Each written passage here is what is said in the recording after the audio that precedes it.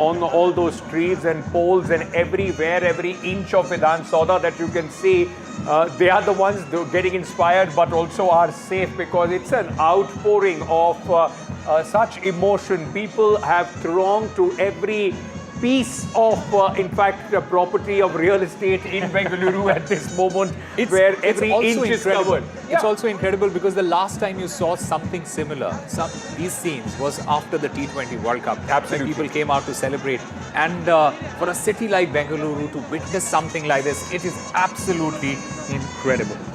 Right, what you see, ladies and gentlemen, two pictures on your screen. One is Vidhan Soudha, where the buses that you are seeing, and the inside view, which has been posted by actor Anushka Sharma, wife of Virat Kohli, from inside the bus where the trophy is sitting very, very calmly and with a smiling Virat Kohli in his lap at this moment as their bus make their way to the other picture that you are seeing on your screens, on the right-hand side of your screen. That's the Vidhan Soudha. So many RCB flags fluttering all there. Boria Majumdar is with us at this moment. Thank you so much, Boria. Once again, glad to have you here.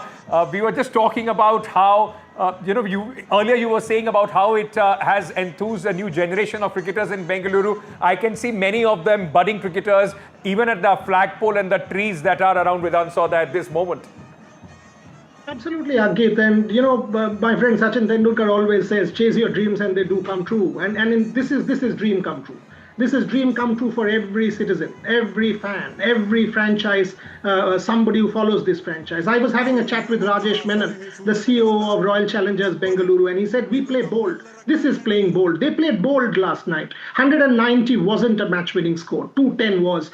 Yet they played bold. They won this, and it's not their trophy. It belongs to every single person standing out there waving that little flag. Every little child, every girl, every boy. And by the way, when we are celebrating the men's team, let's also say that the women, showed the way. Smriti Mandhana and the team won the trophy, and that's important. That 1 year back, the women led the way, and now the men have followed. So in that sense, the franchise gets complete. For IPL, this is a massive moment, because you always think, what's the next innovation? How do we take it forward? What's the next brand growth?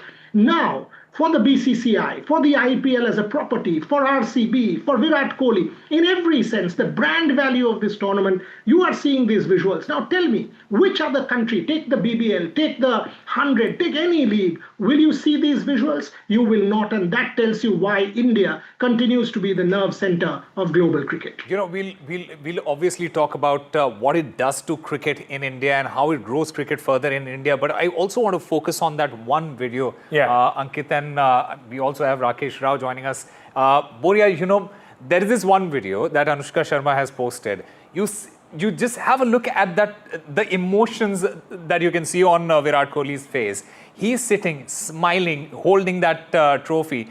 It just feels like this is the Virat Kohli of 18 years, from 18 years ago. He's so happy, he's so satisfied, he has that calm on his face that he has finally managed to do it. 100%. And that's what sport is all about. Ultimately, tell me, what is sport? Yes, it's about winning, losing, trophy, not this, that, money, commerce, all of that. But that little thing when you talk about sport is the emotion of sport. Yeah. The joy of sport, the ecstasy of sport, the passion of sport. That's what sport does. Tell me one more thing that will get people like this on the streets of Bengaluru, everyone smiling. This trophy is not Virat Kohli's trophy. It is for every fan. And that's what sport is. I keep saying this, that it just brings everyone together and rekindles hope. Ours is a toxic society. In this society, the positivity, this is what it is. Sport does that. How delighted are you, tell me, as a feeling? You might not be a Virat Kohli fan, but anybody seeing Virat Kohli hold that trophy will have belief, will have self-belief, will have aspiration, will have a tale to tell. Anyone who was in Ahmedabad, or your reporter who was reporting some time back from the streets of Bengaluru, this is a story of a lifetime. And don't compare. Don't say this is less than the World Cup, bigger than the World Cup, etc. Don't. Not needed. Just go into the human side of everything, and you will understand what this means for him, for his family, for his wife, for the franchise, for the fans, and you will understand and put it in context. People will say this is over the top. Who are we to say which is over the top? You mean to say you are demeaning or undermining these people who have come out on the streets to celebrate that they don't have an agency? Who are we to say this is over the top? When a Liverpool wins and people celebrate in the United Kingdom, when a Champions League team wins and celebrates all over Europe, that is not over the top. So why is it over the top in India? It is not. This is human emotion and the positive side of human emotion at play, which brings a city, brings a country together. And I'm absolutely delighted for Virat Kohli and for every RCB fan. You know, Boria mentioned about the entire crowd coming out on one sport that does this to the crowd, and everyone comes out on the road. I think if India qualifies for the FIFA World Cup somehow, we possibly might see something similar. If nothing happens, Osama will be on the streets for many, many days. He's a great football fan. Yeah, Boria, quickly. It's a medal at the 2028 Olympic Games. Imagine India, Smriti Mandhana with that Olympic gold medal or silver medal around her neck. Australia's there, that's why I said silver. Imagine Shubman Gill with that gold medal or silver medal around his neck at the LA Games. Imagine 2 Olympic medals for cricket. And then you also have a Neeraj Chopra. Imagine what will happen. So there are plenty more things that can beat that. Absolutely. Sport always keeps getting better, Ankit and Osama. And that is why sport is what it is. It allows you to fail, allows you to get better. Again, that Samuel Beckett quote, fail more and fail better, because every road leads to success. But you know what? Tomorrow when you go and check with Virat Kohli, he will be back at the gym. Because like Abhinav Bindra says, an Olympic Games doesn't happen every 4 years. It happens every day. So these players, Josh Hazelwood, will fly to this country where I am tomorrow and start training for the WTC final. That's what sport is about. It is about chasing excellence every single day. Right, Rakesh Rao is also with us at this moment. What a day has this been, Rakesh, and these visuals that we are showing our viewers. Since I cover another sport that is called politics. You can get a lot of these people to come, but you will have to pay a handsome sum for all this kind of crowd to come, for that kind of people to come at one place. But Rakesh, just look at this. Look at this. It's dangerous. Look at this. Look at this gentleman. There was a tree, with a flag right at the top of the tree, and then there are people lined up. Rakesh, let me ask you this: what does this do to brand IPL and cricket in India? I mean, see, this is for me. I'll be very, I'll be very honest with you. This is just like a team which was so desperate to win. All others had won it, except, of course, if you now look at it, only 2 out of 8 teams, or rather 3 out of 8 teams haven't won it, I think, max. But this was like one of them: LSG, DC, and Punjab. Barring these, every other franchisee has won this. Now, why are we, going, again and again talking about Virat Kohli, RCB, and this frenzy? Of course, you give it to the crowd. I mean, each one of them feels like a champion. Back home, because they have been waiting for this. 18 years is a long time. And a lot of these youngsters that you see were not even born when IPL started. So a lot of these kids who are now, say, about 20, imagine in 2008, they were just 3-4 years old, who would go to their, grandparents, house on a vacation, summer vacation, and then they get hooked to something like, IPL. For them, there's nothing bigger than IPL. We can talk about Test cricket, red ball cricket, World Cup, ICC tournaments. They all are there. They have a place. But for the Indian side, what IPL has done is since 2008, and it has grown every year. That is, every generation gets involved in IPL. No other sporting discipline in the country, no other event, no other competition brings in so much of, so many eyeballs across age groups. You have a child who's being taken to a ground, so that he can see an IPL game. From there to a grandparent who wants to know what has happened because he can interact with his grandchild. He wants to be on the same page as his grandson. Now, that is what it has done. It has brought boys and girls together, women across age groups. They all know what IPL is all about. And you have a living example in somebody like a Vaibhav Suryavanshi. A couple of years ago, he was watching a match, wearing that jersey, and now he's playing for that very franchise.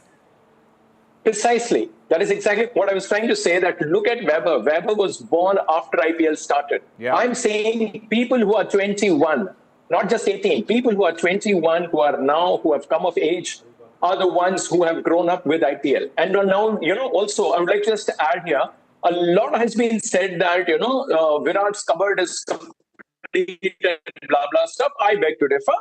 I still feel that, I mean, being an old timer, maybe, where is the WTC trophy? I mean, if Virat has been talking about Test cricket being the highest form of the game, which obviously it is, but when you talk about his cupboard being, full and, this was the last one waiting, I think somewhere deep down you would say 2 WTC finals and India hasn't won it.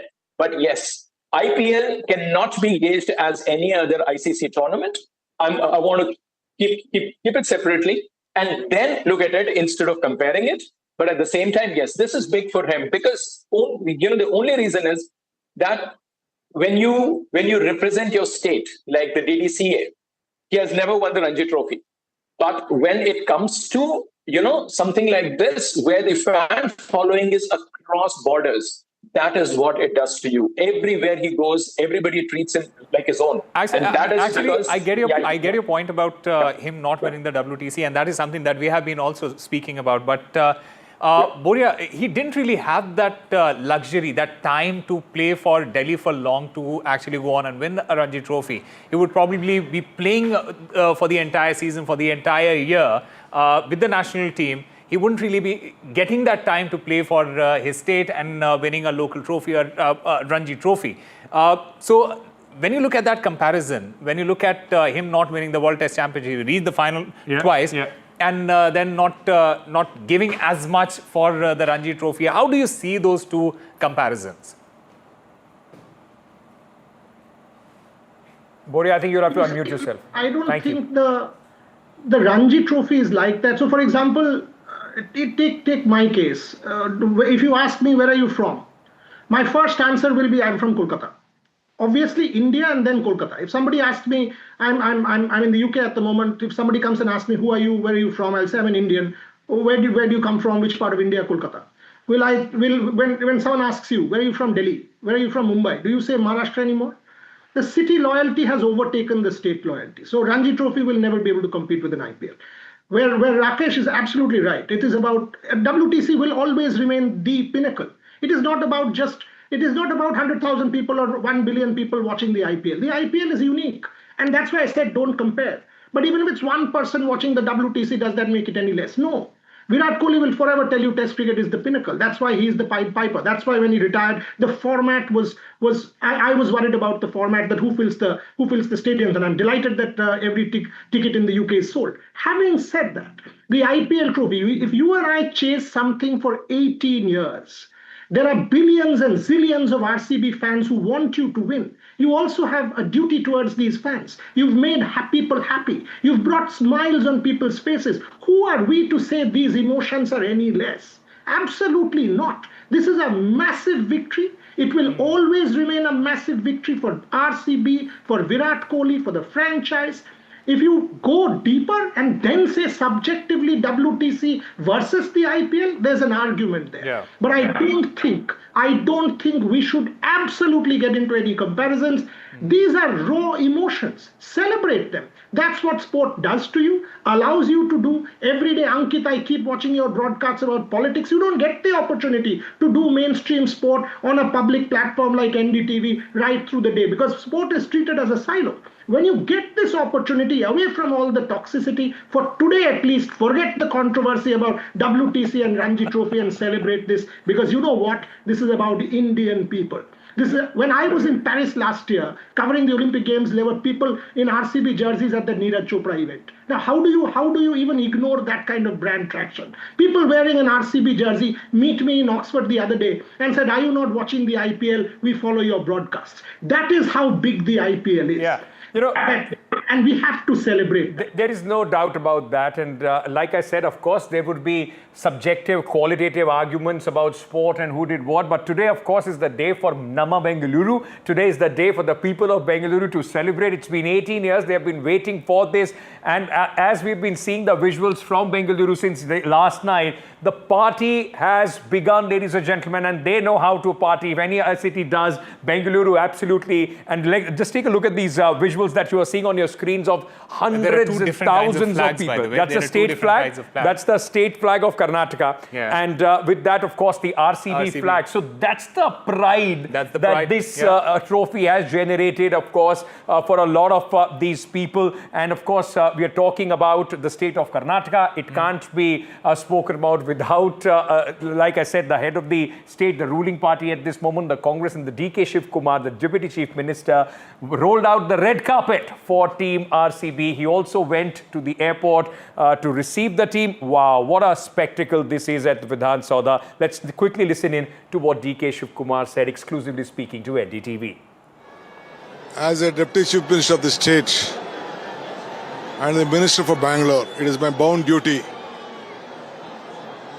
See, the loyalty has paid royalty. Mr. Virat Kohli, from past 18 years, he has given his youth, he has given his experience, he has given love and heart, and he has made our state to be proud. So on this occasion, it is our bound duty. I stand with the heart of all my youngsters in this state. Though we have following from all over the country, but still Karnataka stands very proud for all of us. So it is our bound duty on behalf of Karnataka government to congratulate all of them, wish them for the better success. 18 years struggle is not a small thing. I also, in my younger days as a sportsman, I know the hard work what we have to take. I wish them all the best. Karnataka government and all the youngsters of Karnataka, we wish them a very prosperous days to come ahead.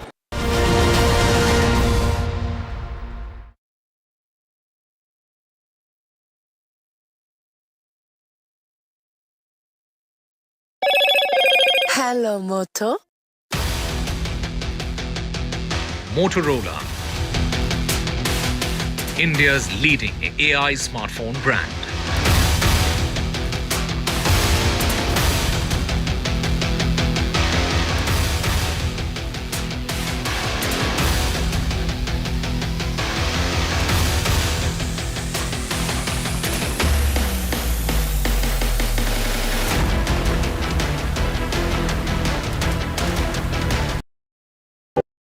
In today's interconnected world, India's voice is more crucial than ever.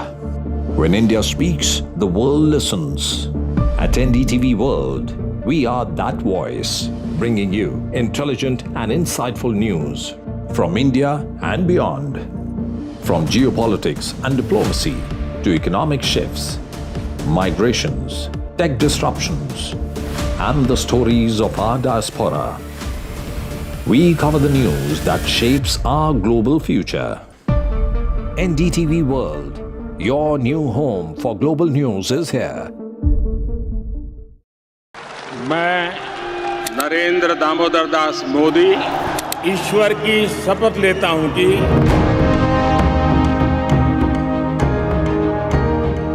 NDA सरकार में हम अगले 10 साल में विकसित भारत के सपने को साकार करके रहेंगे। अटल से तो विकसित भारत की तस्वीर है। प्रेरणा और प्रगति जब एक साथ जुड़ते हैं तो एक नए युग की नींव पड़ती है।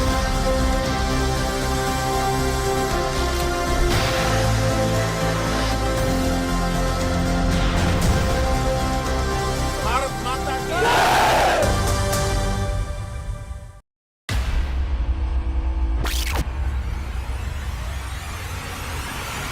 The last 1 month, if you see, the share prices of Genzol Engineering has fallen more than 58%. Why are the rating firms calling the debt payments as default? We have two credible credit rating agencies on March 4th coming and downgrading the stock to D. Statements are consistently being proven wrong, and transactions are being taken place which are different from what they were originally pictured to be.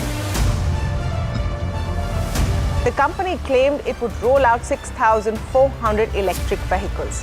But what it has rolled out is a shocking scam. Funds meant for the project were funneled allegedly back to the promoters, the Jaggi brothers. What did the money buy? Not EVs, of course, but a lavish flat in Gurgaon's luxurious DLF Carmelias,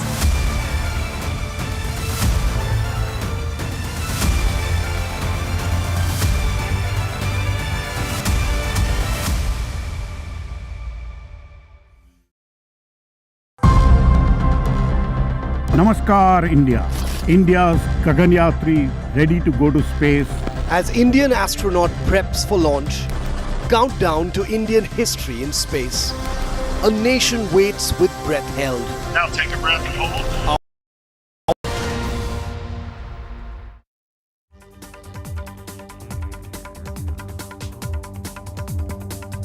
Of Karnataka, Siddaramaiah, reaching the Vidhan Soudha. The Chief Minister there, he's just about to reach the Vidhan Soudha already. He's already there on the steps of the Vidhan Soudha. DK Shivkumar, he is already there, present at Vidhan Soudha. The Chief Minister of Karnataka will be felicitating the champions, the Bengaluru team, Virat Kohli and his army, Rajat Patidar and his army. They will be felicitated on the grand steps of Vidhan Soudha. The Chief Minister of Karnataka there, reaching the venue. All right, ladies and gentlemen, this is the big moment for the city of Bengaluru. They get ready to, in fact, welcome not only the winning team, which is, of course, going to be felicitated by the head of the state, the political head of the state, in fact, Siddaramaiah, the Chief Minister, and the Deputy Chief Minister, both were there at this moment. And you can see the number of people outside the Vidhan Soudha. I've been here, I've done many shows from this very location. What the bus that you're seeing, that's in fact the, if I'm not mistaken, the building of the High Court, where also people are completely on top of the building at this moment. And on your screens, you are on one half of the screen that you are seeing. This was the party last night in Ahmedabad after winning the trophy. There have been... Our colleague Haripriya is there standing by. Okay, Haripriya is with us at this moment. Haripriya, thank you for speaking to us. Congratulations to you as well. Your team, your city team has won the IPL 2025. What's happening around you? By when are we seeing the team reaching the Vidhan Soudha? Thank you so much. I am right now here at outside Taj West End Hotel on the Racecourse Road in Bangalore, where the team RCB was staying over at. Now they will be out anytime soon and be headed to the Vidhan Soudha. If you can see behind me here, there's a swarm of people screaming and chanting RCB, RCB, and waiting for one glimpse of the team members. We also saw the entire way being flooded. The route the bus has been followed has been flooded by the fans just to get a glimpse of the team coming with the trophy home. As you said, this is a big win. Me, for example, have been watching and supporting RCB since I was in 5th standard. So this is the emotion that probably many outside Bangalore won't understand. But for us, it's a big deal here today. And we see how on a Tuesday, it's at a work, on a work day, fans are here. I spoke to some of them, and some of them said they have put leave. They just asked their managers to not bother them, and they have come here to support their team that they have been cheering on for the last 18 years. How many people do you think in the Silicon Valley have taken a leave just to get a glimpse of their superstars? There must be a huge crisis there. I mean, if the US... Yes, if the US and UK people are not seeing enough productivity gains today, it's not AI, it's the people of Bangalore that are not working.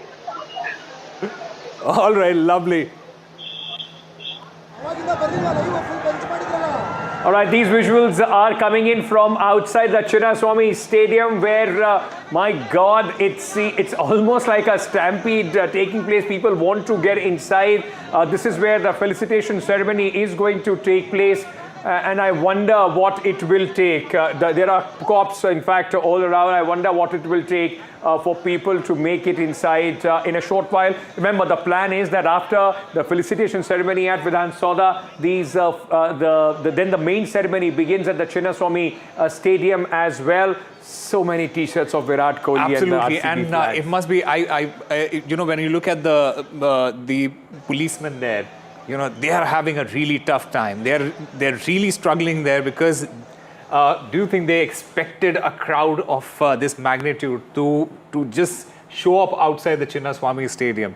They wouldn't have really expected this outpouring of love from the Bengaluru fans for their team. And the gates have opened. The gates have opened and the policemen are really struggling to crowd control there. Some of the people have gone inside. Some of the people, many of them are still waiting outside. And like you said... So tell me one thing, what happens in such programs? I mean, are there tickets? What happens? No. So what happens is for something like the T20 World Cup Felicitation Ceremony, the entire crowd, it was an open to all, first come, first serve, first serve basis. Whoa, and the gates are open. Yeah, and everyone who could reach and who could get inside the stadium, who could get a seat in that stadium, would go and grab a seat. But it does get really, really tough. Look at that crowd. Look at the amount of the number of people who have gathered outside the Chinnaswamy Stadium. And I can guarantee you the number of people who would be inside, you'll find at least 3 times the number of people who would be standing outside and waiting for their teams to arrive and then celebrate with them. Absolutely. I was just wondering if you do a dip test at this moment, which is usually that people do a quick one for some political exercise. I think Virat Kohli very well can fight an election and win at this moment in Karnataka. I mean, he must be that popular.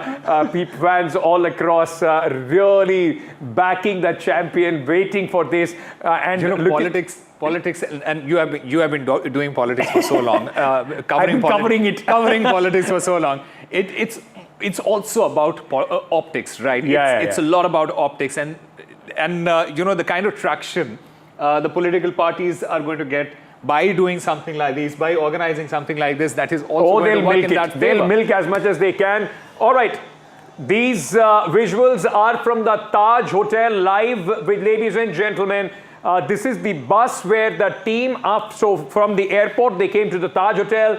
And after this stop at the Taj Hotel, now they are all set to board this bus, which is going to take them to Vidhan Soudha. Trust, Indian Standard Time. There will be, of course, delays, traffic, so many people all across on the roads. We saw how difficult. That's the team. We start seeing the glimpse of the first members of the team, the management, and everybody boarding the bus, all set for Vidhan Soudha. Red and white is the color of the day, with champions written in gold. You mentioned Indian Standard Time, and we were expecting the team to arrive at the Vidhan Soudha at around 4. It's already past 4, and we still are waiting for the players to board the bus. But this is also to do with the kind of euphoria that the people are experiencing, the players are experiencing, the fans are experiencing. Everything is special for them today. Every single moment is special for them today. They have been celebrating. Look at Rajat Patidar and Krunal Pandya and all those team members. That's the captain dancing on your screen on the other side after winning that trophy. And similarly, the fans who have been waiting outside very patiently. They have been dancing all night. There were fireworks. There were, they were partying out on the road. It was, and I feel pity for all the police authority, the policemen. Tough job for them today. Who have been at it since the last evening and are still struggling to crowd control. Look at that. Look at those pictures of the fans who have been celebrating. And this is from last evening, Ankit. This is from last night, right after when the Bengaluru team won the trophy. And when you look at all the other pictures that have come in so far, the crowd has not lost its energy. They are still there, out there, celebrating, and now waiting for their team to arrive. And these are the visuals on the left of the screen that you can see of the team bus. These are the live pictures of the fans waiting, and this is outside the Vidhan Soudha. What a fantastic picture. All right, what we'll do, the best vantage point, of course, is here at NDTV. We are giving you a 360-degree view of what's happening in Bengaluru, but trust me, the only thing that beats our position where we are standing is our colleagues, those who are on the ground in Bengaluru in midst of this euphoria. So let me go across and bring you some reports that my colleagues have sent from Bengaluru. Take a look. All right, Deepak. All right, I've just been told Deepak is joining us live at this moment. It has taken a lot of work to get our colleague Deepak live because it's been very difficult for him to move from one place to another. Choco-block with fans, all the streets of Bengaluru. Deepak, finally I can see you are standing at a place which has some breeze and a lot of people behind you. What's happening, my friend? Well, it's an unprecedented scene that I'm witnessing here. In over 3 decades that I've been in Bengaluru, never have I seen so many people in front of the grand steps of the Vidhan Soudha. RCB fans, I'm here to pan the camera to show you. This is not an ordinary location. This is in front of the Vidhan Soudha, the grand steps. And the champions are going to be here any moment now. The Chief Minister of the state, the Governor of the state, all of them are here along with multiple ministers. But it's the fans who've turned up in thousands. You can look at them everywhere. It's the Karnataka High Court that's right in front. That's a garbage truck there. There are people who have got on top of that because they want to be on a vantage point. They're hoping to catch a glimpse. There is a BMTC bus, that's a government bus. People are inside that. Some of the vehicles that have managed to wade through this particular crowd.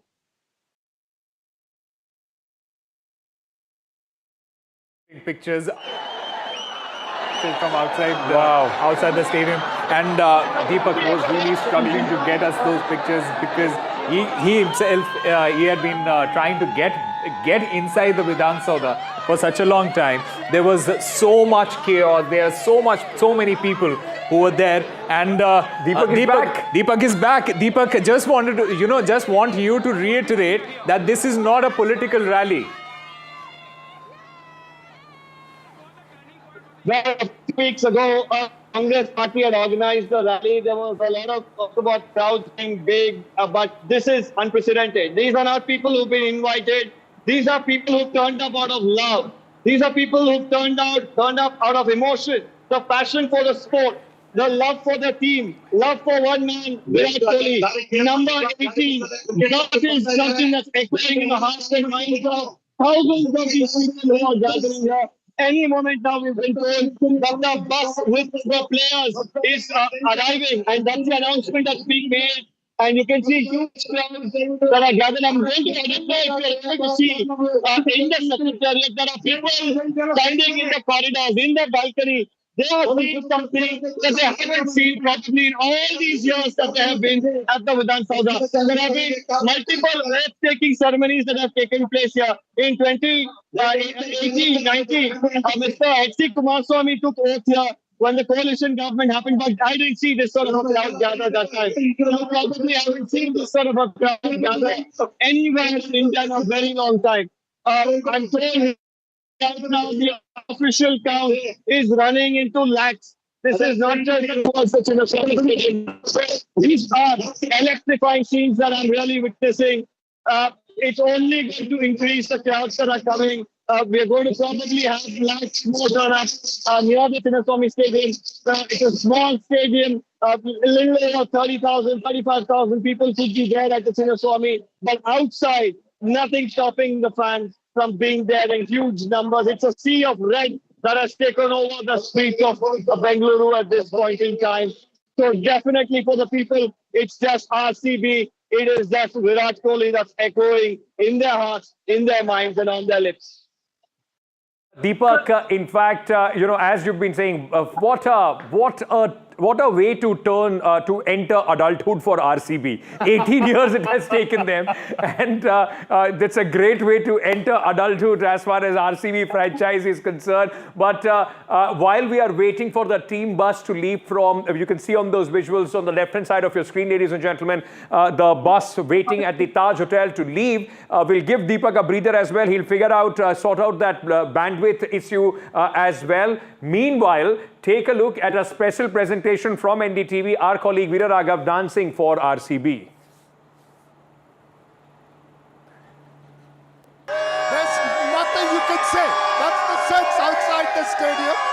There's nothing you can say. I'm not sure you can hear me. I can't hear myself. You got this. RCB! RCB! It's RCB! What does? Doug, what's the song? The 18 years, the loyal fans are roaring today. They're roaring, you can hear. The 18 years, the how we wielded. Ee saal cup namdaito, which means this year the cup is ours. Mundina saalo namde cup is just the beginning. This is just the beginning. There you see Virat Kohli all the way out there. I mean, I don't know if a match would have this kind of sort of atmosphere, but it's fantastic. Who's going to do a dance? RCB dance. RCB dance. RCB! RCB! RCB! RCB! RCB! RCB! RCB! RCB! RCB! Teach me that step. Teach me that step. Let's do that step. RCB! RCB! RCB! RCB! RCB! Hello, you have something to say? RCB! RCB. The only thing anyone's saying here, RCB. That's it. There's no other word today in Bengaluru outside. You have to give it to him. But can I tell you, in the last report that he sent, he was dancing with the fans. This time he's teaching the fans how to dance. He's teaching them their step. Veera is teaching his own steps to the fans of RCB. This is what you have to do if you have to celebrate. Amazing. Amazing what's happening there. But let's go to Haripriya. She is outside the Taj Hotel. That's where the team is, Haripriya. Veera showed us his moves. Are you ready to show us yours? What's happening behind you with the fans, those who are waiting for the team bus? I mean, I can't top Veera's moves. If he's dancing, you know how serious that is. But I can tell you about the mood here of the Bangalore fans that are here. These are mostly IT employees, and you see them out on a Tuesday, leaving all their work and just here to get a glimpse of the team. I have one of the fans here who is willing to talk to us and tell us about his experience. Tell us about your experience here and what are you expecting from the team? Yeah, it's been like a great experience. It's been 18 years. We have been waiting for this particular moment. Did you put a holiday at your office? Yeah, I'm on leave from yesterday also I was on leave. Today also I'm on leave. It's just that it's a very emotional moment for all of us here. You can see the crowd here. Everyone is like very excited. We were waiting for this particular moment for the last 18 years, and it's like a dream come true for each and every RCB fan. You see, that's how serious it is. People are taking leaves to celebrate RCB. That's the madness that's going on around here. Superb. As Osama and you were discussing earlier, I'm sure a lot of people are on sick leave today. And this is going to hamper a lot of productivity from the Silicon Valley to the rest of the world. In fact, I just wanted to get a sense of the timing here. Haripriya, if you could give us a sense of what time the team bus will depart from there, because a lot of these fans, they have been waiting for a long time. Is there any sense of, any idea as to when these players are going to come out and what time the team bus is going to leave? Any moment now. Everybody here has been waiting for a long while, but we saw some of the support staff getting out in the other vehicles. So any time the main vehicle should be coming out. All right, so we're just waiting for that. Rakesh Rao is also with us from the crazy celebrations, and they will continue for a very, very long time here in Bengaluru. Let's pull it back a bit. Go to Rakesh for a quick comment. Absolutely. In fact, we had been having a conversation with him as well last evening. We spoke about the teams, we spoke about the match, we spoke about Virat Kohli and all those emotions, etc. I want to understand from you, Rakesh Rao, had you been in that place, had you been in that particular situation, how would you have been celebrating? Well, I'm from the same state. I'm from Karnataka. And all my relatives are there, and they all have gone bonkers since last evening. So I can get a very clear idea of how those guys are celebrating. Most of those individuals didn't even sleep well, and of course, Rakesh, we are waiting for you to tear your T-shirt and show us the RCB T-shirt that you're wearing under it. You know what? For me, of course, like yesterday, my uncle asked me, "Are you supporting RCB or Punjab?" Now, for me, professionally, I have followed Punjab right from 2008. this, two teams have been very close to my heart, DC and Punjab, because these two teams I've followed season after season. I've traveled with the team for years. So for me, Punjab was my favorite, that I thought cricketing-wise, everything, I said, okay, my mind says Punjab, my heart says RCB. So it was like eventually my heart prevailed over my mind. But yes, I would have been very happy if Punjab had actually, won. But then I'm not complaining because RCB has won.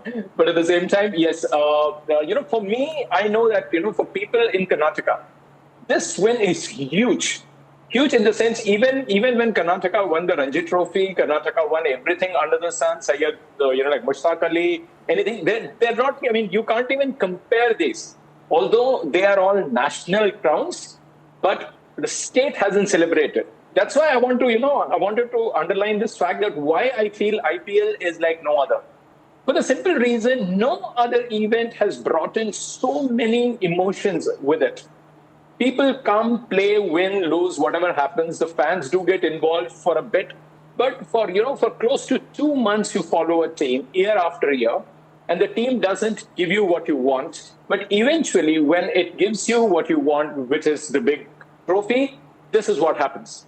Absolutely. It's all about emotions. It is not about logic. It's not about reasoning. Today, one cannot sit down and logically explain what is happening there, because just go with the flow, go with the mood, and imagine for the state of Karnataka today.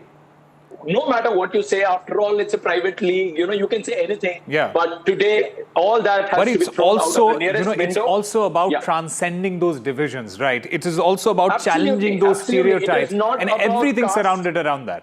Yeah. I mean, you two guys have been, dealing with those who deal in castes, votes and, elections and blah, blah. A is going to vote for B and, the Gaudas are there. And, of course, there are so many, communities, castes or whatever. But when it comes to RCB, when it comes to their team, they take that is as their team. Namma Bengaluru. That means our Bangalore. Now, that is the only emotion that you see that IPL, it's the only time when they act as one. That is when IPL begins and ends. Now, for them, this is, this particular, all these visuals put together. What you see is what this win means to Karnataka, and no amount of explanation, no amount of words can ever explain what happened last evening, what it meant to a native Karnataka guy. I've lived my life outside of Karnataka, but at the same time, I can very well sense the way they have, responded to it. Most of these guys are reacting to it, which is perfectly fine. Yeah. A fan has a right to react. A fan has every right to go berserk because he's a fan at the end of the day. And most of these guys are devotees of Virat Kohli. Yes. It is not just the RCB. So they are not fans of, like Virat Kohli. They're devotees. They have grown up watching this guy and nothing else. It's like a Chennai fan has seen nothing more than a Dhoni, for them, it is a very different thing. Now, if the same trophy had to come to Lucknow or even Rajasthan, when they win it, you won't see the same frenzy like you see when a CSK wins, and now you see RCB winning. Even MI, I know Mumbai erupts, but not like this. Okay. Because Mumbai has seen it 5 times already. But for RCB, this was like every other team has won. Why not us? Absolutely. And finally, the moment has arrived, and they are making the most of it. And then there must have always been this thought with Virat Kohli, why aren't we doing it? Finally, with Virat Kohli, they have actually done it, and that is why you see these crazy scenes, ladies and gentlemen. Look at that. The police eventually. They're also practicing their batting. Yeah, but this is not nice to see. On the other end of the whosoever is at the receiving end will not be very happy. But it's so many people. Almost being so many people. So that is what we have been talking about. There is so much pressure on these guys as well. I think this is also trying to make way for the team bus to come in, because the roads are completely jam-packed. Even for the team bus to arrive at the Vidhan Soudha, it's going to be a huge exercise. Visuals, ladies and gentlemen, from, if I am not mistaken, this is from Taj Hotel, where the bus is all set to come out, and it's a hard time for the police and the security there to try and control the crowd so that everybody can safely, in fact, the fans. That's it. The beginning of the official celebrations here in Bengaluru. The bus carrying the team, the champions, is at this moment moving. You will see a lot of policemen trying to make way for these buses to reach the Vidhan Soudha, where the Chief Minister, Deputy Chief Minister, the Cabinet of Karnataka and thousands of fans are waiting to welcome the champions. The decibel levels at this point of time outside the Taj there in Bengaluru, and it is going to continue with that same decibel level throughout. One job I would not want is the driver of that bus. There are so many people trying to jump in front of the bus. Look at that. You can see the support staff, some players as well. Was that Romero Shepherd? Maybe. I mean, we don't know yet. Our guess is as good as yours, ladies and gentlemen. But look at that. Completely jam-packed roads and the hard time the police is having at this moment to ensure that these buses can move on the streets of Bengaluru on their way to Vidhan Soudha. The last time this happened, and we have mentioned this before, the last time something similar happened was in Mumbai, right after the T20 World Cup. That 3-kilometer stretch, it took the team bus almost 3 hours, almost more than 2.5, 3 hours to reach the Wankhede Stadium.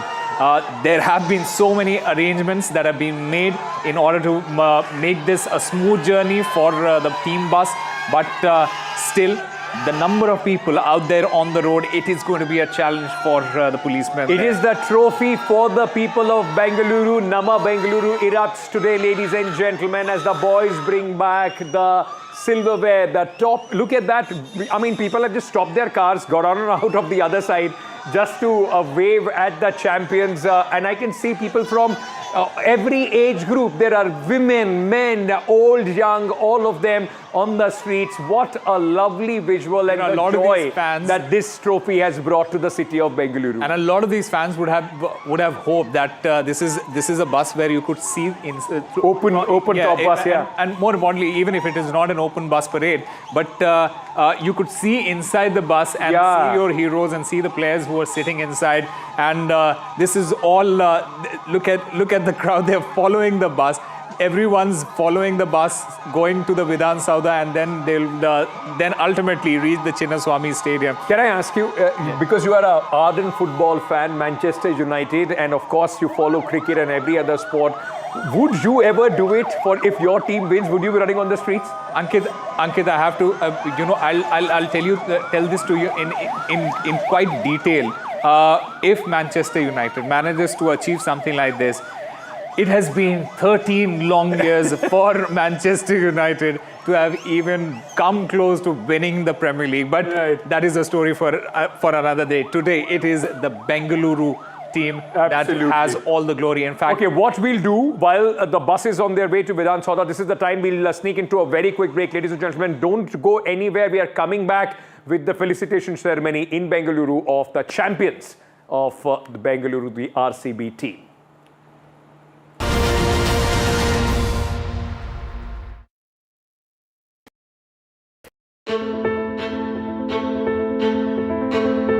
News is not just headlines, it is what impacts you. And news should never be mistaken for noise. What matters is the reality.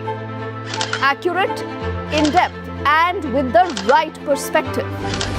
For over 20 years, I have been a journalist, and never has clarity mattered more than now. At Newsnight, we go beyond the surface. We dissect the details, challenge the narratives, and bring you the unparalleled clarity you deserve in a world clouded by misinformation. We are bold, we are direct. Newsnight, for the news in your interest. Only on NDTV 24/7.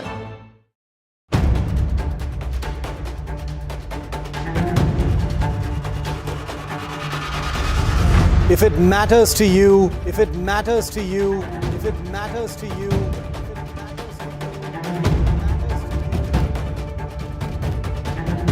it matters to India. It matters to India. It matters to India. And it matters to me. And it matters to me.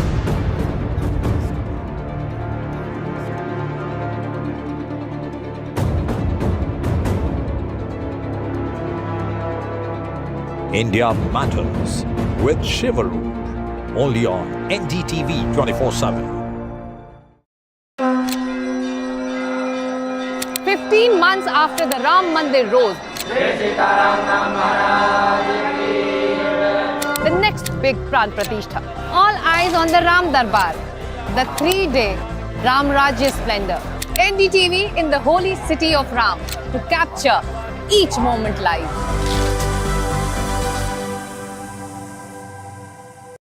These are the visuals that are coming in. Let's go full frame with it. For every big news story. You can't defend the indefensible Ruchira Kamboj, but that's what Pakistan has been doing for a very, very long time. We're sifting through a lot of information.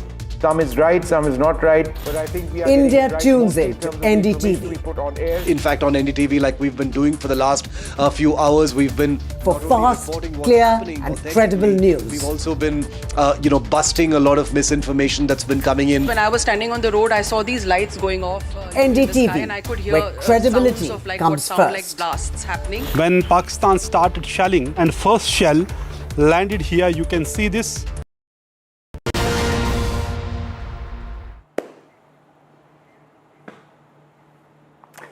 Welcome back, ladies and gentlemen. Our continuous coverage on NDTV. Everything that you want to know, you want to see on this big victory of the RCB in IPL after 18 years. This is your destination numero uno. All right. One thing that we were talking in the break. I mean, come on. They should have at least, be in bus where people can see. Champions need to be seen. And unfair. And I'm also sure that the players, they would have wanted to interact with the fans as well while going to the Vidhan Soudha or going to the Chinnaswamy Stadium. But nevertheless, this is the love that they have for their team. This is the kind of Actually, they just want to show their love. Yeah. It doesn't matter whether they are able to see them or not. But they know that this is their team. These are the players. And this is the incredible fandom of the IPL, and especially for the Royal Challengers Bengaluru team. This is the euphoria after 18 long years that you have managed to win a trophy like this, and this is going to make a difference. This is going to make a huge difference to how the people look at RCB as the franchisee and how people look at RCB fans, because a lot of these fans, they have been trolled. The team has been trolled on multiple occasions, but this is a validation to all those years of hardship. Rakesh, let me bring you in for a final word on this, because after that, I'm sure it will be the Netas taking over and so will be the champions. Rakesh, like Osama was saying, what does this do to a franchise? Winning this, of course, it's not that the prize money, because much more rides, on an IPL team, the players are auctioned for more than the prize money of this entire tournament. But what does this do to a franchise once they wield the coveted trophy?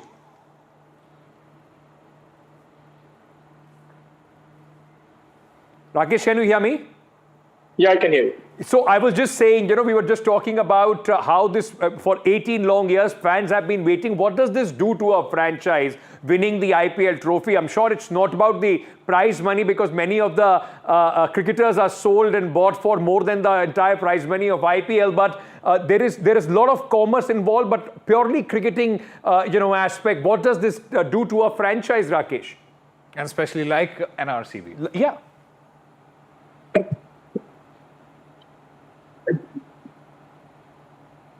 Hello. All right, we'll try and fix that line. In the meanwhile, yes, what it actually does to a team like RCB or a franchise like RCB, it gives them that credibility. Yeah. People who have questioned whether they are able to, whether they have the capacity or the capability to actually go out and win this tournament. Remember, this team has seen superstars and mega stars from around the world. You name it. You had the likes of AB de Villiers, you had the likes of Dale Steyn, and you had the likes of Chris Gayle and Virat Kohli, and who all who's and the biggest names of world cricket in this particular team. None of them managed to do it, and is the reason why this particular team was questioned, was trolled. All of that happened, and yet the fandom has continued, and that is the most important thing, because the fans believed, the fans had that belief that this team is one day going to win it for them, and it has happened after 18 long years. Ladies and gentlemen, this is the special coverage of the Namaskara Bengaluru, the felicitation of the Bengaluru team. And we'll take a very short break. Hold on, before we take a break, I was just Googling and trying to see, because I'm not from Bengaluru, how long does it take from the Taj Hotel at the MG Road in Bengaluru to reach the Vidhan Soudha? It says 21 minutes, and if I could show you, a lot of this area is orange and red. The distance is just 4.2 kilometers. It will take a lot of time. It will take more than 21 minutes. Quick break, ladies and gentlemen. We are coming back.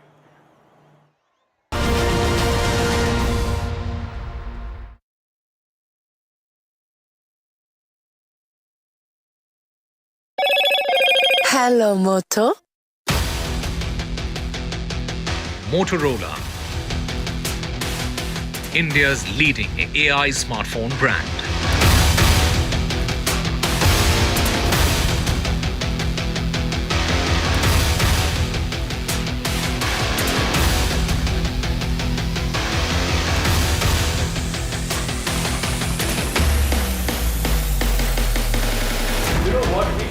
Rituals of Pran Pratishtha of Ram Darbar on the first floor of Sri Ram Janmabhoomi Temple is in full swing. Hundreds queued up to offer prayers at the Ram Temple, the temple town of Ayodhya. It's all decorated with beautiful flowers to welcome its guests.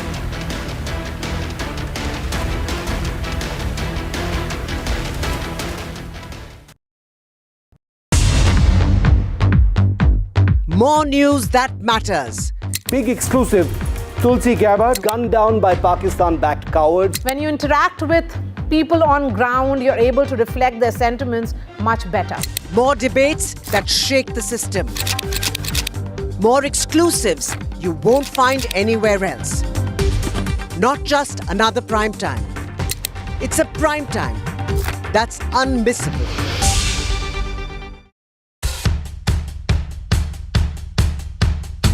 The markets move fast. And so should your portfolio. Expert insights, real-time stock picks. Do I buy Ola? Should I hold ICICI for the long term? Buy, sell or hold.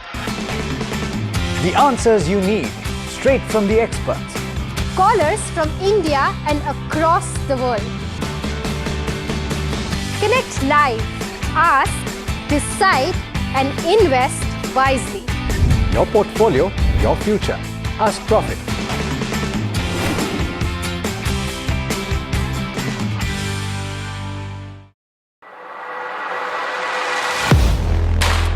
Do you really know the company you invest in?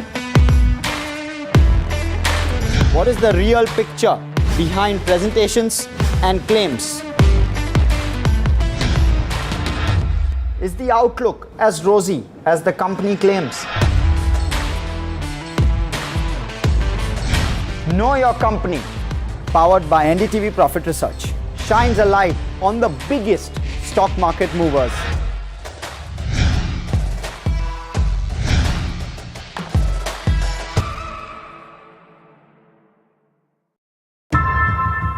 How often have you turned away from debates that descend into endless fights? We bring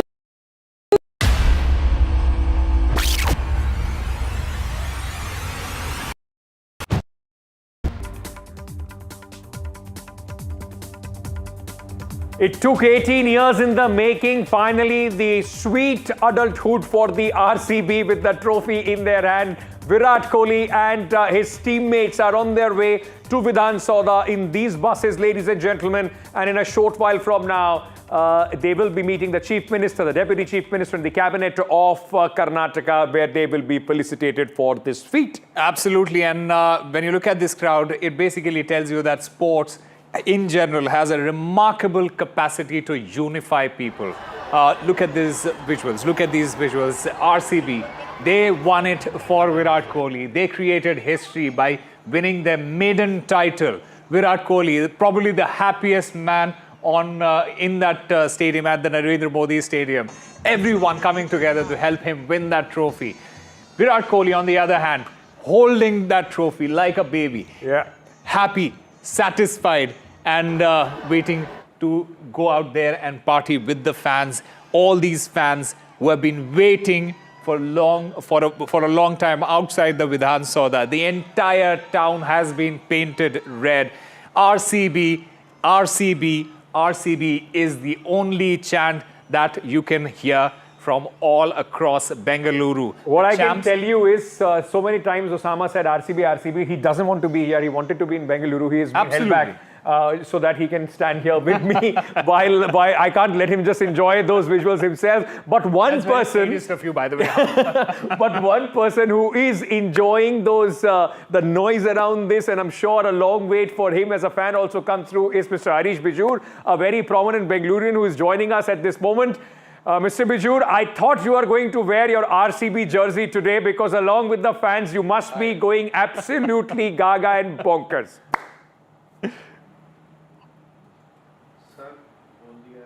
Oh, well, all the fans are up in a loud mode today. And I think after 17 years of being challengers, the royal challengers, we have become the royal, champions. And to that extent, I think a name change is also necessary now. At least for a year. At least for a year.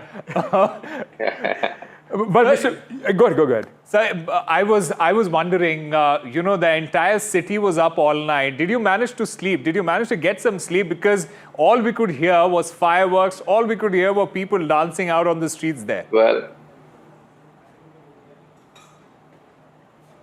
the fireworks were on for about 2.5 hours after 11:27.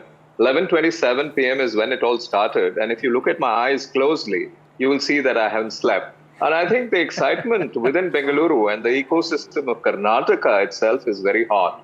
In fact, in the morning, the first thing I did is I sent out an X and I said, shouldn't it be a school holiday today? You're giving one more reason, for all the fans of Bengaluru to celebrate if that would have been declared a school holiday. But I can see that you partied hard. You also partied hard. And just hold on for a sec. One other colleague of ours who have been partying on the streets of Bengaluru is my colleague Veera. Veera, we were delighted to see what you sent us. And Osama and I have been very, very audaciously trying to copy the moves. Copy the moves, Veera. Fantastic dancing moves that you had. Look, I'm really glad you guys are trying to copy the moves because I can't copy it again myself. I just did what came by. But as we are dancing, and I'm sorry to break the spirit here, but as we are dancing and as we are laughing about this celebration, I must point to you that the frenzy is getting really mad outside the Chinnaswamy Stadium. The cops are having an enormously difficult time trying to tell people to move off. It's really tough, and I see people with kids coming in here. I don't think this requires, no matter how big a fan of RCB you are, you don't bring your kids into a situation like this because it's quite a mess. It's terrible amount of chaos, huge crowds, and when the bus is going to come, I dread and I fear that, I just hope and pray that no one gets injured because people are all trying to get into the gates. I've had to move away to get some phone signal. So while we are doing all this, I think it must be important to send out a message that frenzy is great, fan frenzy is great, cricket is all exceptional. Let's laugh and dance about it. But let's be a little more sensible about where we are going, especially with children, because the city is completely chock-a-block fixed with traffic across CBD. I mean, I've had very, very difficult moments trying to see ambulances trying to cut through this kind of traffic place. The police are completely they can't do much because the kind of crowds that's happened, and it's all happened very spontaneously, it's quite a huge crowd here. So just putting that word of caution here, I'm not breaking the mood, but I'm just pointing out to the reality right here on the ground outside Chinnaswamy Stadium. And I think it's very, very important we send that message across that it's really too chaotic for people to start coming over here. Absolutely. If more people start coming in, it's not really great. And Veera, was it in retrospect that open bus parade was also cancelled because the authorities they must have anticipated something like this? Absolutely. Absolutely. I believe that was a very smart decision because you see there was no time to plan this. Last night nobody knew this morning, just much like us in Bengaluru. We thought the match is over, everything's all right. Nobody knew there was going to be such a massive celebration. Yeah. But the kind of fan following that's come out shows the loyalty for RCB. I'm sure cricket's great. I'm sure it's all great. But yeah, it's turning into something of enormous chaos here. I was in that crowd until a short while ago, as you saw me dancing and all that. But at the moment, I'm just concerned. I'm just watching how the cops are trying to deal with the situation as the players come into the Chinnaswamy Stadium. There's just a massive crowd there. They've had to use minor force in some places, nothing major so far, to sort of keep people in order. But people who are smaller, people who, with kids, I think it's time. Even if they're planning to come and if somebody's listening to this broadcast, it may be best not to come inside this place if you have kids or people who are elderly or with any kind of issue. So, just be safe out there with all the kind of crowd that's gathering up. No, that's also a very important message. And, we would not want nobody, in fact, in the team or the fans would want anybody to be, to see any sort of any unfortunate incident or injury. So please be very, very careful. It's all your right to celebrate, but it can also happen from your rooftops, from your own houses as well. Yeah. Be very, very careful at this moment on the streets. As Veera was telling us, it has been a day of celebration, but it should not in any way dampen the spirits because of some injury. And we have been seeing this. We have been seeing the authorities there struggling to manage that crowd. So many people at this moment. I mean, and although it is spontaneous outpouring of love, everyone wants to be a part of this occasion. Everyone wants to be a part of this history, because this is actually history for the Bengaluru team. But yes, this is a message for all our all these fans and all these viewers. Stay safe, because you don't want a happy occasion turning into a sad one. All right, while we are on this and we are showing you the visuals, ladies and gentlemen, of the preparations at the Vidhan Soudha, where the team will be felicitated by the political leadership of the state. Mr. Bijur, if you're still with me, sir, let me ask you this. For a fan who has been waiting for 17 long years, what does this mean? I mean, you said now you are the Royal Bengaluru champions, but what actually does it mean? And what, at the beginning of the match when the team made 190, were you that sure or were you apprehensive? Well, I was apprehensive right through because, there can be a small slip between the cup and the lip, and it could have gone anyway. But when I look at the question as to say what this means, it means the coming of adulthood. Coincidentally, it's the 18th year. So RCB is a grown-up boy, if not a man. And I think, at moments such as these, it's very important for brands to recognize the Nayaks and the Khalnayaks.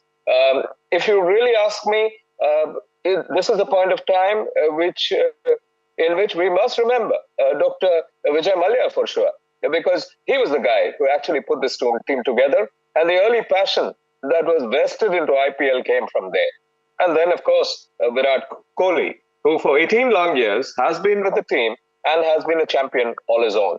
So I think, when we talk all the things, we must talk politically correct things and politically incorrect things as well. So I do believe recognition is a must for whoever built a brand. And I think Vijay Mallya started it all. Mr. Bijur, speaking about the match itself and the history that the team has seen, Bengaluru team reached the final a couple of times, 3 times in fact, and not able to cross the line. There have been so much trolling of this particular club. There was so much noise around the Bengaluru team. Is this going to change after this victory? Do you think the team is now finally going to be taken seriously?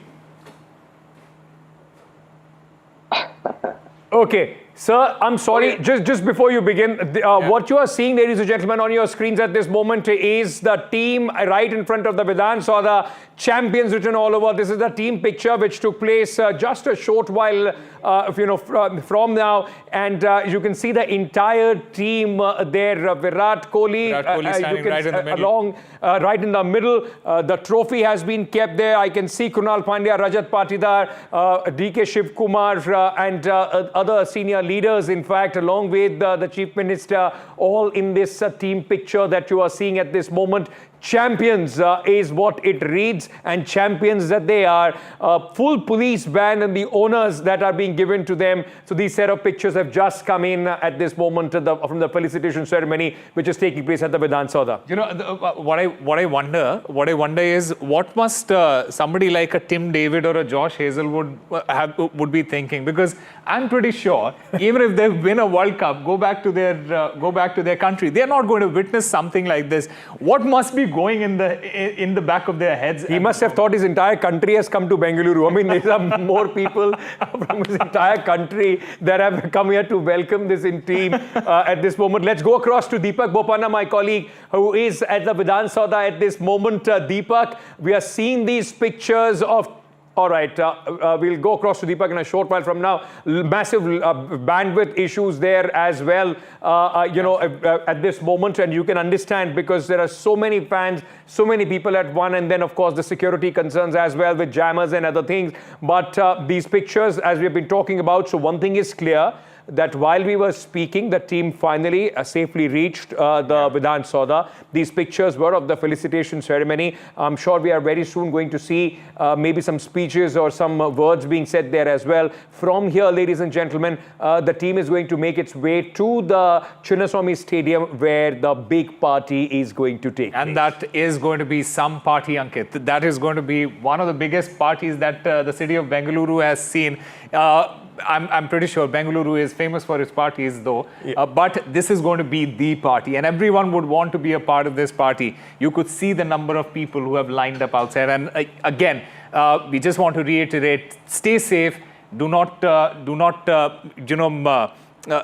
make sure that everyone around you is also safe, because this is a moment of celebration. We don't want to turn this into a moment of sadness. Having said that, that party is going to start in a short while from now. The team has left from the Vidhan Soudha. They are going to be reaching the Chinnaswamy Stadium, and that's where the felicitation is going to take place. And like I mentioned, I want to go across to Ranjit Bajaj, the founder of Minerva Cricket Club.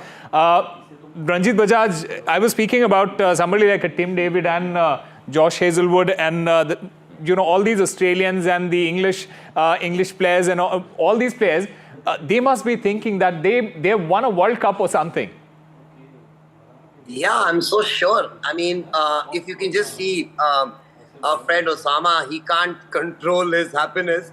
Now multiply that into a frenzy of 2 million Osamas welcoming this team. So I really think they have never seen this kind of a thing. In fact, they'll be going and singing praises of the welcome back in their own countries.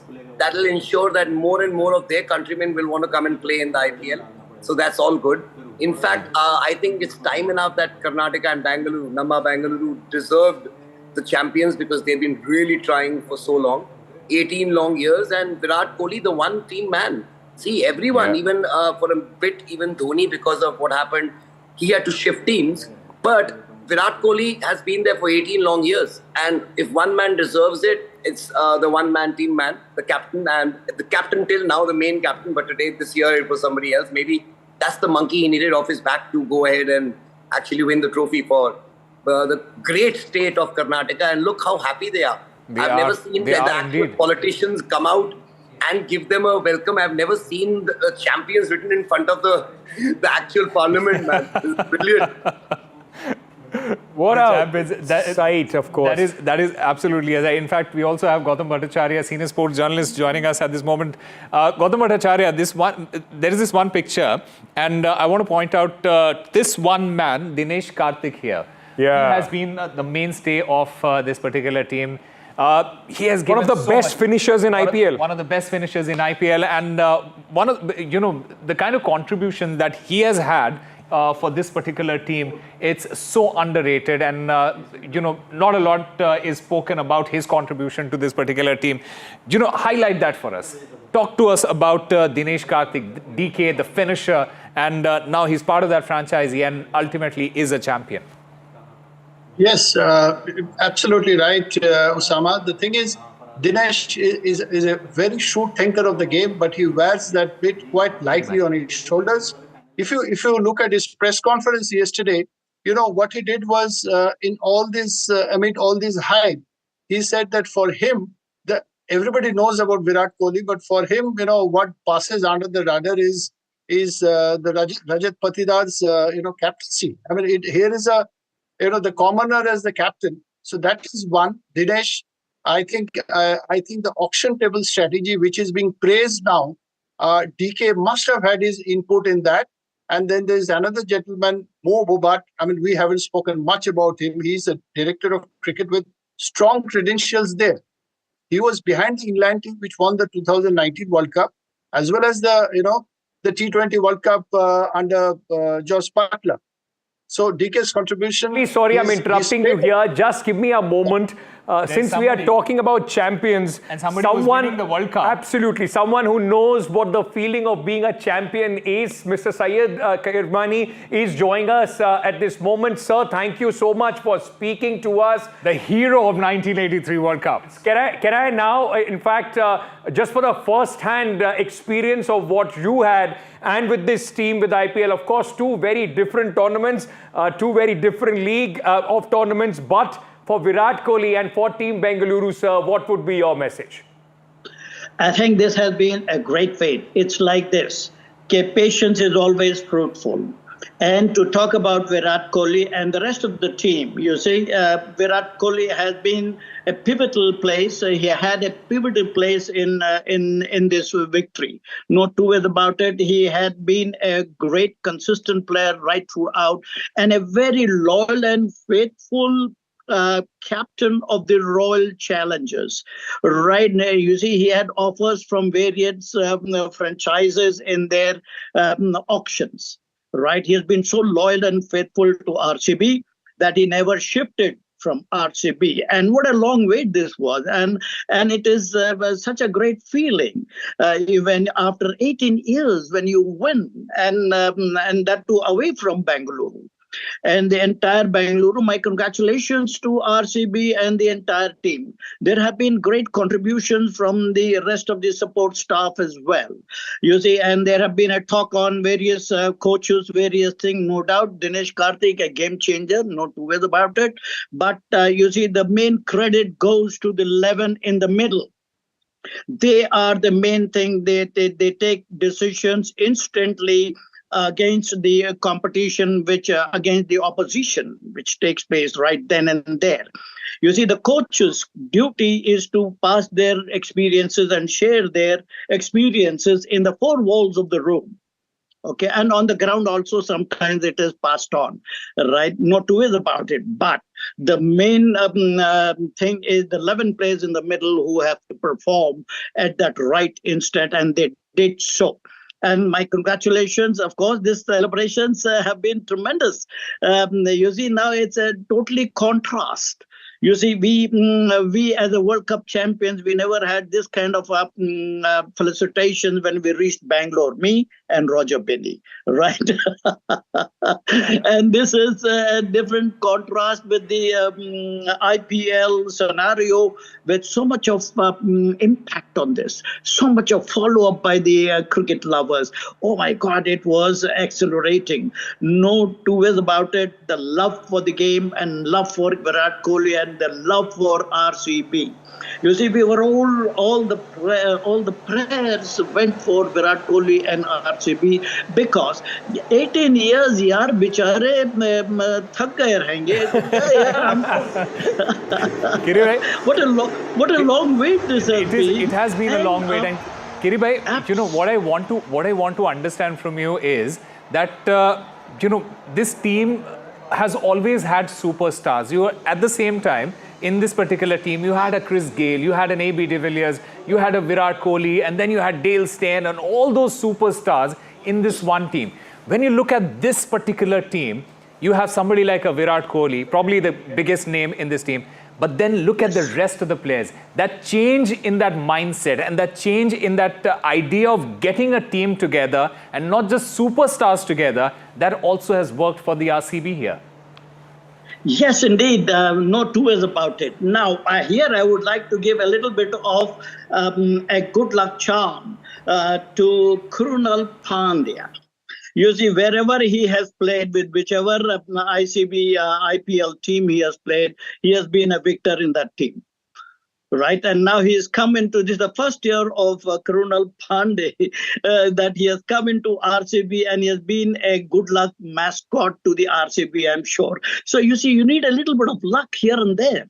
Right, and the lady's luck, which you call, but this was Krunal Pandya's luck, which brought along with the great efforts. No two ways about it. No taking the credit of the brilliant efforts and brilliant determination, dedication right from day one. They have been in fantastic form, RCB, and they looked like the champions, which they are right now. You know, I just want to, sir, just stay on with me. I just want to just play out some pictures. Well, I think, as I say, I've been saying, it's party time in Bengaluru, and the weather gods are also kind. It's raining. It's going to be a rain dance party at the Chinnaswamy Stadium in a short while from now. And you are seeing this bus carrying the cricketers and the support staff at this moment from the Vidhan Soudha on their way towards the Chinnaswamy Stadium.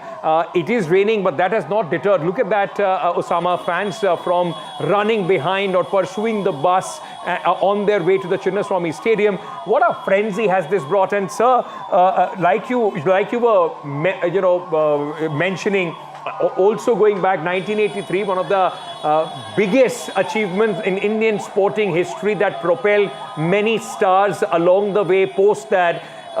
Just play cricket because of the 1983 World Cup. Absolutely. But I just want to understand from you, what does winning a championship like this, what the RCB did last time, what does it do to the fans and of course to that team which comes on the top, sir?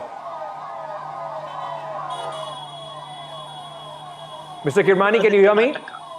Yes, I did. I'm answering to your question here. Now, the fans in Karnataka, the entire Karnataka, they were only, every year they were waiting, when will RCB win? Which year will RCB win? You see, this long wait has got them into such a frenzy.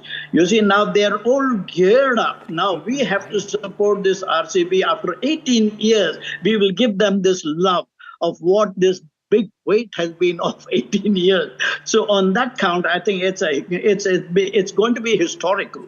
This win is going to be historical, and it is historical. Okay, Sir, I'm really sorry I'm interrupting you here. There is some very disturbing news coming in, and this is what we were fearing, and we were hoping that does not happen. There was a stampede, unfortunately, ladies and gentlemen, right outside the Chinnaswamy Stadium, and there are some very disturbing reports coming in of some injuries as well there. Let me go across to our colleague Veera Raghav, who is outside the Chinnaswamy Stadium at this moment. Veera, what's the latest? We are hearing some disturbing news from outside Chinnaswamy Stadium, something which we were hoping would not happen, but we are fearful of. Well, according to initial reports that we are getting, there have been some casualties outside gate number 1. We believe my colleague Nihal Kidwai has confirmed that as well.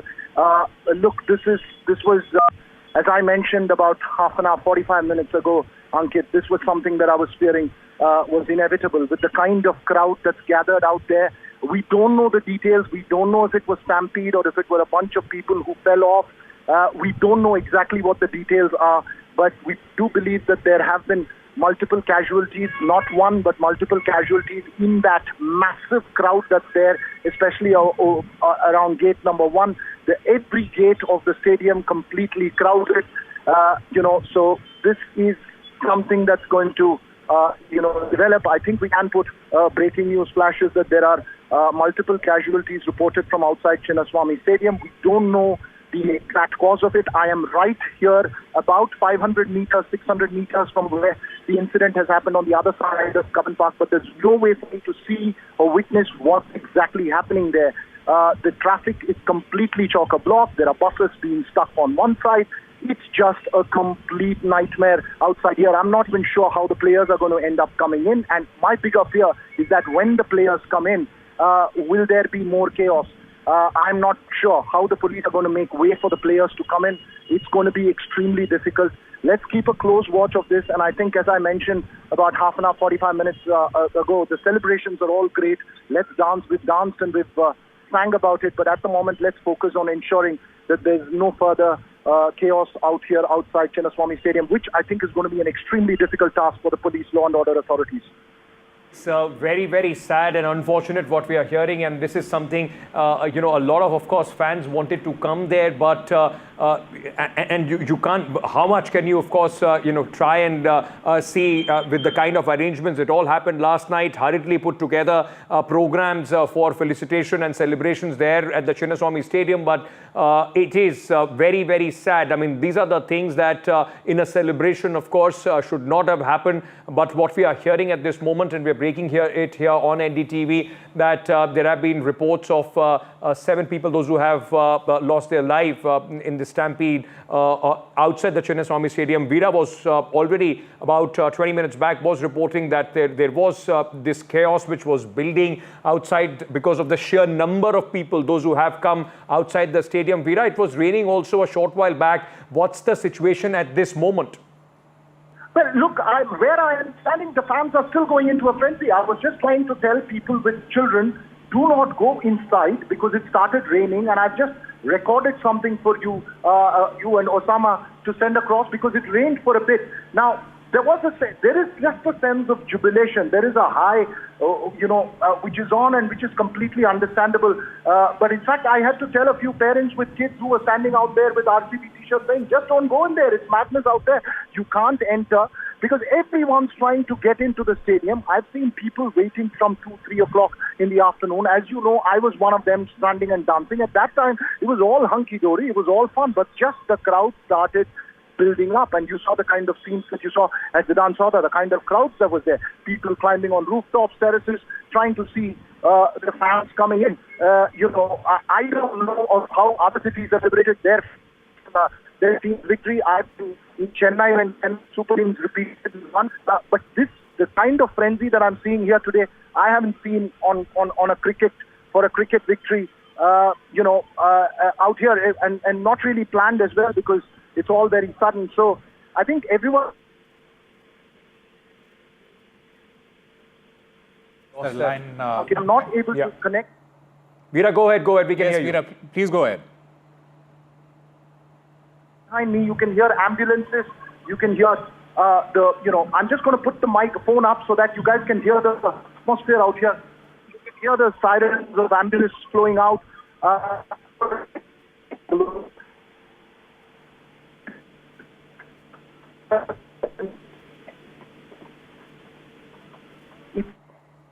Okay, I think we'll try and reconnect with Virat at this moment. Ladies and gentlemen, this is something that we were dreading, and this impact, the celebrations turned deadly there in Bengaluru in Chinnaswamy Stadium, something that nobody would have wanted. But unfortunately, news coming in with the massive outpouring of the fans at the Chinnaswamy Stadium to try and get in for this felicitation ceremony of the Royal Challengers Bengaluru. Some unfortunate news coming in where stampede-like situation has been reported, which has resulted in several deaths as being reported at this moment. We'll all get more details on this, but this is very, very serious and sad situation which is developing at this moment in Bengaluru. Virat, back to you. We lost you just for a short while.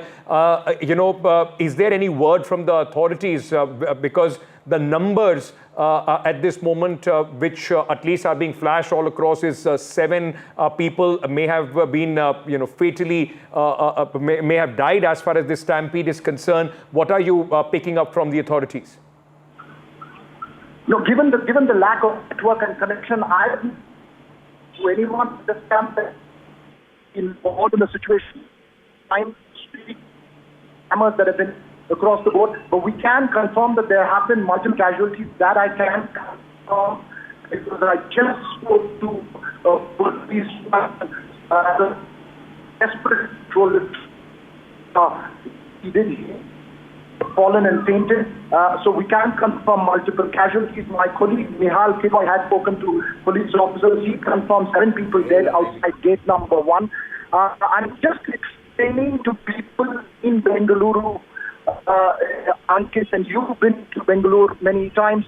This is the road between Tapan Park and Chinnaswamy Stadium, where there's a massive crowd out there. It's gate number 18 on the place. We believe the unfortunate incident has taken place on gate number 1, which is on the other side. When you go up, remember that entire stretch, which is the place.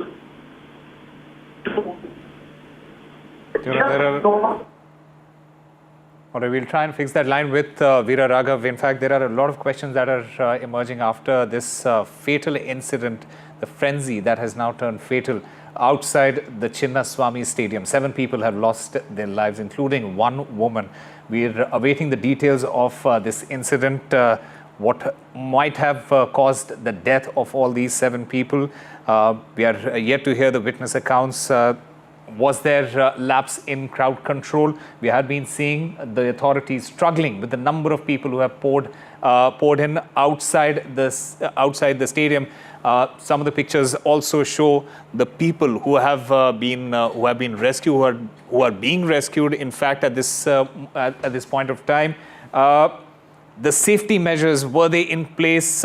That is a big question. There was a felicitation. In fact, we can see somebody being somebody being in fact picked up, being taken out. Seems like a child who might have fainted because of the sheer rush, the crush of the people. So there are thousands of people, those who have come in, and this is exactly what Usama and I were talking earlier. Does these kind of events of felicitation of this kind of party, does it have some sort of ticketing? But as Usama was telling us earlier, everybody first come first basis. So imagine the number of people, those who have been waiting for this sort of a moment, coming down to Chinnaswamy Stadium, thousands of them trying to in fact move in. And this is in fact the big breaking news that is coming in at this moment, ladies and gentlemen. The party or the celebrations have turned into some sort of a sad occasion where fans, those who wanted to get a glimpse of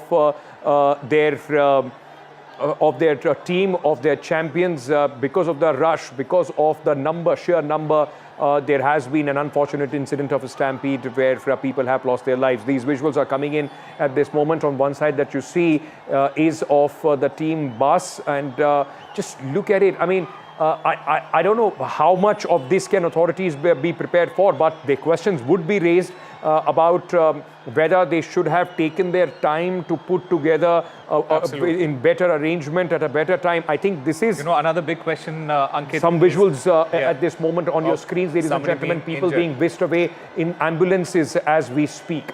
Another big question that arises at this moment is, was that felicitation ceremony outside the Vidhan Soudha necessary? Because a lot of people had assembled there as well. Many would say that this was all done because to get some political mileage out of it, and these are some of the accusations that are going to be leveled against the government there. But these are the pictures that you can see on your screens.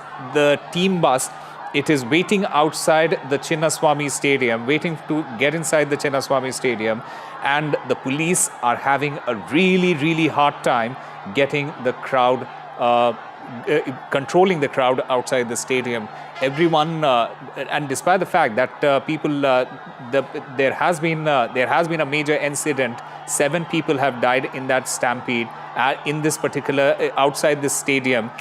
Yet the authorities, the crowd has still to be dispersed. The crowd still remains outside the stadium, and this is, ladies and gentlemen, a dangerous situation. What are you guys doing?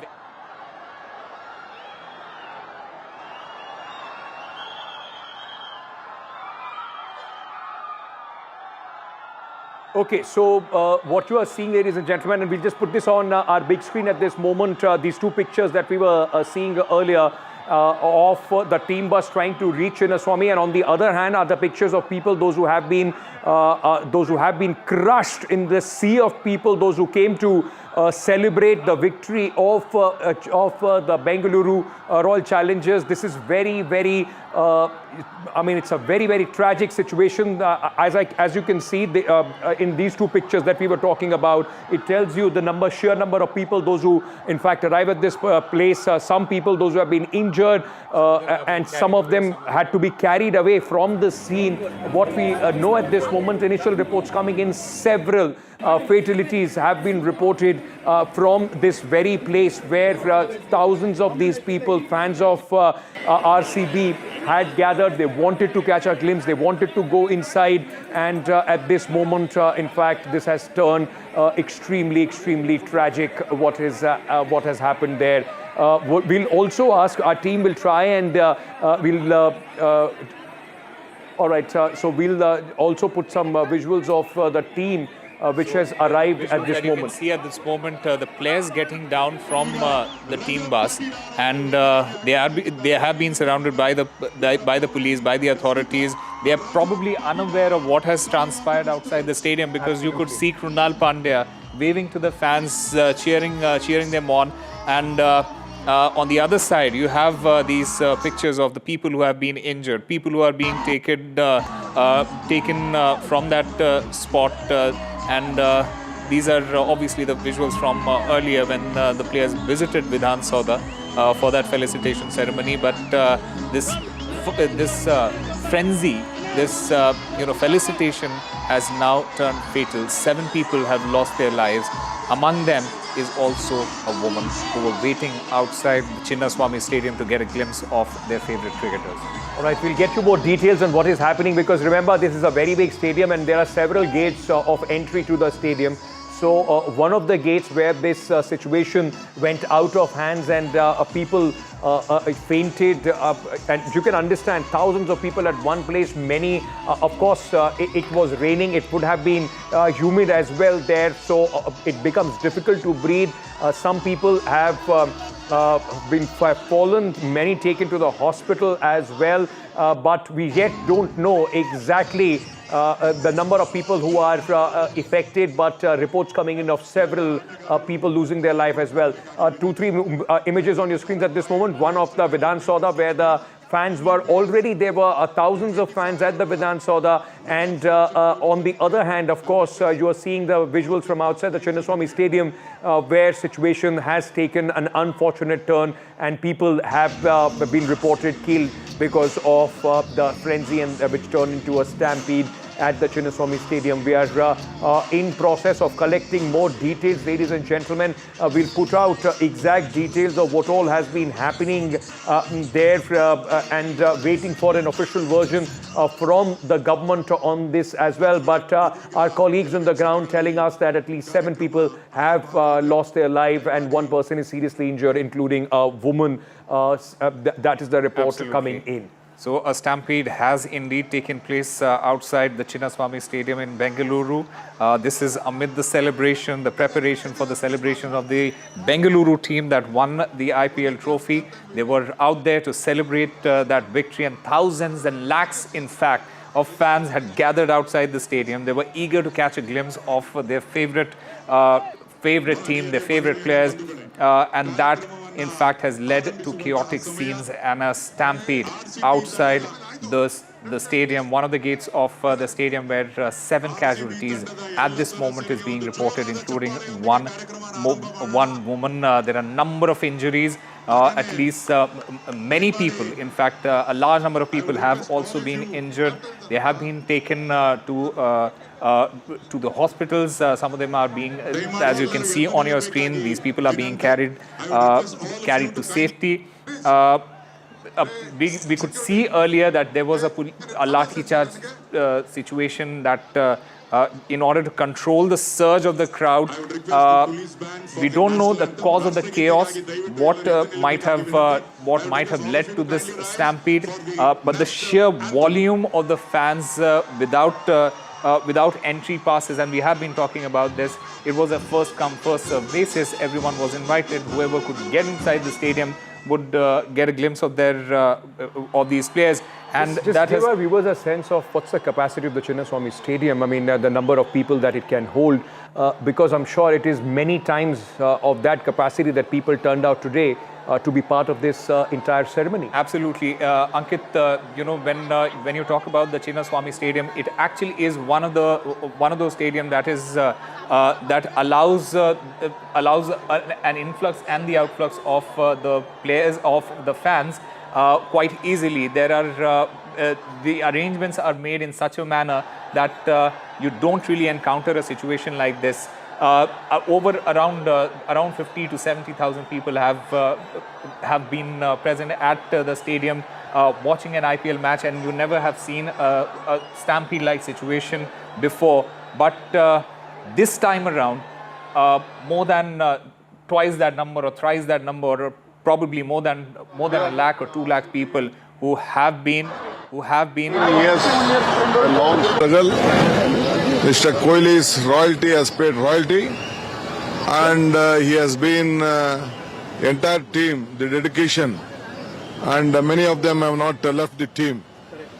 So it is a very great, and this moment of youngsters, all sections of the society. Today I watched from the airport to Vidhan Soudha to the air. I think this is not a controllable crowd. Actually, I apologize for all the people of Karnataka and Bengaluru. We wanted to give a procession, but the crowd was very uncontrollable. Yes. So we dropped that procession. So I appeal to excuse us. Even from the Vidhan Soudha till here, though the rain came and it was the crowd was uncontrollable, the police also was finding very difficult. So we stopped the procession. We brought a open vehicle also there. I think you saw that. Yeah. Sir, there was a stampede, sir. At least 7 people have died. No. I can't confirm anything. Just now from the Vidhan Soudha, I couldn't bring I had to bring the secretary and the president in my vehicle. The crowd was so much. So I just adequate arrangements. we had arranged more than 5,000. It is a young, vibrant crowd. This is we can't use our lathi. ಏನಿಲ್ಲ ನಮಗಿನ್ನ ಮಾಹಿತಿ ಇಲ್ಲ. ಏನಾದ್ರು ಮಾಹಿತಿ ಇತ್ತು ಅಂದ್ರೆ ಖಂಡಿತ ನಿಮ್ಗೆಲ್ಲರಿಗೂ ತಿಳಿಸ್ತೇನೆ. ಕ್ಷಮಿಸಬೇಕು. ನಾವು ಇದನ್ನ ಮೆರವಣಿಗೆ ಮಾಡಬೇಕು ಅನ್ನೋದು ಕೂಡ ಅವ್ರದ್ದು ರಿಕ್ವೆಸ್ಟ್ ಇತ್ತು. ನಮ್ಮ ಪೊಲೀಸ್ ಇಲಾಖೆಯವರು ಆ ಕ್ರೌಡ್ ನೋಡಿ ಏರ್ಪೋರ್ಟ್ ಇಂದ ಇಲ್ಲಿವರೆಗೂ ನೋಡಿ ಆಗ್ಲಿಲ್ಲ. ಕೊನೆಗೆ ವಿಧಾನಸೌಧದಿಂದ ಇಲ್ಲಿವರೆಗೂ ತರಬೇಕು ಅಂತ ಯೋಚನೆ ಮಾಡಿದ್ರು. ಅದು ಕೂಡ ಆಗ್ಲಿಲ್ಲ. ಬಹಳ ಕಷ್ಟ ಆಯ್ತು. ಸೊ ನಮ್ಮ ಪೊಲೀಸ್ ಅವರು ಯಾವ ಕಾರಣಕ್ಕೂ ಇದು ವೆರಿ ರಿಸ್ಕಿ ಕೇಸ್ ಅಂತೇಳಿ ನಾವು ಒಪ್ಪಲಿಲ್ಲ. ಮಳೆ ಕೂಡ ಬಂತು. ನಮ್ಮ ಸೆಕ್ರೆಟರಿ ಪ್ರೆಸಿಡೆಂಟ್ KC ಅವ್ರನ್ನ ನಾನು ನನ್ನ ಕಾರಲ್ಲಿ ಕುಂಡಿಸ್ಕೊಂಡು ಬರಬೇಕಾದ ಪರಿಸ್ಥಿತಿ ಬಂತು. ಸೊ ಎನಿವೆ ದಯವಿಟ್ಟು ಎಲ್ಲರೂ ಸಹಕಾರ ಕೊಡಬೇಕು. ಇವತ್ತು ಕೈ ಮುಗಿದು ಕೇಳ್ತೀನಿ, ಎಲ್ಲ ಸಹಕಾರ ಕೊಟ್ಟಿದ್ದೀರಿ. ನಿಮ್ಮೆಲ್ಲರ ಪ್ರಯತ್ನ, ಪ್ರಾರ್ಥನೆ, ನಿಮ್ಮ ಶ್ರಮ, ನಿಮ್ಮ ಆಶೀರ್ವಾದ ನಮ್ಮ RCB ಅವರು ಇವತ್ತು ಗೆದ್ದು ನಮ್ಮ ರಾಜ್ಯಕ್ಕೆ ಗೌರವನ ತಂದಿದ್ದಾರೆ. ನಿಮ್ಮೆಲ್ಲರೂ ಕೂಡ ಅಭಿನಂದನೆಗಳು. ತಾವು ಕೂಡ ಮಾಧ್ಯಮದವರು ನಮಗೆ ಸಹಕಾರ ಕೊಡಬೇಕು. ನಮಸ್ಕಾರ. The one question, ladies and gentlemen, of course, as these, look, what a turn things have taken from the frenzy and the joy to the fatal incident which has been reported outside Chinnaswamy Stadium. The Deputy Chief Minister not at this moment confirming the numbers but apologizing for the kind of crowds that came in. But one question is there, of course, that there was an anticipation, there could at least have been anticipation on the part of the state administration of this kind of a frenzy, open to all kind of a felicitation ceremony where thousands and thousands of people will turn up. Accountability needs to be fixed, because what we are hearing at this moment that this has turned unfortunate, it has turned fatal. There are 7 deaths which have been reported. Fans who just wanted a glimpse of their champions have lost their lives, and nothing could be more unfortunate than this. And this, ladies and gentlemen, begs the question about the arrangements which were made in Bengaluru. Of course, it's all fun and games till the time, of course, the situation can be controlled. But should the administration be more careful? Should they have made better arrangements, or should this have been possibly delayed for a day and planned better? All those questions will be asked. But at this moment, we will take you to the latest, which is coming in from outside the Chinnaswamy Stadium, where 7 cricket fans have lost their lives. The Deputy Chief Minister of Karnataka there, D.K. Shivkumar, was speaking to the media, and he very clearly mentioned that he apologizes for this incident, taking responsibility of that incident, and he also mentioned that it was an uncontrollable crowd, and this is going to be a big question for the government of Karnataka at this point of time, that had you not anticipated a situation like this, had you not anticipated a crowd like this, and just to give a sense of what has transpired at this in the last half an hour, 40 minutes, a tragic stampede has taken place in Bengaluru outside the Chinnaswamy Stadium. 7 people have lost their lives. One woman among them. And an event, it is being 7 people who have, and more than 50 people have been taken to the hospital. They have suffered injuries. So crowd, chaos, casualties, and a stampede has shadowed the celebrations that were supposed to take place in the Chinnaswamy Stadium. We don't know yet whether that ceremony is going to take place or not. In fact, that ceremony is still happening. We'll get you the details of all the latest development, but for now, we'll slip into a very short break.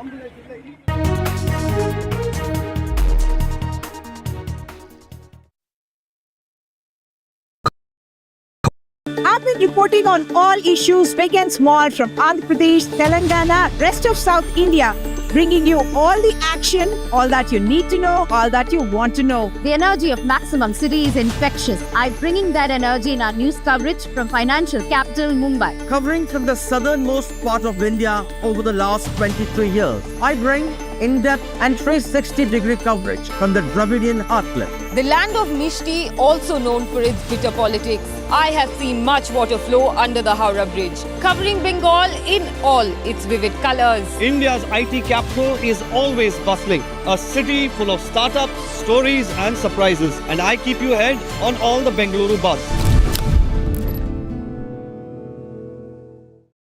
In today's interconnected world, India's voice is more crucial than ever. When India speaks, the world listens.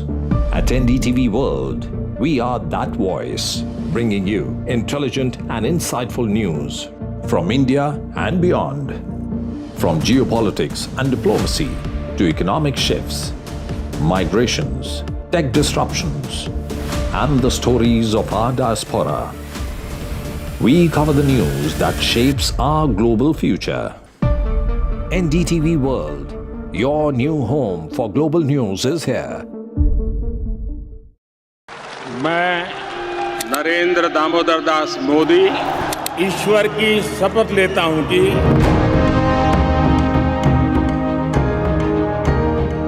NDA सरकार में हम अगले 10 साल में विकसित भारत के सपने को साकार करके रहेंगे। अटल से तो विकसित भारत की तस्वीर है। प्रेरणा और प्रगति जब एक साथ जुड़ते हैं तो एक नए युग की नींव पड़ती है।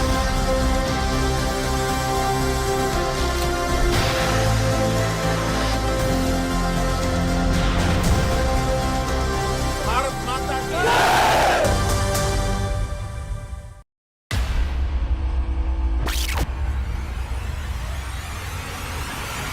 The last 1 month, if you see, the share prices of Genzol Engineering has fallen more than 58%. Why are the rating firms calling the debt payments as default? We have 2 credible credit rating agencies on March 4th coming and downgrading the stock to D. Statements are consistently being proven wrong, and transactions are being taken place which are different from what they were originally pictured to be.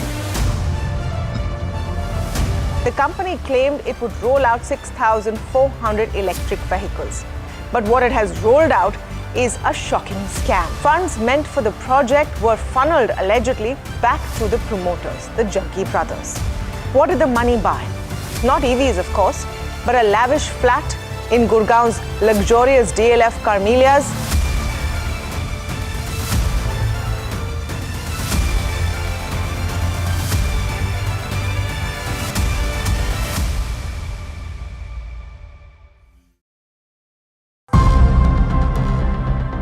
Sakar India, India's Gaganyatri ready to go to space. As Indian astronaut preps for launch, countdown to Indian history in space. A nation waits with breath held. Now take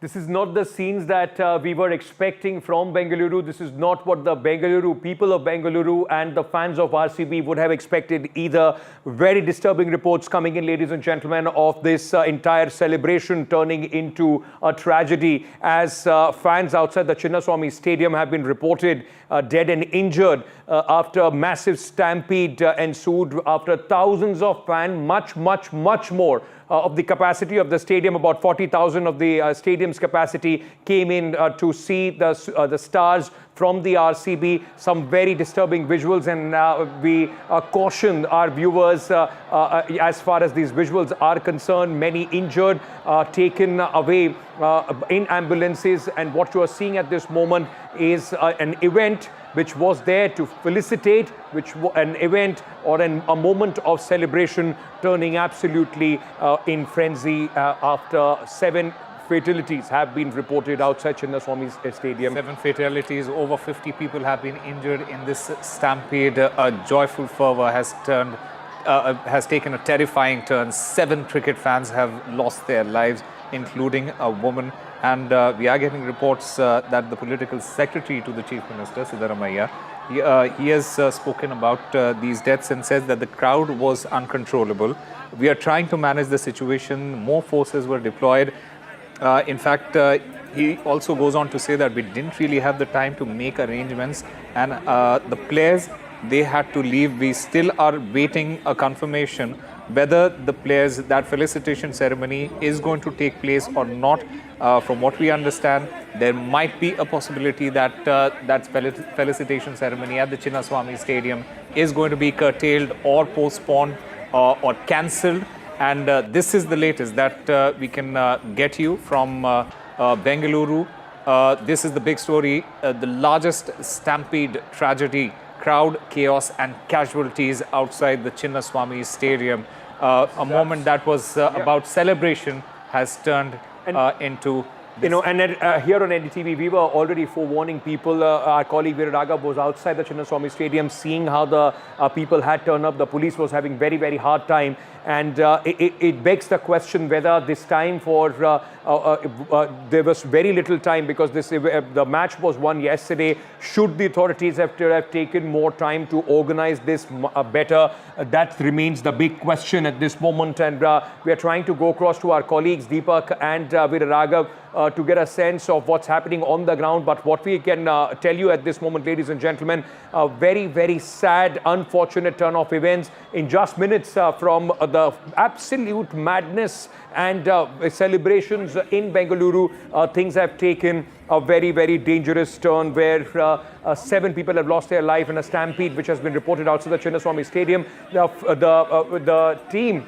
has reached the Chinnaswamy Stadium. It was raining earlier as well, but we are not yet sure that what is going to happen at this moment, whether this event is going to take place as it was planned. Will it be cut short or called off completely, is something that we don't know. But this is not what RCB, this is not what the city of Bengaluru, this is not what any citizen of this country would have wanted. People's celebrations turning into a nightmare. Absolutely. And the aide to the Chief Minister, he has spoken about these deaths. He's spoken about the stampede, and I just want to reiterate that he said that the crowds were uncontrollable. He also said that they didn't have the time to prepare. And this is something that he has admitted. He has admitted to the lapses that were made. This event was held as players had to leave, is what the Chief Minister's aide has said. The players had to leave the city after the celebrations and go back to their houses. Some of them would have been traveling for the England series as well, and is the reason why this felicitation ceremony was done in a hurry, is what the Chief Minister's aide has accepted. And this is something that is going to be picked up by a lot of their political rivals as well. You know, and beyond that, whether the players had to leave or not, but precious lives have been lost. Of course, people could not contain their excitement, and of course, and hence thousands of them reached there. This is they had been waiting for a very, very long time. At this moment, ladies and gentlemen, very, very sad news coming in, and what we are reporting is something that absolutely dread. We wouldn't have wanted this kind of an end to this event, but at this moment, 7 people apparently have lost their life in this stampede. One woman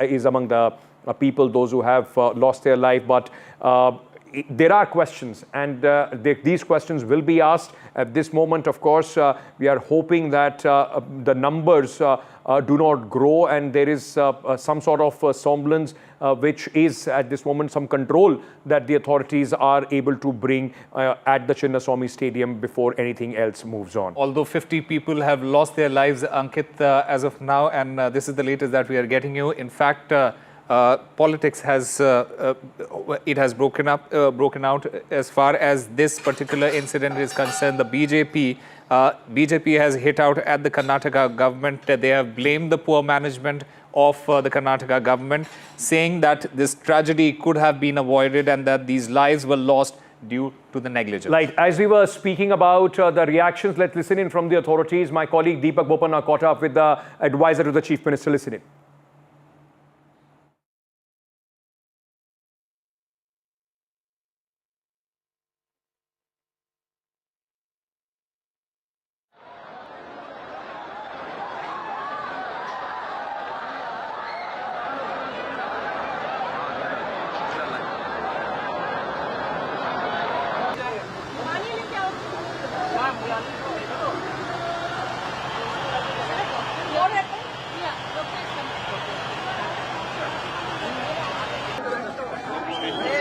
But there have been unfortunate scenes. We are hearing that at least about 7 people could have lost their lives in a stampede. How is the government really going to look at managing the crowds at this point? See, it is an unexpected crowd. Nobody could visualize that such a big crowd will come. Yeah. And time was also very short. It was not announced. The match was yesterday, and today, at a very short time, whatever best possible arrangement can be made, it has been made. Do you feel that, probably you should have taken more time or requested the team or something, because at the end of the day, lives have been lost now? I do agree with you, but the situation was such, many of the players was having a commitment. Tomorrow, that was the situation. When they insisted they should leave today. Yeah. So that is the reason RCB is a Bengaluru team. Yeah. They just wanted to come and participate. So now, to diffuse the situation, more importantly, get the crowds back home safe, what's the government doing? So any measures that are being taken right now? No, already additional forces have been deployed. Okay. And a lot of efforts has been made to maintain and see that everybody should go safe home. Thank you for speaking to NDTV.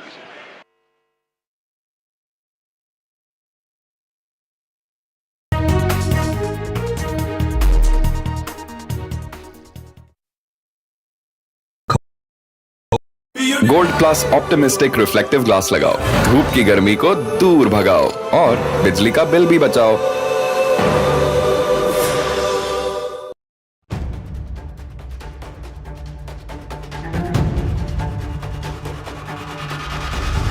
If it matters to you, if it matters to you, if it matters to you,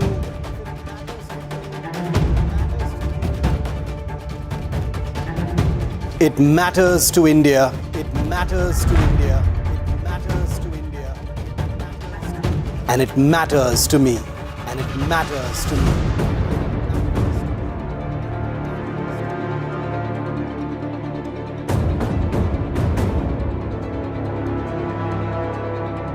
India Matters with Shivaru. Only on NDTV 24/7. 15 months after the Ram Mandir rose, the next big Pran Pratishtha. All eyes on the Ram Darbar, the 3-day Ram Rajya splendor. NDTV in the holy city of Ram to capture each moment live.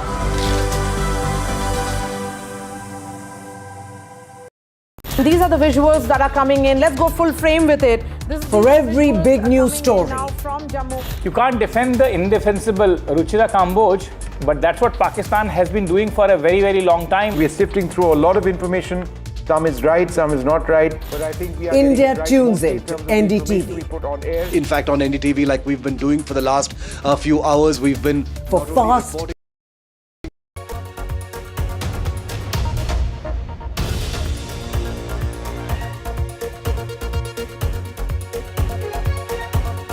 Ladies and gentlemen, welcome to this continuous coverage. This is not exactly how we would have expected, hoped or planned this entire evening for in Bengaluru, as the city was celebrating the arrival of the champions after 18 years, winning the IPL 2025 Cup, but the celebrations have turned tragic. Outside the Chinnaswamy Stadium, reports coming in of the stampede which took place, which has resulted in multiple deaths and injuries as well. Deepak Bopana, my colleague, is on the ground. He's also spoke exclusively to the Chief Minister's aide, who in fact at least admitted that there was not proper arrangements which were made because of paucity of time. Deepak, what's the situation at this moment? Is this event going to go along? Just bring our viewers up to date with the latest.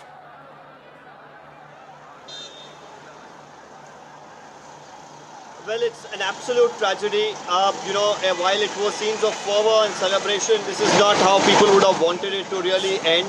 As we speak, I can hear sirens going off. I'm just on the other side of Vidhan Soudha towards the Kengal gate. This is the rear end of the Secretariat. It was right in the front near the grand steps that the felicitation happened. Just 500 meters from there is the main entrance to the Chinnaswamy Stadium. That's where the maximum damage has happened. A lot of people, at least about 50 people injured in the stampede. I'm told 5 people lost their lives there. 4 of them were brought there to the Vaidehi hospital. 3 to the Bowring hospital is what I'm picking up right now. The number could only go up because many of them have been seriously injured. And with the kind of crowds there is, vehicular movement of course has come to a standstill around the central business district. That's predominantly MG Road, Kaban Road and the surrounding areas around Trinity Circle and even near the Vidhan Soudha now. I'm trying to of course go towards Chinnaswamy Stadium. There is heavy barricading because of what has happened right now. Just had a word with the political secretary to the Karnataka Chief Minister, Mr. Nasir Ahmad, who says, well, they didn't have time to make ample arrangements. I asked him, they could have easily called off this event, had it some other day. They could have postponed it. He then justified it, saying, there were a lot of international players who had to leave and this had to be done today. There was also an advice I'm learning from the police department not to hold a roadshow. Now, whether this, while of course, the players were going to go to the Chinnaswamy Stadium, this entire political felicitation of sorts that took place at the Vidhan Soudha, that could have been probably done at the Chinnaswamy if arrangements were difficult. Even while I was reporting right in front of the grand steps, I saw a lot of drama unfold. People were agitated. They started to, in fact, even throw stones at one point in time. Mild lathi charge happened. Somehow it was controlled, but definitely I could sense that there could be something that could immediately go wrong because the agitated crowds were there. The numbers were pretty huge. Police easily outnumbered.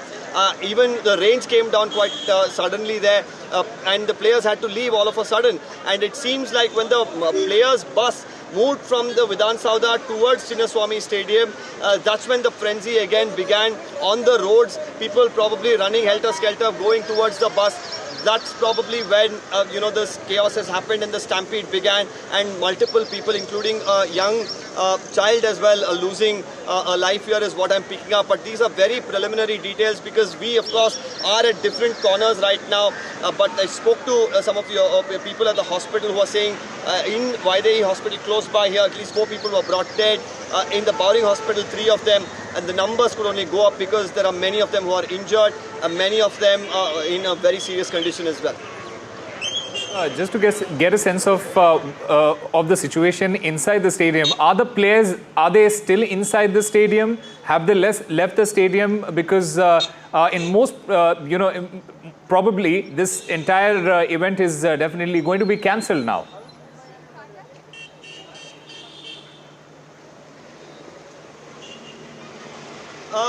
That's what I'm picking up from the people at the KSCA. Phone lines there as well are down. They could either curtail the event or cancel it right now, because with so many deaths now, I'm just getting another update here that the deaths the death toll could go up to 11 is what I'm picking up. This is just an update that I'm right now getting as we speak. So definitely distressing news. If the information, of course, goes out to the team, the players, they're not going to be interested anymore in celebrating. This doesn't call for a celebration if 11 people are dead. Yes, 11 boys brought the cup to Bengaluru, but 11 people from Bengaluru laying down their lives for this is not definitely worth it. And now, we'll really have to see as the police increase vigil on the streets. They're trying to clear the crowds who are there outside the Chinnaswamy Stadium, how they really diffuse the situation. We're, of course, going to get to that point any moment now. We're also facing, of course, network issues because of the huge number of crowds that have gathered. But, of course, trying to bring our viewers up to date as to what exactly is happening on the ground here. Deepak, because at this moment, I understand that you are not at the place where the stampede, or the spot where the stampede took place. We'll try and get more details from that. But of course, in Bengaluru, and we were seeing this earlier as well, Veeraraghav also reported that outside the stadium there was a lot of chaos. Is there now just any clarity on what happens to this event, whether it goes on? Has this been called off? What's the plan? Because like you were already putting out, BJP has jumped in. They have already started attacking the government for poor management. It is going to take political colors very soon.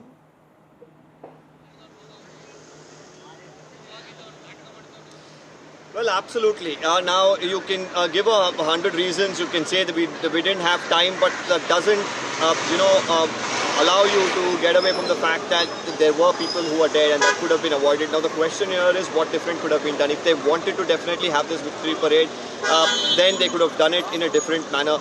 Whether having players come to two different locations. Firstly, the bus, of course, came all the way from the HL airport towards the Taj West End, where the players, of course, had to go in. There was a little bit of a frenzy. Crowds hadn't come in large numbers. Then it was an official announcement that the Chief Minister will felicitate them in the Grand Steps. You saw outside the Grand Steps, over 1 lakh people that had gathered. Vehicles were not allowed. All of a sudden, the traffic came to a halt. It was completely out of control. Probably the police knew that they cannot make the arrangements. That's why they had advised against even having a road show in that open bus. That didn't happen. But having these two different venues among, the crowds which were massive in number, the police clearly being outnumbered, the frenzy was there. And right now it's tragedy that has really struck the city. Deepak, okay, this is, there is an important question that will arise at this point of time that... Can I, I'm sorry, I'm just coming in here, but there is more information coming in. Deepak, of course, it's very sketchy at this moment, and I understand that it will take some time. You are also live at this moment for you to confirm this. But our colleague Nehal has said that the number could even go up. The number could go up to 11 is what we are hearing of the people, those who have lost their life. It also says that there have been two people, those who have possibly have also lost their life near Vidhan Soudha as well.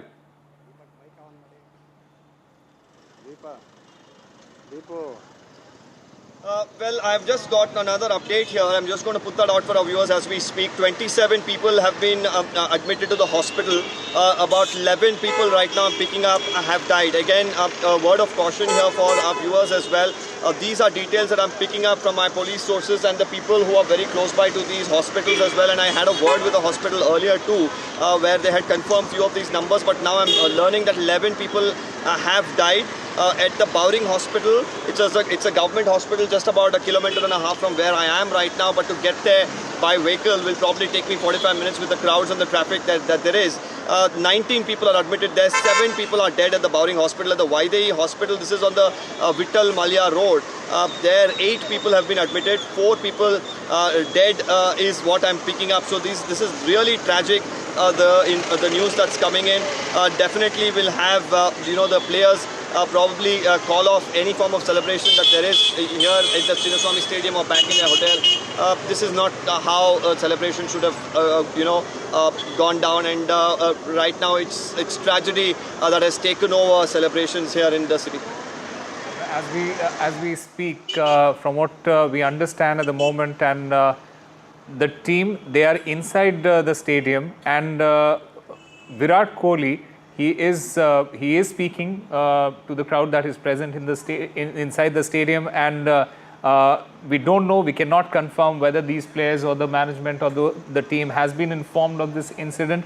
But the event is currently ongoing, and Virat Kohli was speaking just a short while ago.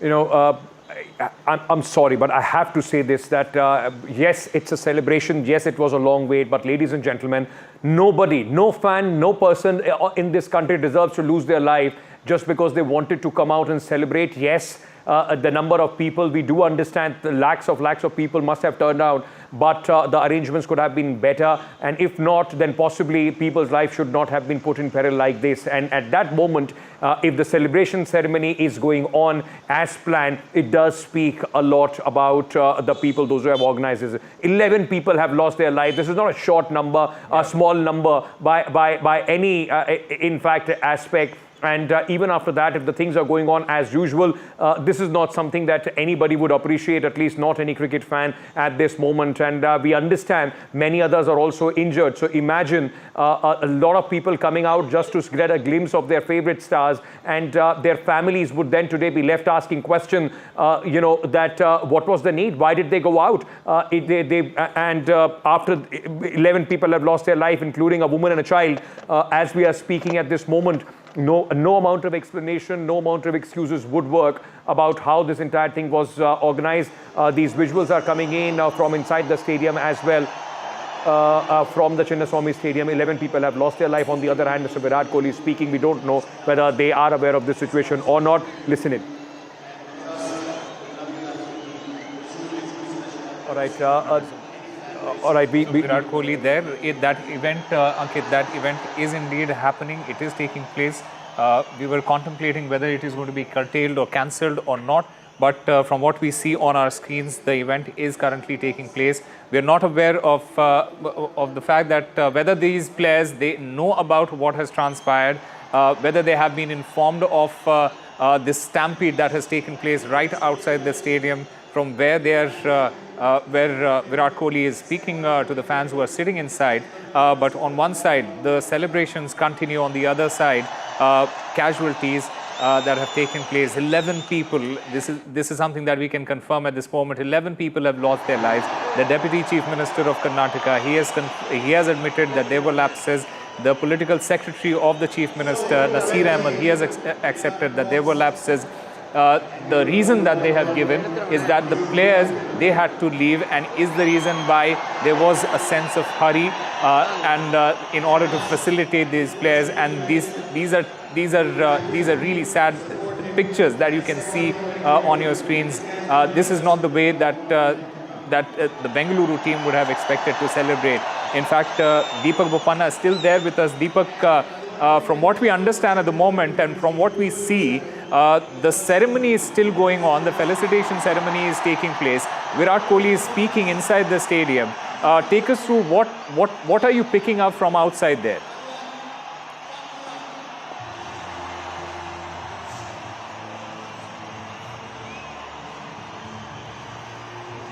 You know, the other team members have been informed about what's happening outside. Of course, there is a lot of issues here, starting from network to lack of manpower in terms of security. Yes, for the players, there's a lot of bouncers that have been called in. There is a separate security blanket cover for them that's being given. But on the streets, there's not probably enough barricades. And for people as well, many of them not really following orders that are being put forth. I saw people jump barricades off the Vidhan Soudha, and these are not regular compound walls. These are metal compound walls which have sharp edges on top. That itself was so risky when I saw that happening. Cops, of course, were here and there trying to lathi charge, control them. But it's a huge compound, spans at least about 300 to 400 meters, maybe or more, and that's only on one side of the road, and having people jump in different locations, cops were finding it difficult, then started to pull and push, and when the bus actually started to move, that's when the stampede-like situation was created. Several people began to faint. There was rainfall as well for a brief while. So too many things are happening. Right now, I'm told that the Chief Minister is expected to visit the Bowring Hospital. The Home Minister taking stock of the situation as we speak is another thing that I'm picking up. Orders have been given to disperse the crowds as fast as they can. Slowly, of course, I'm told at the metro stations as well, there's a huge crowd, and there's more than the capacity. They're finding it very difficult to disperse the crowds using the trains too. But the next half an hour, of course, they are trying their best to clear out the crowds inside the Chinnaswamy Stadium, which has a capacity of a little over 30 to 40,000 people. There could be more than that number inside, is what I'm learning. Now, when they come out as well, there's going to be, of course, another round of chaos as well. So, but they'll hope to diffuse that situation. But what I was picking up earlier from the police sources is that there were over 2 to 3 lakh people that had turned up, and the Chinnaswamy can accommodate only about 30 to 40,000 people. And this is a very rough estimate right now. We are, of course, judging by the crowds that we saw from what we were picking up from local police and other sources.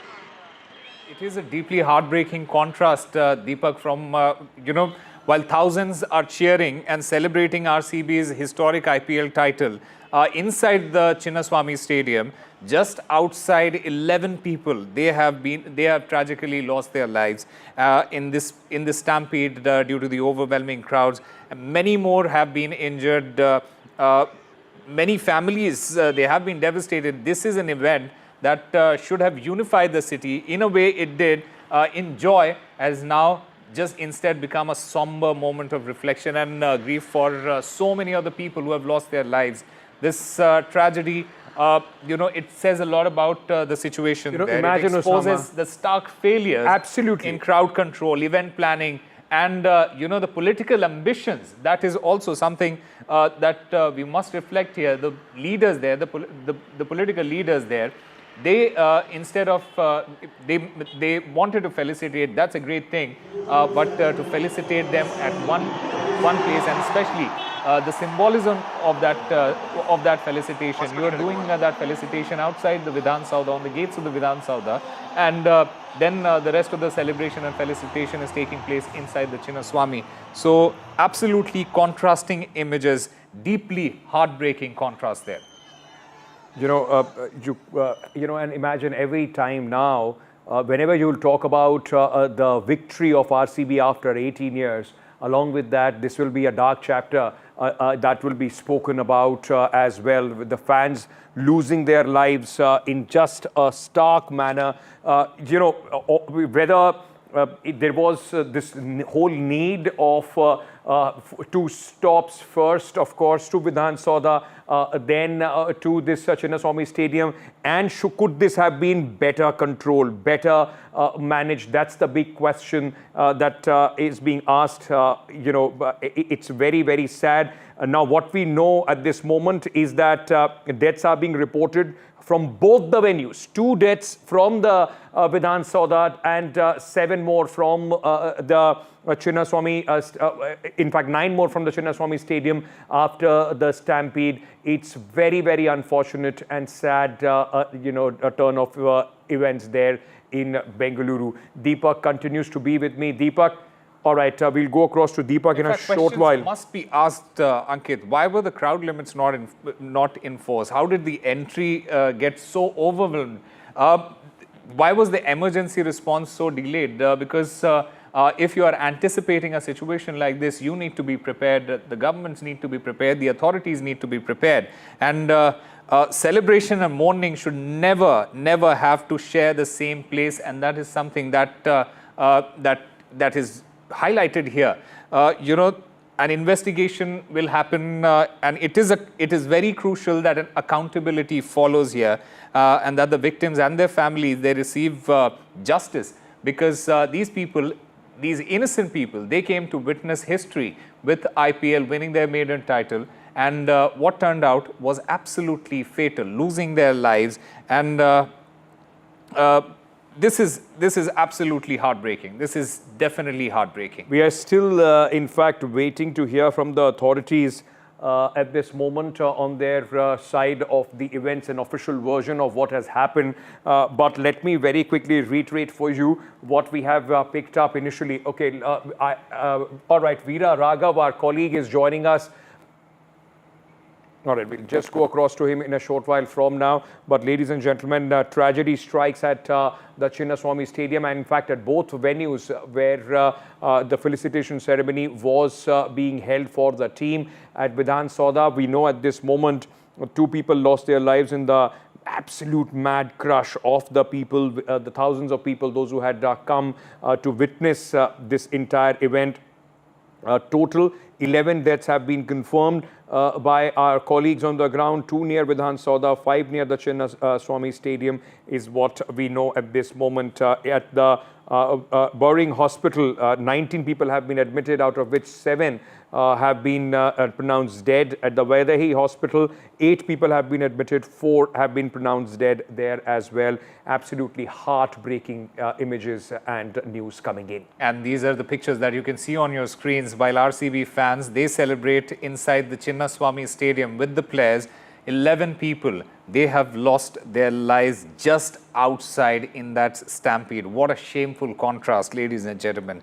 This was supposed to be a day of joy, but now it has turned into a nightmare for so many families, and yet these celebrations are continuing as if nothing has happened outside.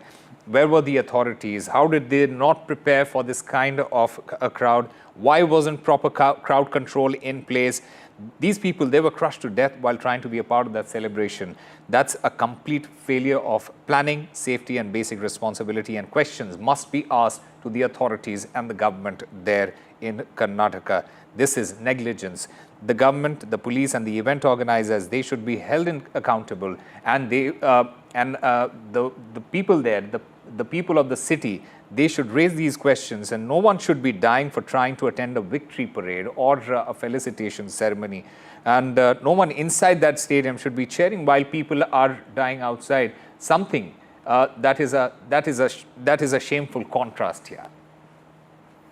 While there is one aspect to it, of course, thousands of people, much beyond the anticipation of the authorities. But the fact remains, ladies and gentlemen, I'm saying it again and again, if the police were not completely prepared, if the administration was not completely prepared, then possibly this shouldn't have happened.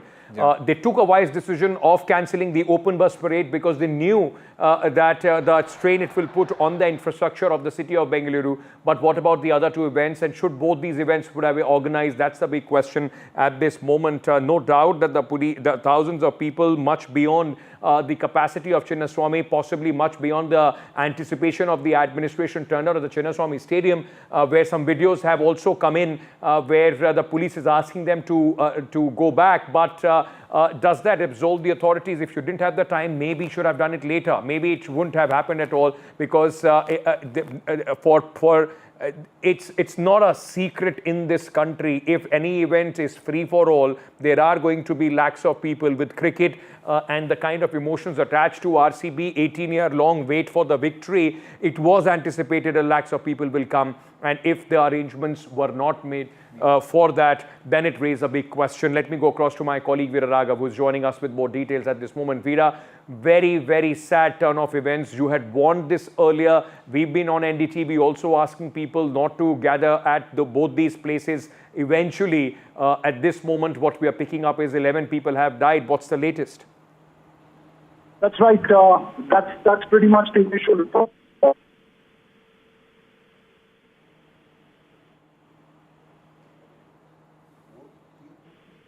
Also, the numbers, it's very difficult to get through to one another, but as you can hear, I have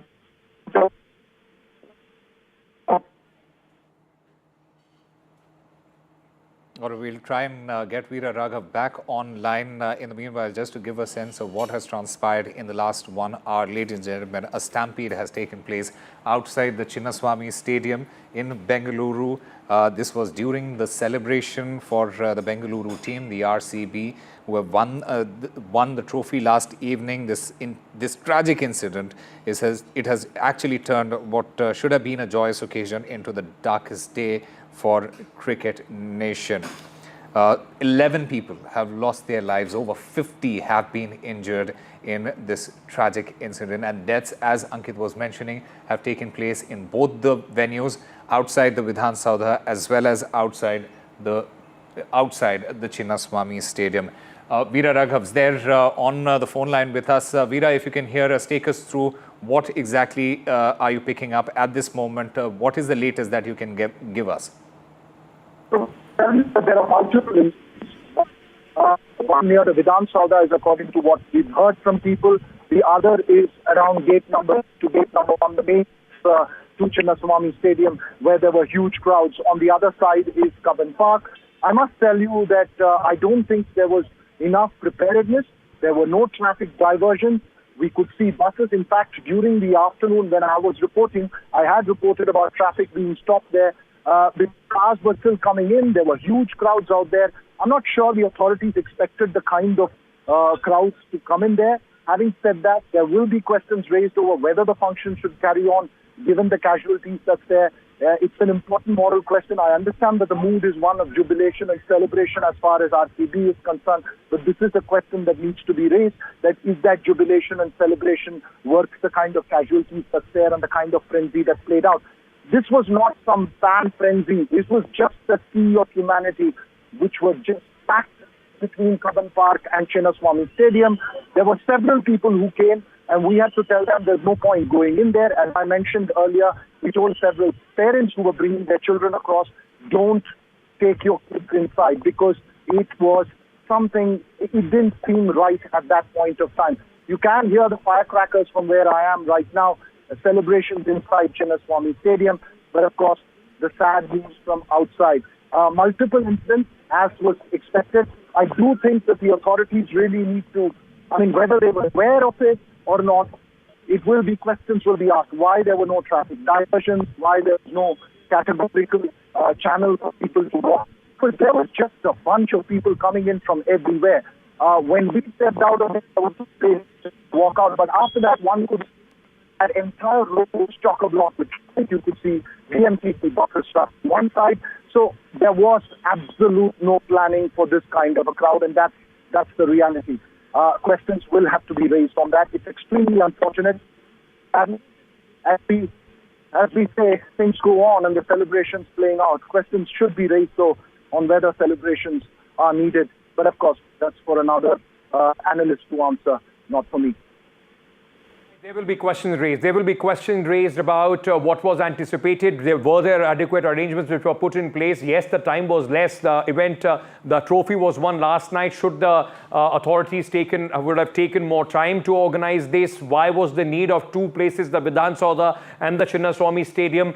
There was at least one wise decision that the open bus parade was in fact cancelled. If they knew that the things are going to be that difficult, then possibly more policemen, more arrangements need to be put in place. And as Veera is also saying, there would be a question mark about whether, after seeing the number of people, those who have died, 11 people is what we are reporting at this moment, ladies and gentlemen, that have lost their life, both at Chinnaswamy, outside Chinnaswamy Stadium and the Vidhan Soudha. Should the event would have gone as usual inside as well. Haripriya, our colleague, is also joining us at one of the hospital where the people were brought in after this entire stampede took place.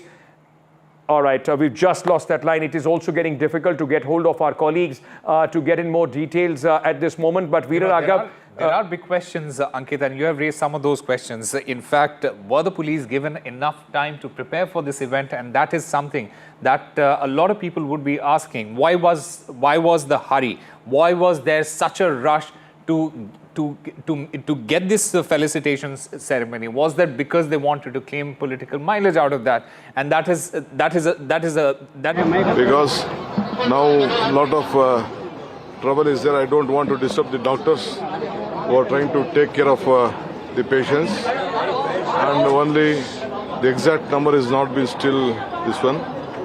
So we are at it. We appeal to all of them to be calm. How many people died? That is why we cut off. A lot of programs were there.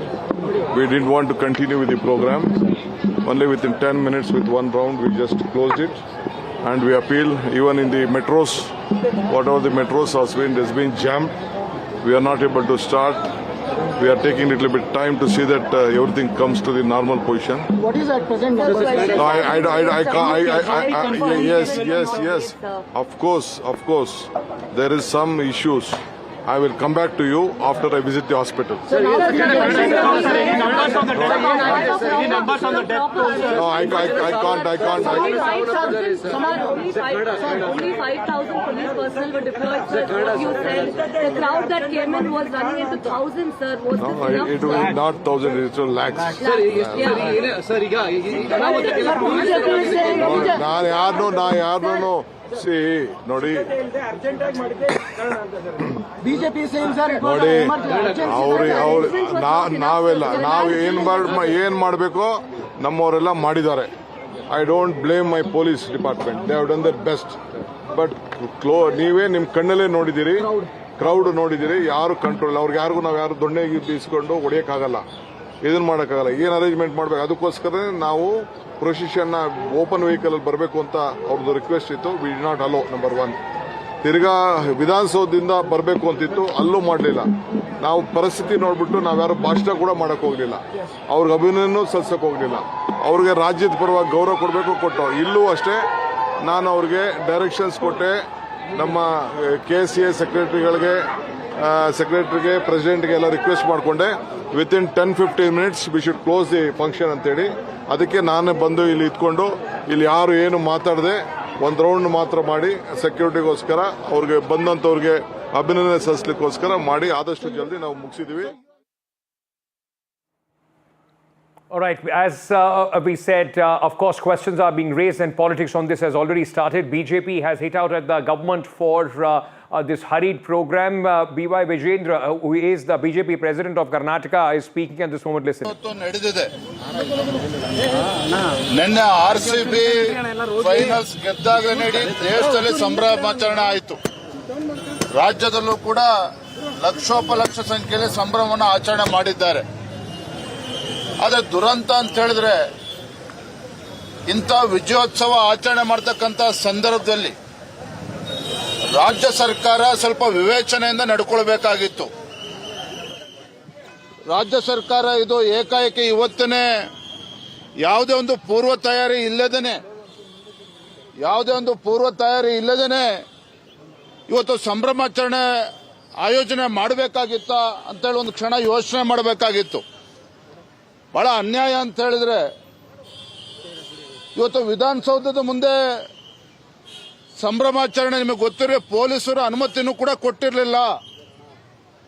ಪೊಲೀಸರು ಯಾವುದೇ ಕಾರಣಕ್ಕೂ ವಿಧಾನಸೌಧದ ಮುಂದೆ ಸಂಭ್ರಮಾಚರಣೆ ಬೇಡ, ನಾವು crowd ಅನ್ನ control ಮಾಡೋದಕ್ಕೆ ಸಾಧ್ಯ ಆಗೋದಿಲ್ಲ ಅಂತೇಳಿ ಪೊಲೀಸ್ ಹಿರಿಯ ಅಧಿಕಾರಿಗಳು ಹೇಳಿದ್ರು ಸಹ ಮಾನ್ಯ ಮುಖ್ಯಮಂತ್ರಿಗಳು ಹಿರಿಯ ಪೊಲೀಸ್ ಅಧಿಕಾರಿಗಳಿಗೆ ಒತ್ತಾಯ ಮಾಡಿ ಆಗಲೇಬೇಕು ಅಂತೇಳಿ ಆದೇಶ ಮಾಡಿದ್ಮೇಲೆ, ಒತ್ತಾಯ ಮಾಡಿದ್ಮೇಲೆ ವಿಧಾನಸೌಧದ ಮುಂದೆ ಇವತ್ತು ಸಂಭ್ರಮಾಚರಣೆ ಕಾರ್ಯಕ್ರಮ.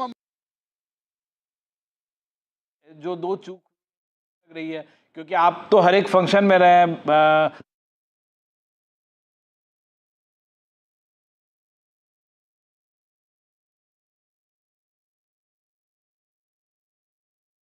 रखा गया बिल्कुल अचानक प्रोग्राम नेक्स्ट डे ये प्रोग्राम हो गया. 1-2 दिन के गैप पे नहीं था, नेक्स्ट डे प्रोग्राम हो गया. और उन्होंने भी उम्मीद नहीं की होगी.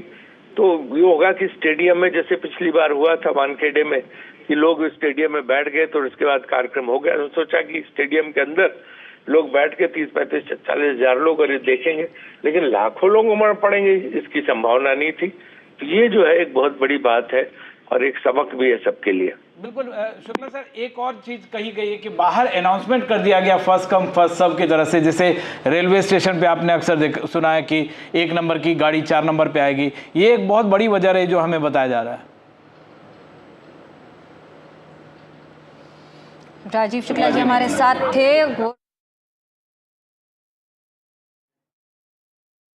Of course, one of the prominent faces as far as the cricketing world is concerned, of the BCCI. and likely to take over as the president of the BCCI as well. But Veera Raghav and my colleague Haripriya both are with us at this moment.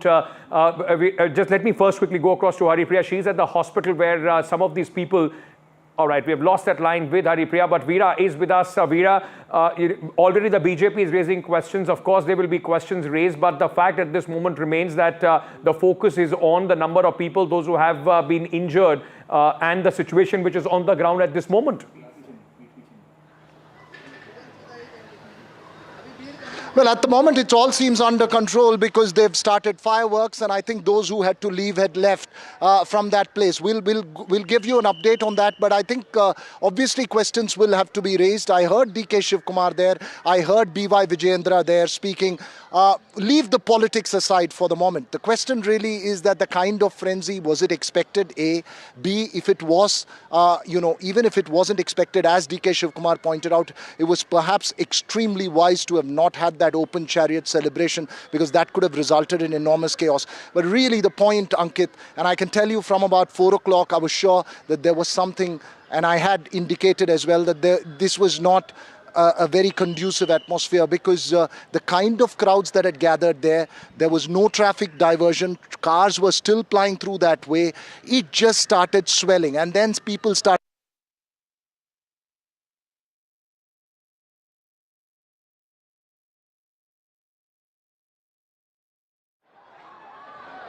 That line with Veera will go across back to him. Haripriya is also with us. Haripriya, you are at one of the hospitals. What's happening there? What is the latest? I'm here at the Boring Hospital in Bangalore, and about 14 to 15 people have been admitted here of serious injuries. Of what we know, about 7 people are confirmed dead. We had the Home Minister of Karnataka, Chief Minister, and the Chief Minister, Siddaramaiah, come to the hospital here. The situation is pretty intense, and the political involvement has gotten intense. So far, both of the ministers have not spoken, and they have just rushed inside to take a stake of the situation here. There's also B. Vijayendra, who's the son of Yediyurappa, former Chief Minister Yediyurappa of the BJP, who's here and who's also trying to take stake of the situation, and then also questioning the ruling party's measures to stop this from happening. We see ambulances coming in. Just saw two of them come in, so it's only increasing. What is confirmed is about 14 to 15 people are here right now, and 7 of them are announced dead. You know, it's a big question, Osama. While 11 people have died outside waiting to catch a glimpse of the fans, should at this moment this entire routine of felicitation and the celebrations inside would have taken place? Because I'm not too sure if the fans, if the players would know, but you know, these days with phones and social media, it takes seconds before you have access to that kind of information. Should this have gone as business as usual? That is something that needs to be addressed, needs to be questioned. It is heartbreaking contrast, as you rightly mentioned, Ankit. Thousands of people, they are cheering inside the stadium, celebrating this title, while 11 people have lost their lives. Many people have been injured. Many more families, they have been devastated, and this is really, really sad. These fans. All right. We have Mr. Arun Dhumal joining us on the phone line. Sir, this is not what we were expecting. We were expecting a happy celebration for the first time winners, and what we are witnessing right now, it is absolutely, you know, chaotic. People have lost their lives. The big question is, while we know that people have lost their lives outside the stadium, the felicitation is still going on. Indeed, very sad and tragic. The moment I got to know, in fact, we had no knowledge of any such victory parade or celebration happening in Bangalore, because the event got finished last night only, and whatever celebration was to take place, it happened there. I don't know who organized it. Then the moment we got to know of it, we spoke to the management and told them. And in fact, they were not aware of what has happened outside, and they assured us that they are immediately calling it off. Can I ask you this, because it possibly would have been expected that the city which has won, the team which has won, would want to go back to their home stadium and celebrate. But the fact remains that, like Osama was saying, while at a time it is known that so many fans have lost their life, mismanagement is being questioned. Should they have continued with this kind of an event at this moment, with the players speaking and the song and dance happening inside? No, definitely not. And like I told you, because the moment I spoke to their officials, they didn't know of what has happened outside the stadium. They were not aware. So when they got to know of it, it assured me that they are going to wind it off immediately. Sir, have you been able to speak to officials in Bengaluru, in Karnataka as well, with what has happened? Because, precious lives of cricket fans have been lost. No, definitely. It is very sad and tragic. And first of all, I would like to convey my heartfelt condolences to all the families who've lost their loved ones. And as soon as I got to know of it, I spoke to RCB officials and they have assured me that they are winding off the event. Do you think, sir, this was put in place in hurry, and that's the reason why they could not anticipate the number of people who came in, and that's the result at this moment, a tragic turn of events? We are not even aware whether somebody had planned this event or these fans came on their own thinking that, they'll be coming with the cup there. So this would be looked into once we get to know of how it was planned, who organized it, and how come such a huge fan crowd came to the stadium. Is there a protocol, sir, that is put in place? Because this is not the first time that IPL is happening. Of course, it's been 18 years. And after the victory, is there a protocol? Does the body of IPL need to be informed by the authorities if there is some celebration planned, the victorious team? See, for BCCI, IPL ended last night. How it has to carry it forward is by the respective franchise. This has never happened in the past. So this is, I would say, the lessons learned, and whatever we need to take care in the future, we'll definitely take a note of it and see to it. But when you have all the bigwigs of the state government being there, I'm sure all the protocols would have been there.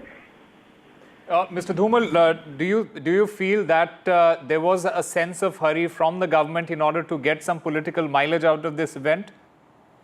Not want to comment on that, this is not my job to comment on whatever the political parties or governments wish to do.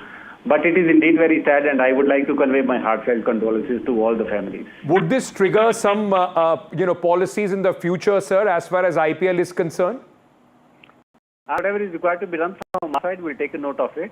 And whatever is required to be done by the state governments in case of any such event, they would also take a note of it so that precious lives are not lost like this. Thank you, Mr. Dhumal, for speaking to us.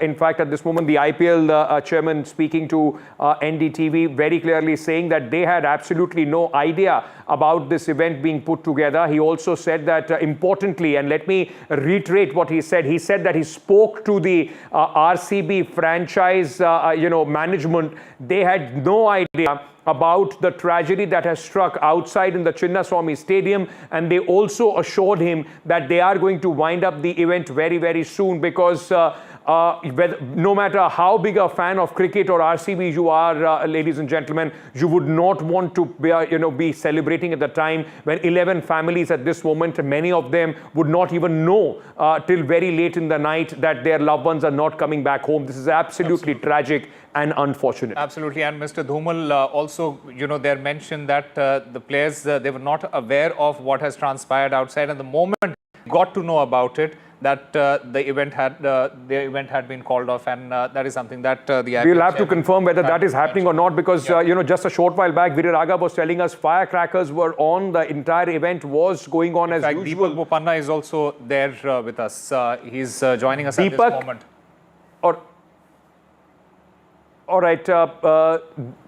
All right, Deepak, if you can hear us, just go ahead. See, two of them are between 20 to 24. One more will be like 28, 30, and one more is all are between 20 to 30 range. Okay. And what was the condition when they were brought here, ma'am? Nothing, no pulse, no BP. Anyhow, we have done our ACLS protocol. We have done all resuscitative measure. but we could not revive them. As far as the injured are concerned, how many people were brought injured? Are they still being treated? What's their condition? In that, they are all stable. One is being admitted here just for a minor injury like brachial plexus injury. Okay. Otherwise, everybody is stable now. Some were even treated in OPD basis and sent home. Okay. Others, they had a suturing, 1 or 2 sutures on the head. That's all. So among the injured, there's no possibility that someone could lose their lives in terms of the number going up. So they're all fine. 40 and remaining. Unfortunate news. Like 12 people are all stable. Okay. Only 4 were brought in. Okay. And as of now, are you hearing anything from the officials? Have they asked you to prepare in any manner? Are there more injured who likely could be brought into the hospital? If they are coming also, we are prepared for it. No need to worry. We are. Thank you for speaking to NDTV. Well, that was the doctor here. Madam, if you could also tell me your name, madam. I am Dr. Humera. I am the medical administrator of VSH. Oh, well, that was Dr. Humera from the Vaidehi hospital confirming here that 4 people were indeed brought dead. When they came here, there was no pulse is what I'm being told. Let me speak to a few people here. You all came to the stadium. Could you tell us how the situation was? Was it bad? Everyone tells that, preparations probably could have been done better. Were you all near the Chinnaswamy Stadium or close by? Could you all confirm how the situation was? बहुत ज़्यादा भीड़ था, बहुत ज़्यादा भीड़ था, rush था, सब तरफ आदमी चढ़ रहे थे एक दूसरे के ऊपर। तो पुलिस ने फिर भी काफ़ी अच्छा काम किया, पर संभाला, फिर भी भीड़ कंट्रोल नहीं हो पा रहे थे। आप किधर थे जब ये स्टैम्पीड हुआ? आपने देखा कुछ? इतना तो कुछ देखा नहीं, बस एम्बुलेंस आ रहे थे तो रास्ता क्लियर कर रहे थे। एम्बुलेंस को अंदर जाना था, वो लोग उधर गेट के आगे से हट नहीं रहे थे। किधर? जो चिन्नास्वामी के पास या स्टेडियम का गेट था ना, उधर से लोग हट नहीं रहे थे, तो मतलब लोगों को हटाने के लिए पुलिस ने थोड़ा कुछ लाठीचार्ज को स्टार्ट किया शायद। मैंने जब तक देखा वहाँ तक तो लाठीचार्ज स्टार्ट करने से वो लोग थोड़े भाग गए उधर, तो भाग दौड़ में शायद कुछ हुआ है, किसको लगा किसको नहीं लगा, हम लोग थोड़े दूर खड़े थे उससे। मतलब पुलिस ने अपना अच्छा काम किया था, लेकिन पुलिस बात को सुन रही नहीं थे, बस वही दिक्कत था। And many of them, of course, have gathered here because they realize that tragedy has unfolded. As we speak, you can see hundreds still walking because right now the metro lines have closed. We should also note that people are trying to walk back home. Tell me, in terms of arrangements, are you satisfied with the arrangements that have been made? Because right now 11 deaths have been reported because of the stampede. The metro lines have closed because of overcrowding. You're having to walk back. Tell me, how was the situation wherever you were? Where were you firstly? To be honest, we got down near Vidhan Soudha. We tried to get in there. There was a lot of traffic. We couldn't do anything there. So we walked towards the stadium. We had our passes. But to be honest, because of the crowd, we couldn't get in. So we had to walk back. Where you were, did you feel anywhere unsafe? Was the crowd behaving unruly at that point? Was there enough police to manage the situation? To be honest, we couldn't even get into the stadium because the crowd was so much. Police were around, but I'm pretty sure even they couldn't handle it. There were a lot of people. Pretty sure they tried their best, but nobody could handle it. There were a lot of people. The crowd, it is too much now today. Now, yes, it was time for celebrations, but right now 11 people have lost their lives is what we're picking up. Of course, as RCB fans, this is not something that we would have wanted. Yeah, that is not sure about, we are not sure as of now. Yeah. Anyway, we tried there, but we couldn't go, even though we had passes. I'm sure we couldn't do much. Absolutely, of course, the management should have been better in terms of crowds. I hope you all get back safe. Young kids like this, where were you when you were in the crowd? Were you safe there, or was there a lot of pushing and pulling? You felt safe? Yes. Well, he says he felt safe. You were near Vidhan Soudha or near the stadium? No, I was near stadium. You were near the stadium. Around what time were you there? Around 4 o'clock. Okay, around 4 o'clock the situation was pretty much better. Tell us, where were you? Because right now we are hearing of multiple locations where stampedes were happening. Many people have lost their lives. Were you safe where you were? Yeah, we were safe. Yeah. Where were you at the last couple of hours? I think we were at the VIP gate from where the bus entered. Okay, and everything was okay there because we heard that there was a little bit of a stampede sort of a situation. The situation was really tight. Actually, everyone was pushing around. After seeing the crowd, I thought we should just come out. Okay. Because breathing space wasn't there. Even at an open space, we couldn't breathe there actually. Okay. So it wasn't a fair thing. Do you feel arrangements in any manner could have been better than what you saw? I think so. They tried their best. The number of people that gather around was out of control actually. And then if the space is this much and the number of people is this much, I don't think so. The suffocation was too much for everyone. Yeah, in fact, it's probably the largest crowd that I've also seen in Bengaluru. They're saying right now at least 11 people have lost their lives. This is not how we probably wanted to celebrate. Yes, it was a day for a celebration for the people of the city. Now it's turning into a tragic situation. Tell me right now, as you all try to walk back because there's no transport, I believe that you were trying to take the metro as well. How are you trying to get back now? We are still walking. We are not getting any cabs, not autos, nothing. Even the buses are full. Yeah, and where do you all live? Banshankari, second stage. So quite a long distance for you all to go. Thank you for speaking to us. A lot of issues. Now, no transport, buses are full, metros are closed in fact because they're overcrowded. There's also a situation where at the hospital people are lining up. Not sure if the families are aware right now because not very clear if identity cards were found on the people who were brought in as well. The doctor who spoke earlier to NDTV of course confirmed that all of them who are brought here, whatever efforts that the doctors put in, they were not able to revive them. It was a very difficult situation for the doctors. One good news coming out of the hospital is that those who were brought in injured, they are out of danger. The doctors, the medical teams here are doing everything that they can to provide the best treatment is what I'm picking up. There are at least 7 people who've been brought there to the Bowring Hospital. That's a little distance from where I'm standing, and crowds continue to come in. You can see right now without public transport being available, no private transport as well available because of the sheer number of people that turned up. People now forced to walk, and many of them live 10 kilometers away, 5 kilometers away. The only option is to walk now. Many questions could come up right now. Many of them I spoke to, they said that the police tried their best. The crowds were really overwhelming. Yes, it was. It's probably in the last about 4 decades that I've been in the city, I've never seen a crowd like this. And if this sort of a crowd was coming in, there had to be massive preparations. That's where the police themselves had expressed some apprehensions about even allowing for an open bus parade this morning. While there were plans to do it, they suggested against it. Even then, an open bus was brought to Vidhan Soudha, not sure why.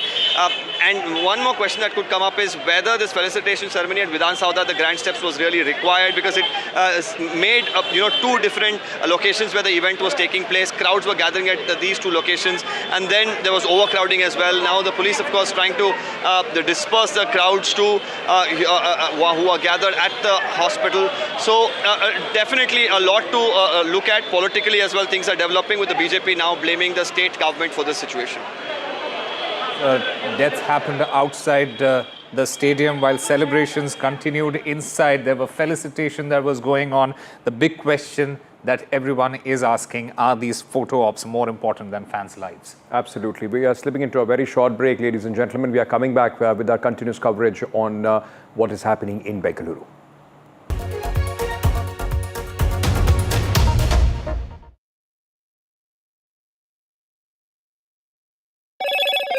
Hello, Moto. Motorola,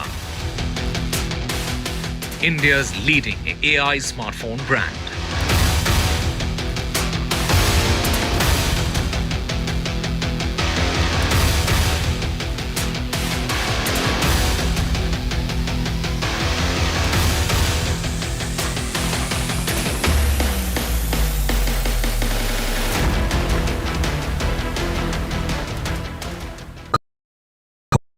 gold plus optimistic reflective glass लगाओ, धूप की गर्मी को दूर भगाओ और बिजली का बिल भी बचाओ।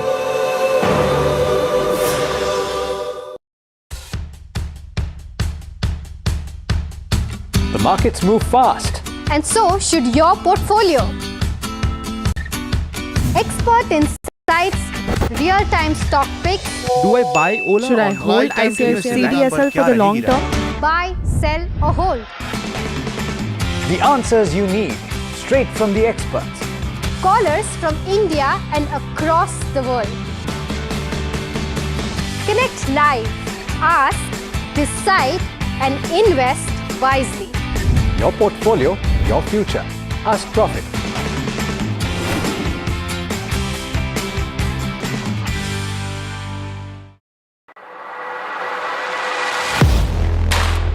Do you really know the company you invest in? What is the real picture behind presentations and claims? Is the outlook as rosy as the company claims? Know Your Company, powered by NDTV Profit Research, shines a light on the biggest stock market movers.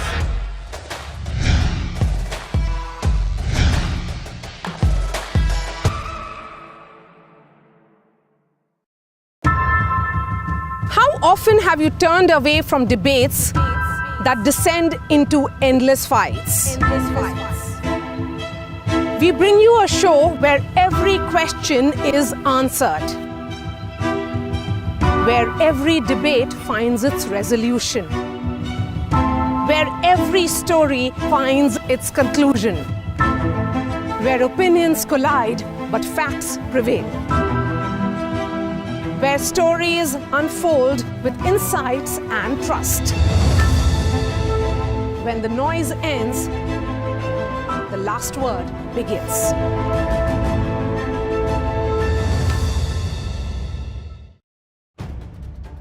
If it matters to you, if it matters to you, if it matters to you, it matters to India. It matters to India. And it matters to me. And it matters to me. India Matters with Shivaru. Only on NDTV 24/7. I've been reporting on all issues big and small from Andhra Pradesh, Telangana, rest of South India, bringing you all the action, all that you need to know, all that you want to know. The energy of maximum city is infectious. I'm bringing that energy in our news coverage from financial capital Mumbai. Covering from the southernmost part of India over the last 23 years, I bring in-depth and 360-degree coverage from the Dravidian heartland. The land of Mishti, also known for its bitter politics. I have seen much water flow under the Howrah Bridge, covering Bengal in all its vivid colors. India's IT capital is always bustling, a city full of startups, stories and surprises. And I keep you ahead on all the Bengaluru buzz. In today's interconnected world, India's voice is more crucial than ever. When India speaks, the world listens. At NDTV World, we are that voice, bringing you intelligent and insightful news from India and beyond. From geopolitics and diplomacy to economic shifts, migrations, tech disruptions, and the stories of our diaspora. We cover the news that shapes our global future. NDTV World, your new home for global news is here. मैं नरेंद्र दामोदर दास मोदी ईश्वर की शपथ लेता हूं कि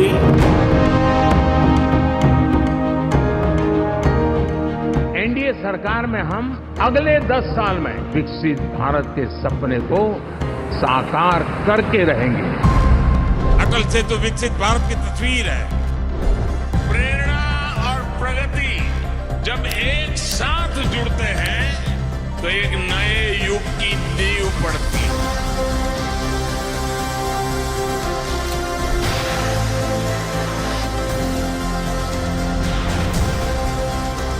भारत माता की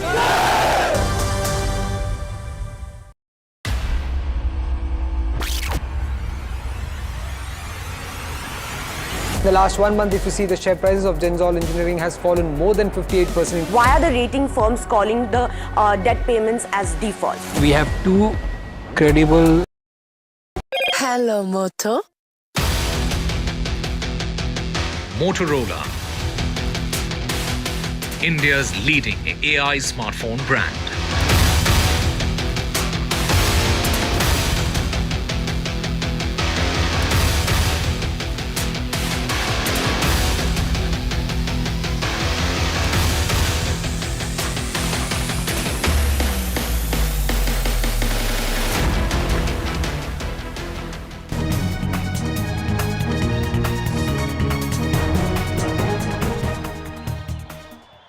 Hello and welcome to the Southern View. Not a very happy day here in Bengaluru. The day started with celebrations right out there on the steps of the Vidhan Soudha. The victorious RCB team came back to Bengaluru to a hero's welcome, but what unfolded was a human tragedy. Celebrations and frenzy cost the lives of fans who were desperate to enter the Chinnaswamy Stadium. Several questions will be asked. 11 people, we believe, have died, not just outside the stadium, but in multiple events where huge crowds. Was there enough management? Was this too spontaneous for the authorities to manage?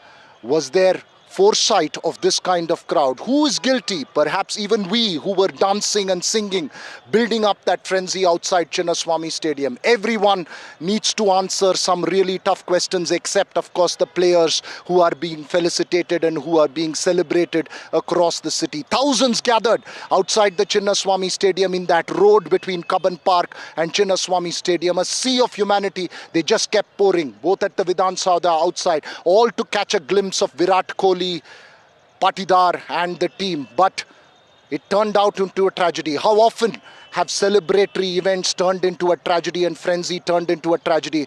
Extremely difficult moments as well. Some really tough questions to be asked. I have my colleague Vasudha Venugopal from New Delhi as well, who's part of this show. We are coming to you live from outside the Vidhan Soudha. Let's first listen in to Deputy Chief Minister D.K. Shivkumar and other voices on the events that unfolded a short while ago. I have spoken to the police commissioner and all the people. I'm also going a little late to the hospital because now a lot of trouble is there. I don't want to disturb the doctors who are trying to take care of the patients. And only the exact number is not been still this one.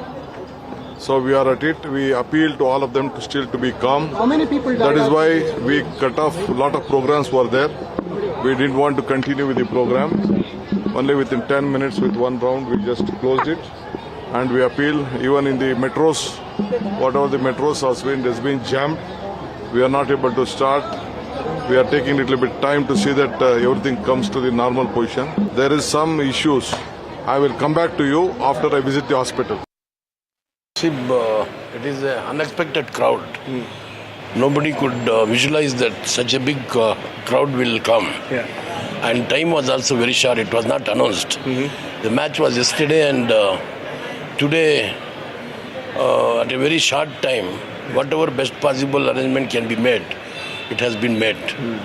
Do you feel that, probably you should have taken more time, requested the team or something, because at the end of the day, lives have been lost now? I do agree with you, but the situation was such, many of the players was having a commitment tomorrow elsewhere. Okay. So they have to leave the country tonight. Okay. That was the situation.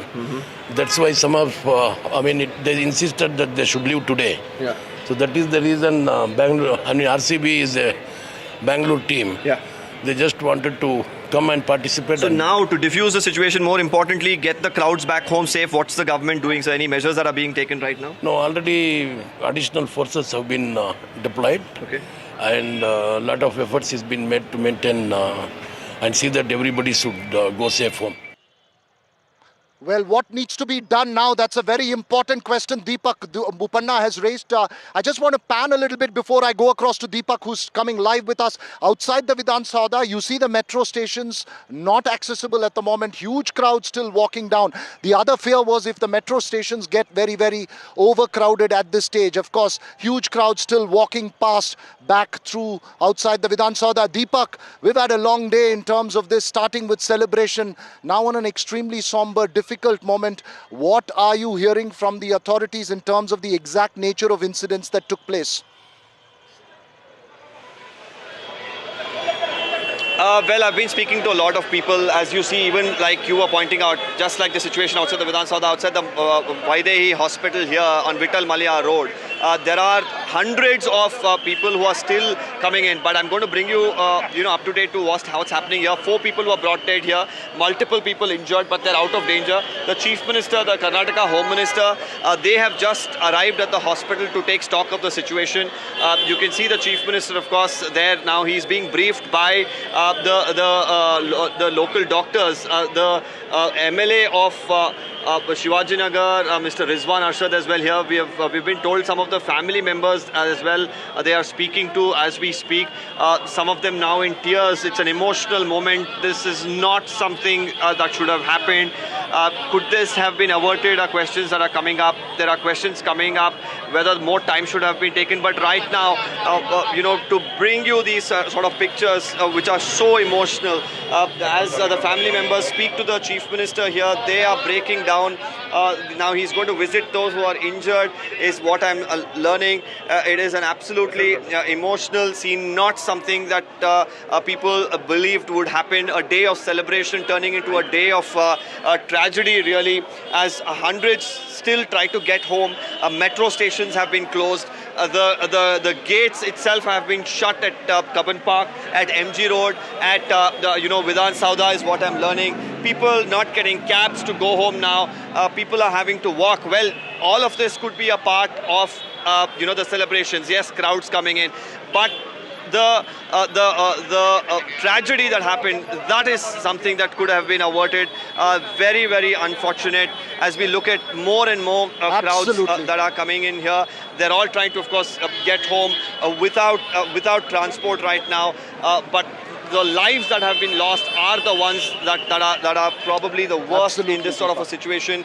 Let me try and speak to a few of them. In fact, tell me, how was the situation? Multiple places there was overcrowding. 11 people have lost their lives as well. Where you were, what was the situation like? Actually, we are in the near the main gate. Actually, we stuck in the rain, so we couldn't go to that place. Okay. So luckily, we did not go there. So we were saved the place actually, and very unhappy that 11 people they lost their lives actually. It's there is a happy also, and this is a unhappy news also. Everyone sad. Thank you. Well, thank you. Well, that's the mood, and what he said summarizes it. And he says he was fortunate that he could get away from that position when it began to rain. A lot of things, of course, could have added to the tragedy, but right now, the Chief Minister, the Home Minister taking stock. Let's hope that the people who are still on the streets get back home safe. Well, they will get back home safely, Deepak. As we know, how many times have celebratory events turned into tragedies across India? It's not just in Bengaluru. And I can tell you, Deepak and I were out there through the afternoon. In fact, he's been up since morning. A sense of joy turned into a sense of anger. And those who've reported on crowds, and I can tell you around 4:30, Deepak, that I got a sense that this is not right, which is when we moved out from all the dancing and the singing there. Perhaps we are guilty as well for whipping up that frenzy, but it's what? It's cricket, and cricket is a religion when it comes to India. And IPL, a win, has turned into an enormous celebration in Bengaluru. Unfortunately, the tragedy is the dark lining in that whole thing. Haripriya also with me from Bowring Hospital. Haripriya, what are the tales you are hearing from people? Perhaps you could have spoken to survivors. We don't know exactly how these incidents played out, but one could get a sense because of the kind of crowds that one saw outside Chinnaswamy Stadium. Like, I'm here at outside the Bowring Hospital, and all I see is ambulances rushing in and the cars of the politicians rushing in. There is no access here as of now to speak. It's highly guarded. We only see politicians going inside. But what we know is 7 deaths are confirmed so far, and multiple people who are injured are being admitted here at the Bowring Hospital. The ambulance is reaching here. They're taking time because, as we know, all the areas around the metro stations have completely been flooded with people walking out. So it's also caused a problem for the ambulances to reach the hospital here. Although we don't have much access, we see that the atmosphere here is quite somber, and there's nothing to be cheerful about. This is everybody is visibly tensed and unhappy with how things are turning out. We saw a swarm of ministers walk in, take stock of the situation, while the ruling party, that's Parameshwara Siddaramaiah, walked in and did not make any comments here right now, but the opposition has been quite vocal about their criticism for the ruling government. They stood here and spoke about how things could have been managed better. Why was there a need for 2 events when there was no control of the situation? Right now, we just see more and more ambulances coming in, Vida. Right.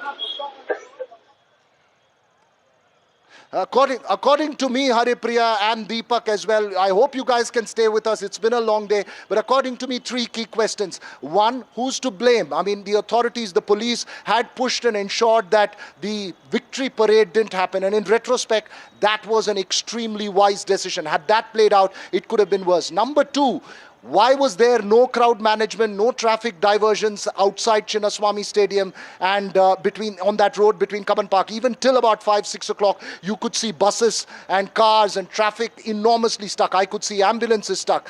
Third is about people. Why bring small children into this kind of a crowd? I wouldn't be surprised if the casualties include children, and that's really heartbreaking. We had to tell a few families which had small children in RCB t-shirts like mine wanting to get into the stadium. I think these are not places for children. When there is going to be a huge crowd, you need to keep children, old people away. Vasudha, you know, there is a sense of anger as well in terms of how this plays out. There's a sense of celebration, multiple emotions here in Bengaluru. You're a little removed from the realities here on the field. Tell us what you think of it and perhaps who you have lined up in terms of reactions. Absolutely, Veera, you have asked the right questions, very valid questions asked by my colleague Veera Raghav. Remember, Veera Raghav and also Deepak Bopanna and my colleague Haripriya have been reporting from the ground there. What we understand is also that this is also the day we demand accountability as gates opened and crowd control management faltered.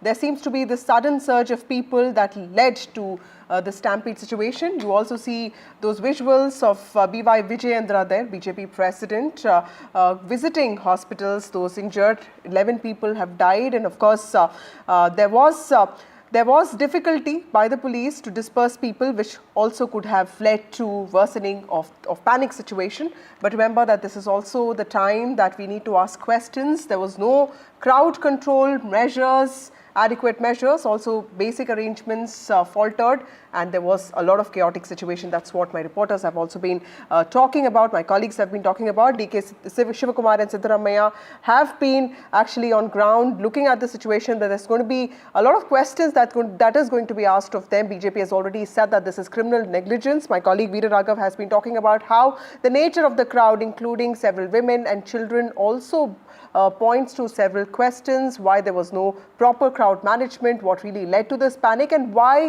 how can we say that this crowd was unprecedented, considering that there was planning that was put in place, but of course it was completely inadequate. Let's also listen into what Rajiv Shukla said today. Rajiv Shukla, of course, comes from a cricket background. Let's listen into how he reacted to this tragedy.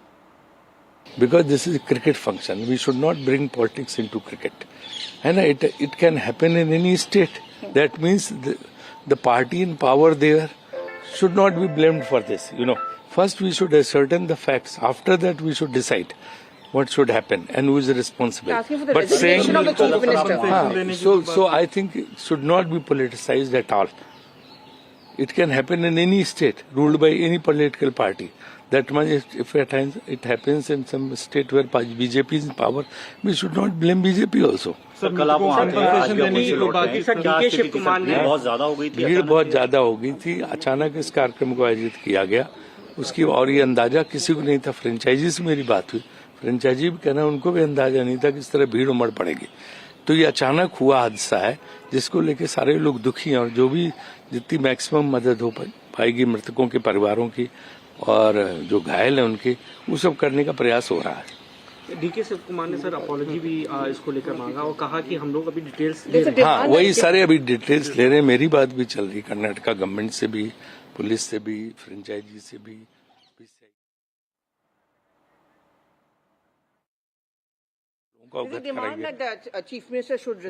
नहीं, देखिए इसमें resignation ये सब फिर politicise करने की बात है, ये पॉलिटिक्स की बात थोड़ा ना है।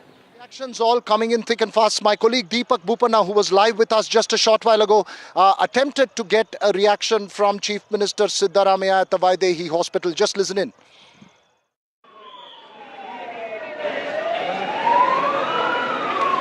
Sir, 11 people losing their lives, sir. What do you have to say, sir? A moment of happiness turning into tragedy. Siddaramaiah, sir, what would you like to say to the families? 11 people losing.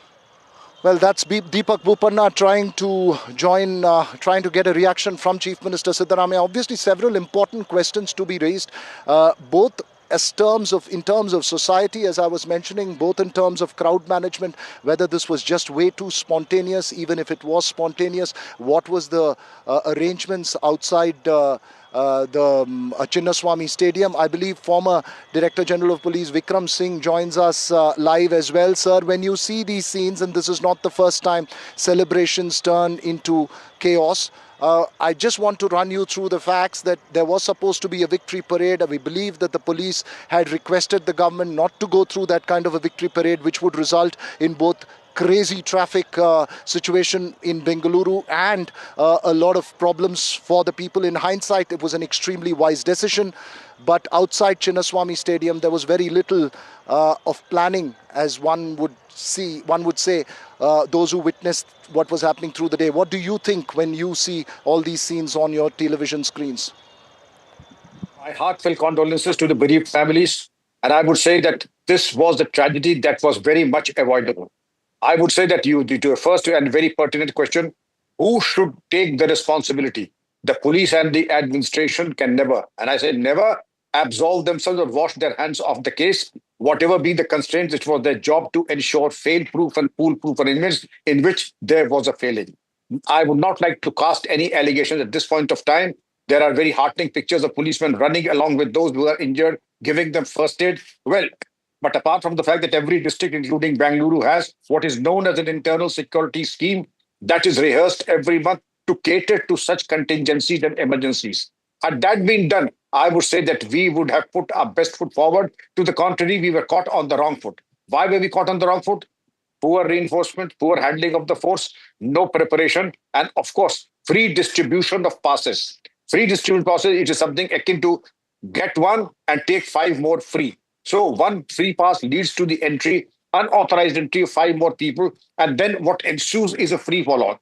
What you see is a free-for-all, and I saw exemplary restraint from the Bengaluru policeman. It was only in one isolated example where the policeman was brandishing. He was not actually hitting with lathis, he was brandishing. Perhaps that was the conclusion, but you very rightly said, use of force is just not the answer to such situations because this is not a hostile crowd. These are cricket fans and they had gone there because of maybe excessive enthusiasm.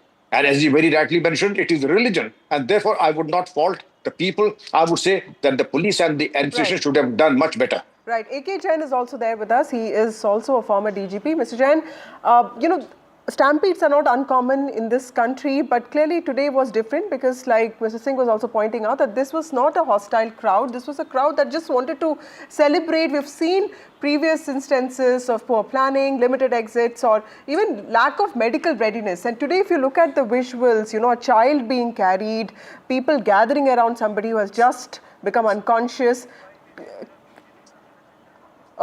Okay, B.Y. Vijayendra, the former, the present president of the BJP, Karnataka, is on the phone line with us. Mr. Vijayendra, you just visited people who have been injured in this tragedy. Tell us, what do you gather from the ground there? Ma'am, I just spoke to one of the victims at the hospital, Boring Hospital. They were really in a big shock when such a tragedy was there. Stampede was taking place. No ambulance was available, police was not prepared.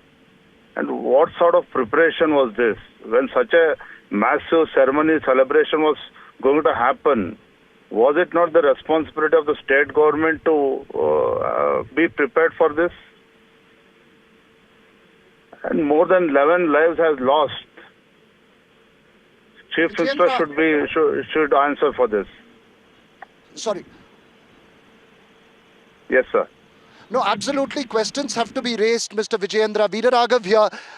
The point really is that this kind of a crowd frenzy, I think, needs to be asked about the frenzy as well. No one anticipated the kind of crowd, and I'm not holding a brief for anyone. Yes, there were serious questions that need to be asked about whether they anticipated what were the preparations outside Chinnaswamy Stadium. But it was an enormous crowd that came in. It's actually disappointing, the kind of frenzy that could result in people bringing children as well. Don't you think that's also a point of reflection that's needed, perhaps to all of us who drum up that frenzy? where this is not for the first time.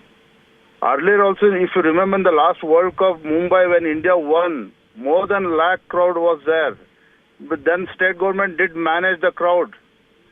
But here, when state government was aware, like more than lakh people will come to the stadium, where was the preparedness? See, I'm not politicizing the issue, I'm not trying to politicize the issue. But the fact remains, when more than 11 people have lost their lives, state government should own this responsibility. Also, given that Bengaluru has a history with both traffic and crowd bottlenecks, what do you think the administration should have done better? Because, we talk about a larger open space venue. This happened right outside. The felicitation is still going on. What do you think the administration should have done better? Unfortunately, the state administration was more interested in publicity. Rather than people's safety, they were more interested in publicity. You can cross-check with your sources. When one more celebration was organized near Vidhan Soudha, police department denied the permission. They tried to convince Chief Minister to not to organize function near Vidhan Soudha. People had rushed to Vidhan Soudha also. And the stones were pelted, slippers were thrown towards the podium. The players' safety was also compromised. See, the issue is when the state government was aware, because so much of crazy fans in and around Karnataka and across the country. Oh, in fact, I met one of the victims who had come from all the way from Mumbai. So not only Bangaloreans or Kannadigas, many people had come from other states also. So state government should have worked properly. Proper plan should have been in place.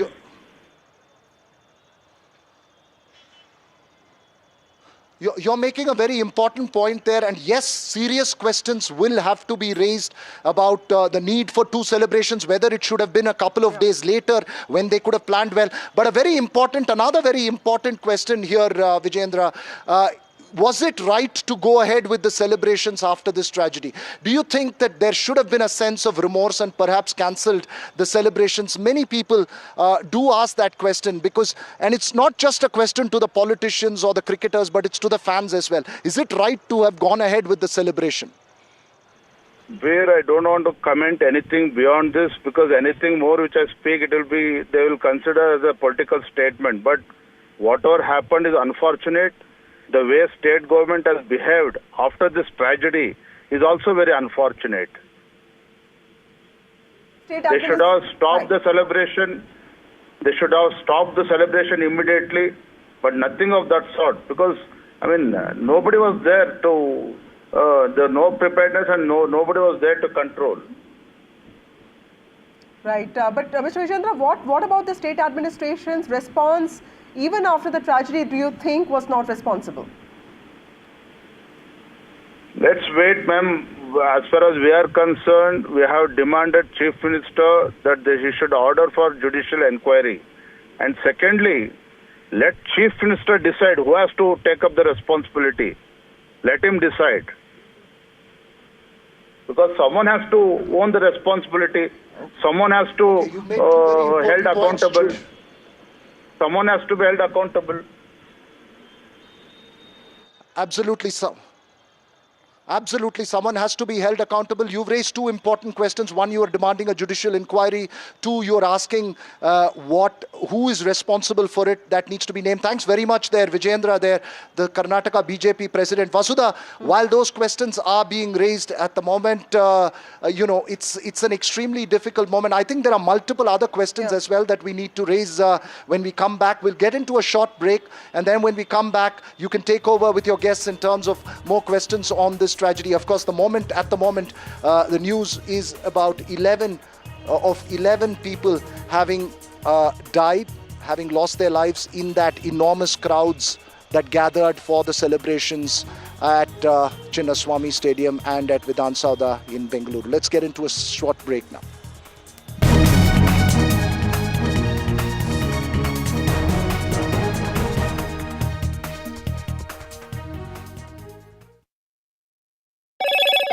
Hello, Moto. Motorola, India's leading AI smartphone brand.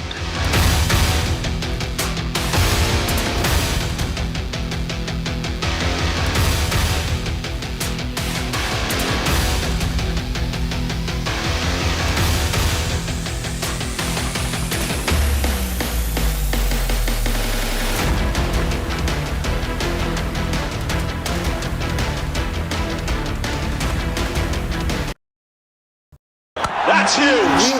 That is a biggie. It's out there. Gold Plus Clear Glass. पार हो या near, सब कुछ दिखे clear.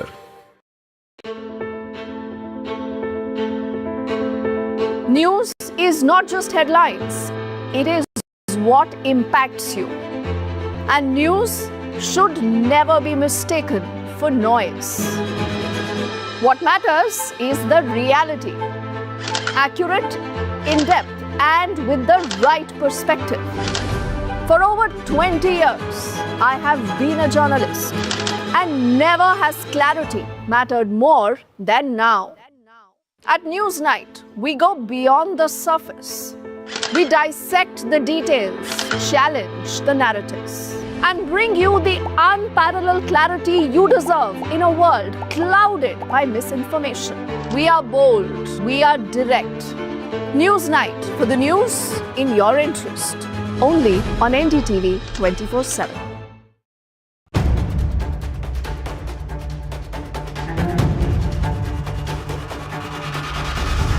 If it matters to you, if it matters to you, if it matters to you,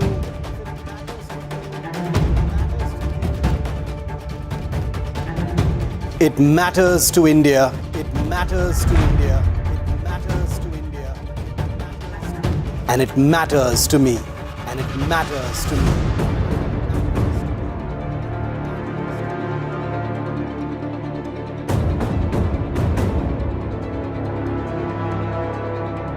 India Matters with Shivaru. Only on NDTV 24/7. 15 months after the Ram Mandir rose, the next big Pran Pratishtha. All eyes on the Ram Darbar, the 3-day Ram Rajya splendor. NDTV in the holy city of Ram to capture each moment live.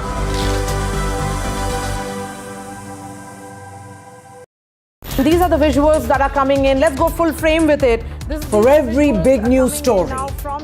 You can't defend the indefensible, Ruchira Kamboj, but that's what Pakistan has been doing for a very, very long time. We are sifting through a lot of information. Some is right, some is not right. But I think we are India right tunes in to NDTV. In fact, on NDTV, like we've been doing for the last few hours, we've been for fast, clear, and credible news. We've also been, busting a lot of misinformation that's been coming in. When I was standing on the road, I saw these lights going off in the NDTV, sky, and I could hear where credibility sounds of like comes what sound first. like blasts happening. When Pakistan started shelling and first shell landed here, you can see this. Well, we have reached at ground zero, and this village is NDTV. First, from where fast, we have seen one factual. incident had taken place.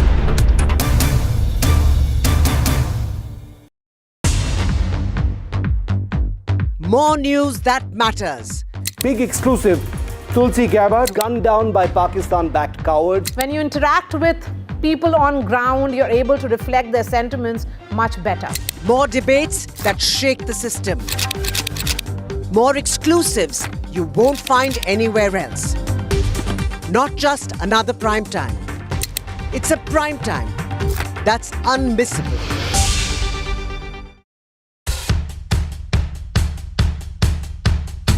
The markets move fast. And so should your portfolio. Expert insights, real-time stock picks. Do I buy Ola? Should I hold CDSL for the long term? Buy, sell or hold. The answers you need, straight from the experts. Callers from India and across the world.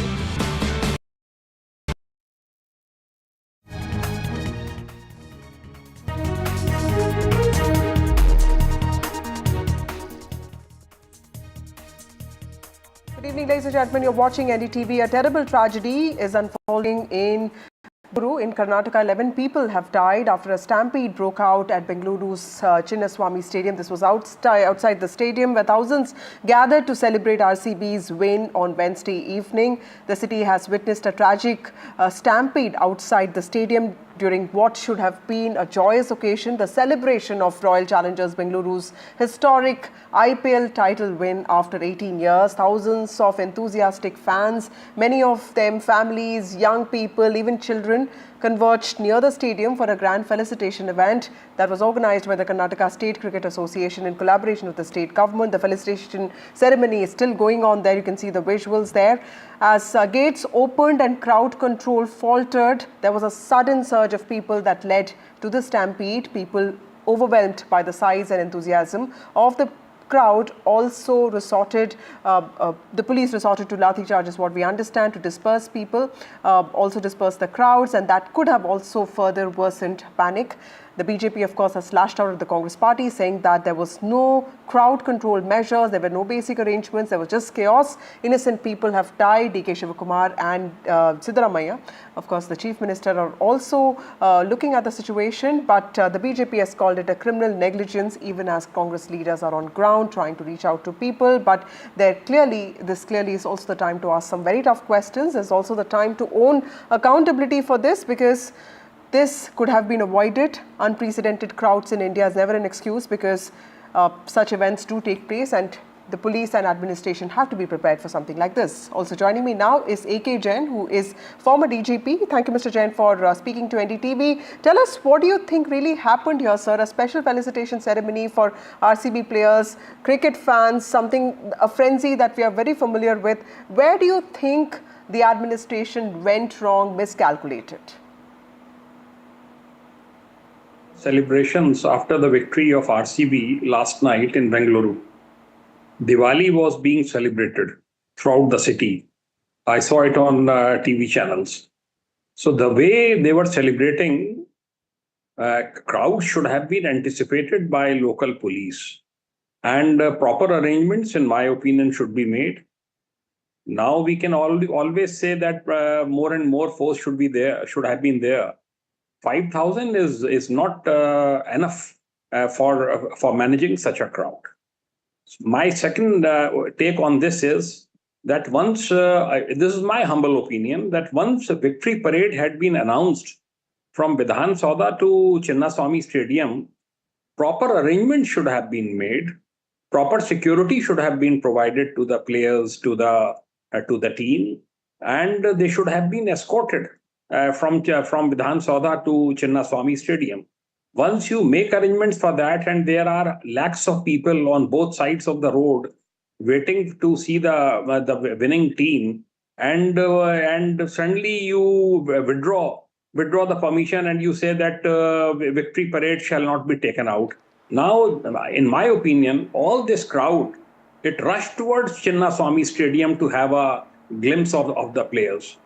Such arrangements at the last moment should never be changed. So such behavior of frenzy fans should have also been predicted. Veera, you wanted to ask Mr. Jain a question. No, not really a question, just to make a quick observation that anyone who has understood crowd management, who was there at that point, Mr. Jain, was aware that the crowds were swelling. I don't think they anticipated the number of people who would come, because I was there at Chinnaswamy Stadium from about 2 o'clock.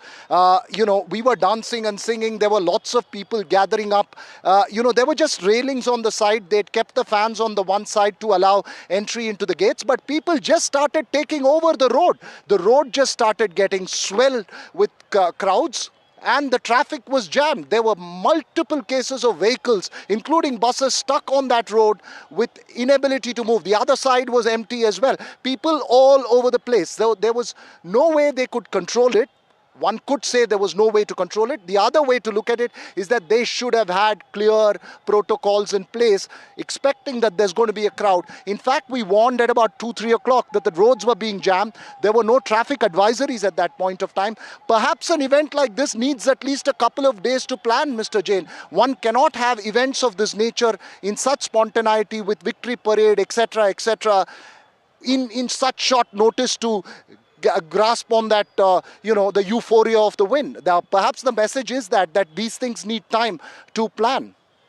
Now, did you see any barricading, which is, usually seen as part of crowd management? Was there a system, funneling system that was in place to regulate movement, something that we have seen in big events? Did you fear something bad could happen when you saw these crowds swelling?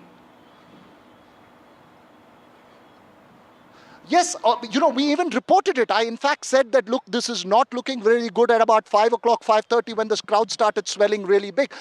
Cubbon Park, the lawyers from the High Court were stranded in the middle of the road, when they were trying to drive through Cubbon Park metro station. The metro station had to down its shutters.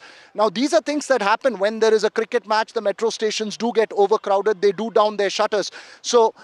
But the kind of crowds that just started going from everywhere to everywhere, they just started descending, and around the Cubbon Park metro station, from the Cubbon Park side till the Vidhan Soudha on this side, and the Chinnaswamy Stadium and the Anil Kumble Circle on the other side, it was a sea of humanity. So I'm not sure they anticipated the kind of crowd.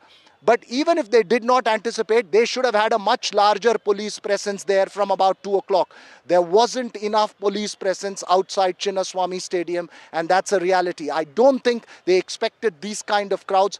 As I keep mentioning, Vasudha, I think two big things, fortunately, in hindsight. One was that victory parade was avoided, because that victory parade would have resulted in far more chaos. And the other and more important aspect that one needs to constantly raise is this kind of frenzy really, while we all whip it up, including, reporters and everybody else who dances and sings with the crowds. But is it really something that needs to be questioned in a larger sense?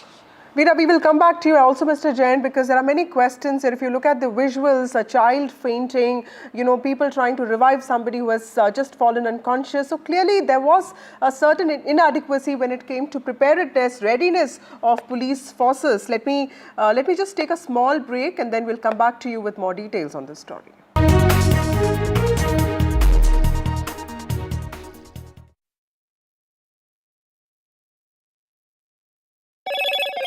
Hello, Moto.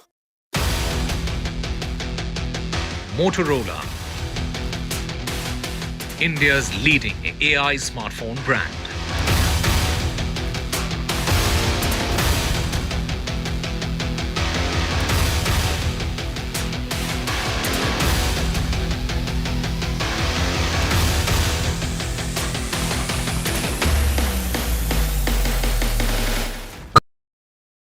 तू ही तो है जिसकी सच्चाई वाली clarity की वजह से मैं आज यहाँ हूँ। गोल्ड प्लस सिल्वॉक्सी मिरर्स, ऐसी क्लैरिटी कि आपको सिर्फ सच नजर आए, चाहे कितने भी साल बीत जाएं। How often have you turned away from debates that descend into endless fights?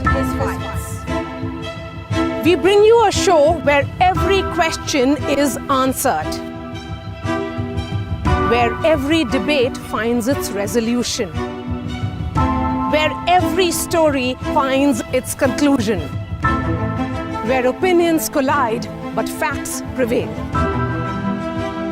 where stories unfold with insights and trust. When the noise ends, the last word begins.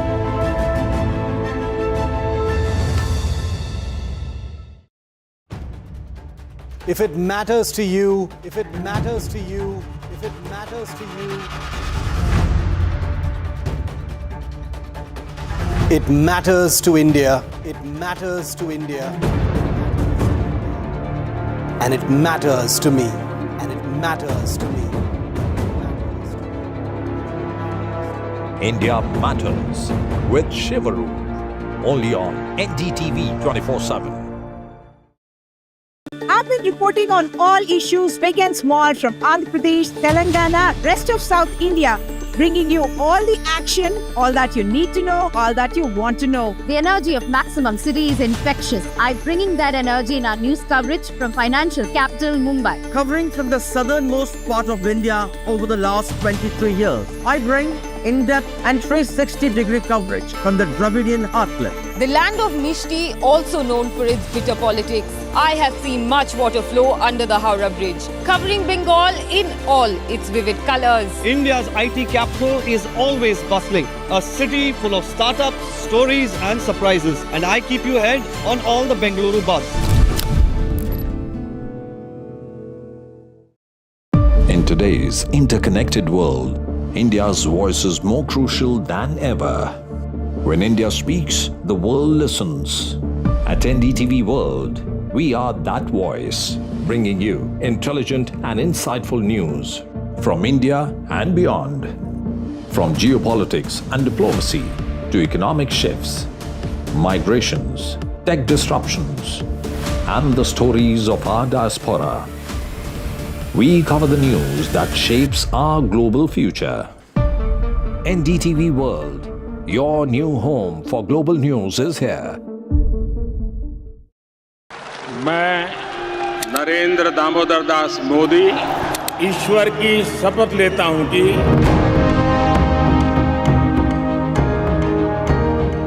NDA सरकार में हम अगले 10 साल में विकसित भारत के सपने को साकार करके रहेंगे। अटल से तो विकसित भारत की तस्वीर है।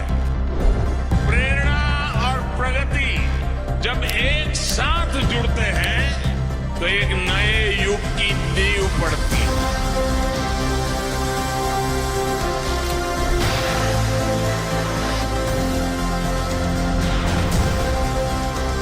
भारत माता की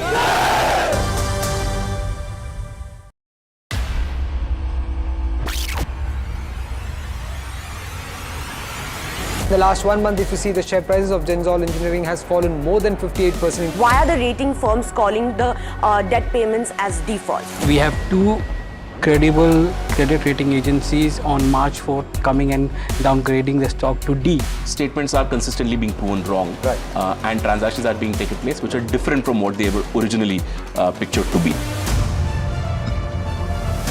The company claimed it would roll out 6,400 electric vehicles. But what it has rolled out is a shocking scam. Funds meant for the project were funneled allegedly back to the promoters, the Junkie brothers.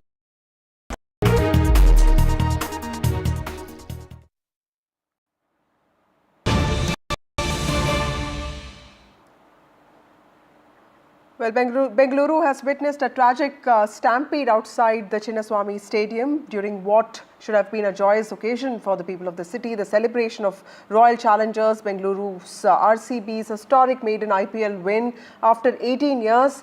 Now, thousands of enthusiastic fans, many of them families and young people, converged near the stadium for a grand felicitation event that was organized by Karnataka State Cricket Association in collaboration with the state government. What we understand is that as the gates opened and crowd control faltered, a sudden surge of people led to the stampede. Police, overwhelmed by the size and enthusiasm, was unable to manage the crowd, also disperse people. But of course, several important questions being raised. 11 people have died, several people have been injured. The Prime Minister has reacted to this brutal tragedy, calling it deeply heart-rending. The Prime Minister on Bengaluru tragedy saying that this is deeply heart-rending. And he's also said that he's praying for the speedy recovery of people who have been injured in this incident. Earlier, we also tried speaking to Karnataka Chief Minister Siddaramaiah. My colleague Deepak Bopanna tried to get a reaction from him, and this is what he said. Sir, 11 people losing their lives, sir. What do you have to say, sir? A moment of happiness turning into tragedy. Siddaramaiah, sir, what would you like to say to the families? Sir, 11 people losing. Well, eyewitnesses have described scenes of people collapsing. You can also see visuals there, very disturbing ones. There are people trying to revive people who have fallen unconscious. Clearly, crowd control measures have not worked, and the administration was not prepared for the crowds that it calls completely unprecedented, something that cannot be seen as an excuse. Karnataka BJP has also sharply criticized the Congress-led government for mismanagement of this event, accusing it of negligence. But remember, the Congress party has also said that this is politicization of this event. I'm joined by Sanjay Jha, who is a political analyst. He supports the Congress party. We also have Bhaskar Rao, who is the spokesperson of the BJP. And we have A.K. Jain, former DGP, also with us. Thank you all of you for joining me on this broadcast. To you, Bhaskar Rao, first, where do you think the administration went wrong? Because 5,000 police personnel had been deployed. Where do you think the efforts fell short? The government was in a great hurry to celebrate without seeing the writing on the wall that yesterday since 11:45 in the night, when we knew that RCB is going to win, there has been a continuous non-stop frenzy of celebrations going on all over the state, particularly in Bangalore. And the state should have anticipated and not been in great hurry, and they wanted to claim some kind of a credit for this whole program. It should not have happened that this program should have taken place at all. Why did they hold this program without any preparation? The police were unprepared. Whole of yesterday night, the police were awake in bandobast, and just to put a garland and put a shawl, these people will have made it into such an expensive tragedy in which people were overjoyed with victory, and now they are absolutely in deep gloom. Right. This is nothing but a very, very decision to have conducted this program in such great hurry. They should have waited for a day or two, and we have seen earlier also they were not properly. Right, Mr. Jha, do you think that could have been a better idea to wait for a day or two, understand, audit the safety assessment, and also, ensure that this breakdown in crowd control does not take place? Because what we saw today was entirely tragic, and 11 lives have been lost. Mr. Jha, you'll have to unmute yourself. I agree with you completely. There cannot be any debate on this at all. What has happened is horrific. And it is tragic because it's happened when people were in a festive mood, celebrating a great RCB triumph. And you got the idea about what Bangalore would be like, or Bengaluru would be like, when you saw that yesterday in the Ahmedabad stadium. You had roughly 90% of the people there, many of them locals, who were there in RCB. I'm really sorry to interrupt you. Devjit Saikia, who is with us, he is the Secretary of BCCI. Thank you, Mr. Saikia, for joining us on this broadcast. Sir, very unfortunate incident there, tragic, horrific stampede outside the Chinnaswamy Stadium. Something, this occasion should have been of celebration for people of Bengaluru. How do you see this? This is very unfortunate, which is shocking for us. After such a grand closing yesterday, it is really unfortunate and unexpected that this kind of news is coming out from Bangalore, where the victory celebrations was going on. So we have deepest condolences for all the bereaved family members whose family members have died in the incident. Very tragic. And also we are praying that whoever is injured, they are getting the best of treatment so that they can go for earliest recovery. Saikia, is there anything that the state administration should have been more mindful about? Do you think that there was a gap in coordination amongst the event organizers, be it the state government or the KSCA or even the police force here? Do you think that the arrangement should have been much better? My thing is that I am not in a fault-finding mission at this stage without knowing the complete facts. But whenever these kind of events are being organized, if you take the example how BCCI organized these kind of victory celebrations after India won the T20 World Cup in West Indies last year, BCCI had a thorough planning with the local cricket association, that is Mumbai Cricket Association, as well as the Mumbai authorities, which includes the police, the fire brigade, the disaster management authorities, while planning that kind of magnitude of having these victory celebrations in Mumbai, where there were a sea of humanities. So many people have gathered. But everything went off smoothly, even after the parade with the vehicles and etc. Not a single untoward incident happened because all the protocols were duly followed. And it takes proper planning and it takes some time. It cannot be done in a very hastily manner. I think some lapses has definitely taken place. And I'm sure the authorities who is having these responsibilities in Bengaluru, they will do the soul searching to find out who was at fault, and definitely nobody should be allowed to go scot-free if there is any lapses on their part.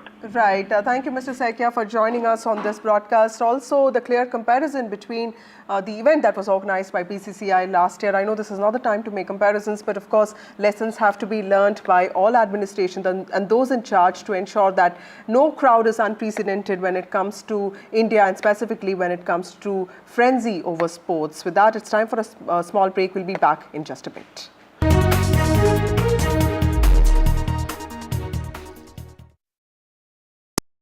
Gold plus optimistic reflective glass लगाओ, धूप की गर्मी को दूर भगाओ और बिजली का बिल भी बचाओ।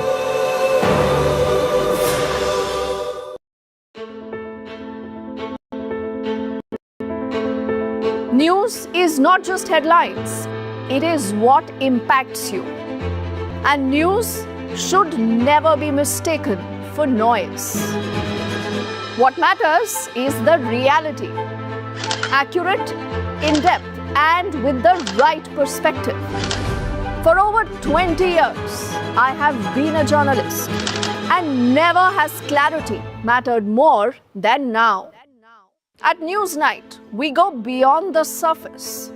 We dissect the details, challenge the narratives, and bring you the unparalleled clarity you deserve in a world clouded by misinformation. We are bold, we are direct.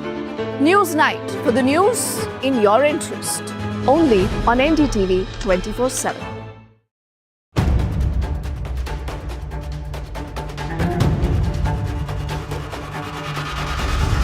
If it matters to you, if it matters to you, if it matters to you,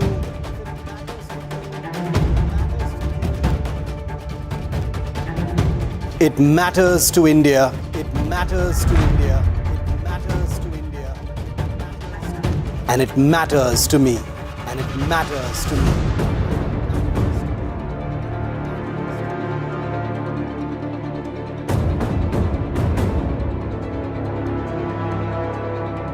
India Matters with Shivaru. Only on NDTV 24/7. 15 months after the Ram Mandir rose, the next big Pran Pratishtha. All eyes on the Ram Darbar, the 3-day Ram Rajya splendor. NDTV in the holy city of Ram to capture each moment live.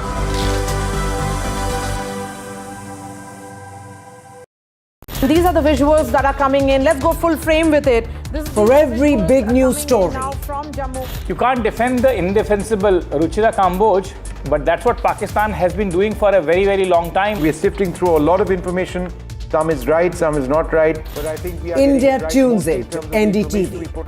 In fact, on NDTV, like we've been doing for the last few hours, we've been for fast, clear, and credible news. We've also been, busting a lot of misinformation that's been coming in. When I was standing on the road, I saw these lights going off NDTV, in the sky, and I could hear where credibility sounds of like comes what sound first. like blasts happening. When Pakistan started shelling and first shell landed here, you can see this. Well, we have reached at ground zero, and this village is NDTV. First, fast. Horrible tragedy there in Bengaluru of a stampede. 11 people have died. Karnataka Chief Minister Siddaramaiah has reacted to this. He has said that he will he has broken his silence. He has said that he is deeply shocked by the stampede and pain has erased the joy of victory. That's what he has said, breaking his silence on the Bengaluru stampede that took place today. 11 people have died. Several people have been injured. We're getting you all those details and more. Time for a short break. More news and updates on the other side.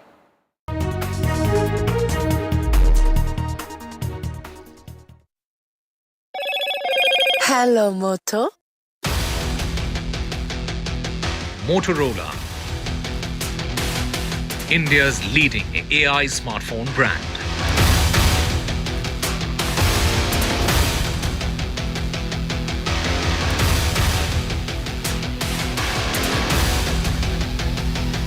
The monsoon session of the Parliament will be held between 21st of July to 12th of August. Union Minister Kiran Rijiju has said that all issues can be addressed then. No special session on Operation Sindhu demanded by the opposition. A day after cancelling his film release in Karnataka, Tamil superstar Kamal Haasan has now addressed media along with the cast of his film Thug Life. He has ducked questions on any controversy. BJP has slammed Rahul Gandhi for his surrender remarks on Prime Minister Narendra Modi and has accused the party of insulting the Indian Army, saying that even Pakistan did not use those words. 3 Indians who were kidnapped in Iran have now been rescued. They have been rescued by Tehran police. The men were freed following a police operation in South Tehran against their hostage takers.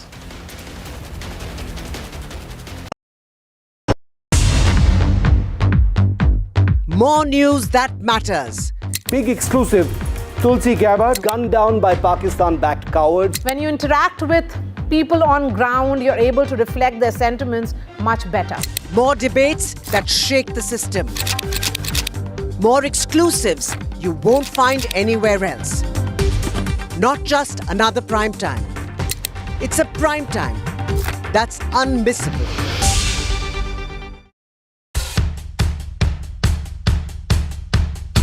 The markets move fast. And so should your portfolio. Expert insights, real-time stock picks. Do I buy Ola? Should I or hold ICICI for the long term? Buy, sell or hold. The answers you need, straight from the experts. Callers from India and across the world. Connect live. Ask, decide and invest wisely. Your portfolio, your future. Ask Profit.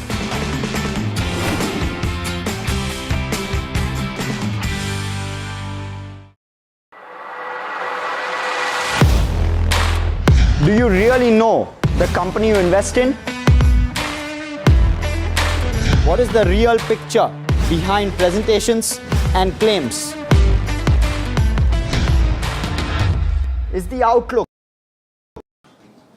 ಇವತ್ತು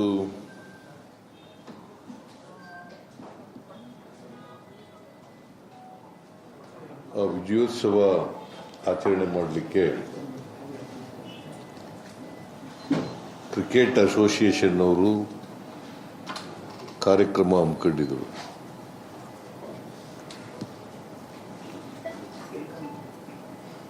ಸರ್ಕಾರದ ವತಿಯಿಂದಲೂ ಕೂಡ ಕಾರ್ಯಕ್ರಮ ಏರ್ಪಾಡು ಮಾಡಿದ್ದರು.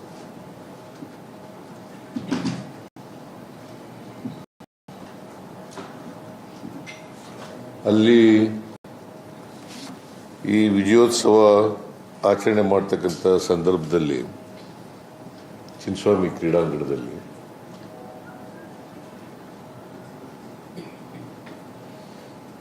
ಬಹಳ ದೊಡ್ಡ ದುರಂತ ನಡೆದಿದೆ.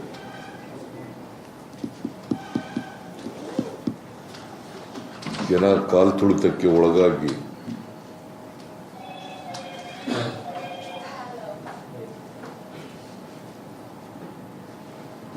ಹನ್ನೊಂದು ಜನರು ಮೃತಪಟ್ಟಿದ್ದಾರೆ.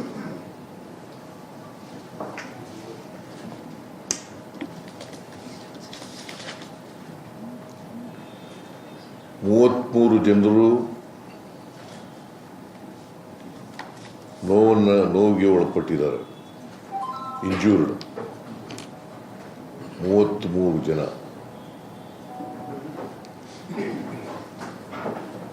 ನಾನು who are injured right now? Bowring ಹಾಸ್ಪಿಟಲ್ಗೆ, ವೈದೇಹಿ ಮಲ್ಯ ಹಾಸ್ಪಿಟಲ್ಗೆ ಭೇಟಿ ಕೊಟ್ಟಿದ್ದೆ. The Chief Minister saying that he paid a visit to the Bowring Hospital and the Vaidehi Malya Hospital where the injured and those ಸಂಭ್ರಮ ಆಚರಣೆ ಮಾಡುವಾಗ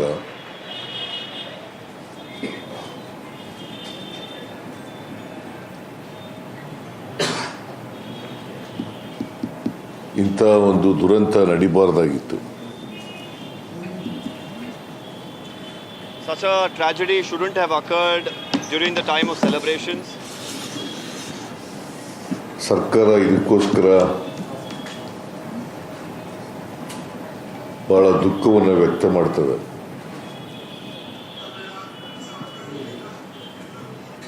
government expresses its anguish for what has happened.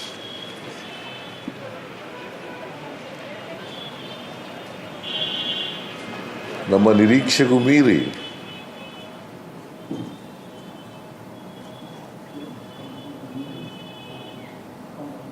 ಜನ ಅಭಿಮಾನಿಗಳು ಸೇರಿದರು. ವಿಧಾನಸೌಧ ಎದುರುಗಡೆ ಸುಮಾರು 1 ಲಕ್ಷಕ್ಕೂ ಹೆಚ್ಚು ಜನ ಸೇರಿದ್ರು. At Vidhan Soudha, there were more than 1 lakh who Vidhana Soudha ಮುಂದೆ ನಡೆದಂಥ ಸಮಾರಂಭದಲ್ಲಿ ಯಾವುದೇ ಅನಿರೀಕ್ಷಿತ ಘಟನೆ ನಡೆದಿಲ್ಲ, ದುರಂತ ನಡೆದಿಲ್ಲ. There was no untoward incident that happened at the Vidhan Soudha. Chinnaswamy ಸ್ಟೇಡಿಯಂನಲ್ಲಿ ಈ ದುರಂತ But ಆಗಿದೆ. at the Chinnaswamy Stadium, this ಯಾರು tragedy ಕೂಡ has ಇದನ್ನ unfolded. ನಿರೀಕ್ಷೆ ಮಾಡಿರಲಿಲ್ಲ. Nobody had expected something like this to happen. ನಾವು ಕೂಡ ನಿರೀಕ್ಷೆ ಮಾಡಿರಲಿಲ್ಲ. Even we didn't expect something like this to happen.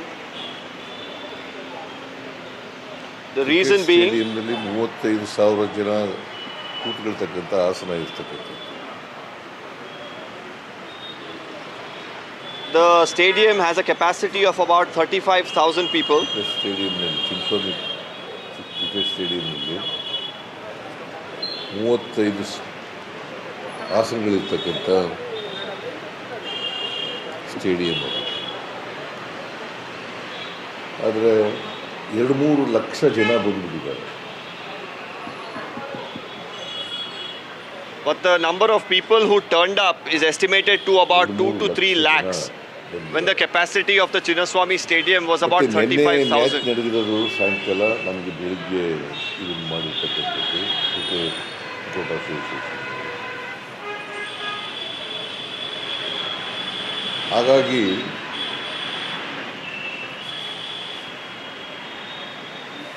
ಯಾರು ಕೂಡ ನಿರೀಕ್ಷೆ ಮಾಡಿರಲಿಲ್ಲ. The match happened last night. Preparations had to be done from early this morning.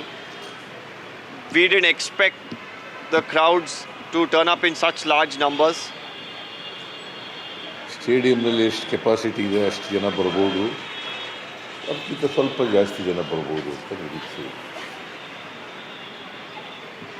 We had assumed that there would be as many people as the stadium would accommodate, or a little more than that, but we definitely didn't expect the number that actually turned up.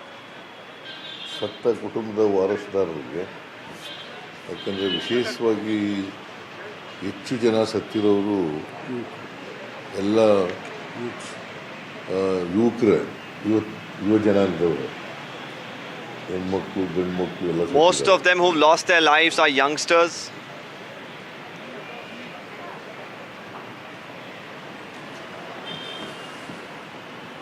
ಹೆಣ್ಮಕ್ಳು ಸತ್ತಿದ್ದಾರೆ, ಗಂಡು ಮಕ್ಕಳು ಸತ್ತಿದ್ದಾರೆ. ಅವರ ಕುಟುಂಬದ There are both men and women, boys and girls who've lost their lives. ಸರ್ಕಾರ 10 ಲಕ್ಷ ರೂಪಾಯಿಗಳನ್ನು ಪರಿಹಾರವಾಗಿ ಕೊಡ್ತೀವಿ. We are announcing a compensation of 10 lakh rupees to the kin of the deceased. 11 ಜನ ಸತ್ತಿದ್ದಾರೆ. 11 ಜನರಿಗೂ 10 ಲಕ್ಷ ರೂಪಾಯಿಗಳನ್ನು. This is to the families of the 11 people who have lost their lives.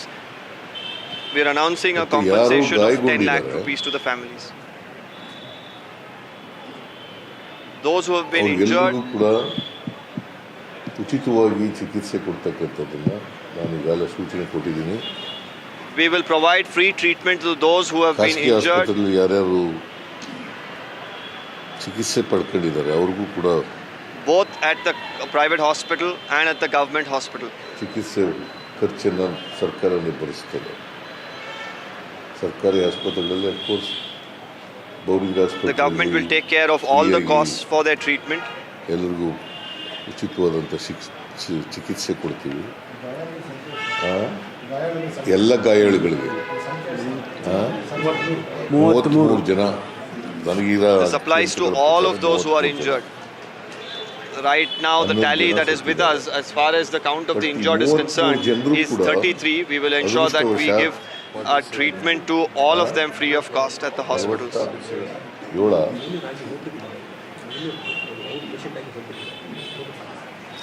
Now, somebody updating the Chief Minister that the number of people who are injured are 47. Some of them have already left after getting some treatment.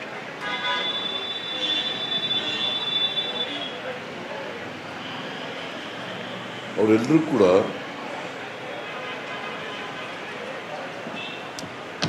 ಯಾರ್ಯಾರು injury ಆಗಿದೆ ಅವರೆಲ್ಲರೂ ಕೂಡ ನನಗೆ ಡಾಕ್ಟರ್ಗಳ ಜೊತೆ ಮಾತಾಡಿದ ಮೇಲೆ ನನಗೆ ಅವ್ರು ಹೇಳಿರೋ ಪ್ರಕಾರ they are all out of danger. Well, the Chief Minister confirming that those who are injured and brought to the hospital are all out of danger.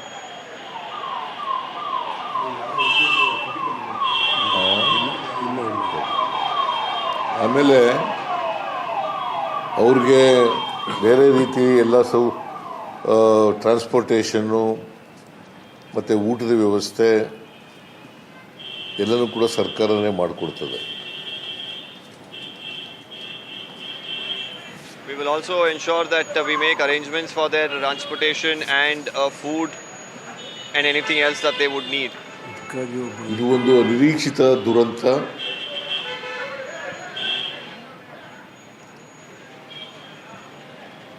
ಯಾರು This is an unexpected tragedy. ಕಾಲ್ ತುಳಿತದಲ್ಲಿ ಪ್ರಾಣ ಕಳ್ಕೊಂಡಿದ್ದಾರೆ ಅವರ ಆತ್ಮಕ್ಕೆ ಶಾಂತಿ ಸಿಗಲಿ ಅಂತೇಳಿ I pray ಸರ್ಕಾರ that those who have lost their ಪ್ರಾರ್ಥನೆ lives, may their souls rest in peace. ಅವರ ಕುಟುಂಬ ವರ್ಗದವರಿಗೆ Pray ಬಹಳ and ಜನ we hope on behalf of the government ಕೆಲವರು ವಿದ್ಯಾರ್ಥಿಗಳು ಕೂಡ ಇದ್ದಾರೆ. that all these youngsters who've lost their lives, some of them students even, may their souls rest in peace.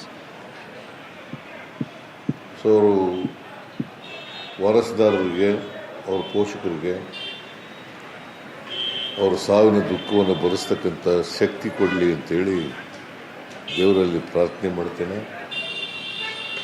ಜೊತೆಗೆ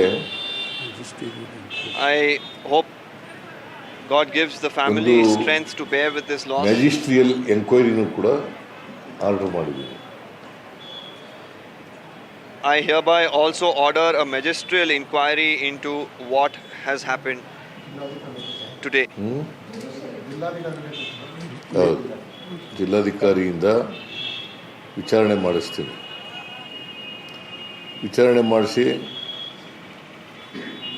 ಯಾರು ತಪ್ಪಿತಸ್ಥರಿದ್ದಾರೆ ಅವ್ರ ಮೇಲೆ ಕ್ರಮ ತಗೋತೀವಿ.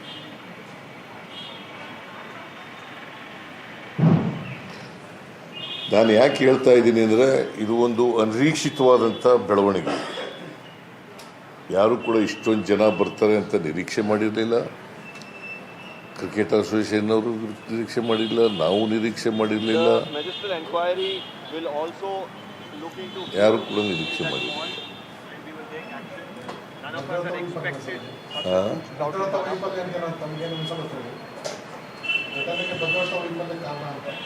ಏನು ಭದ್ರತೆ ವೈಫಲ್ಯ?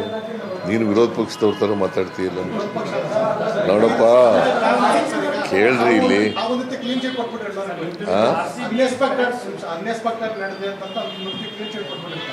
ಕ್ಲೀನ್ ಚಿಟ್ಟು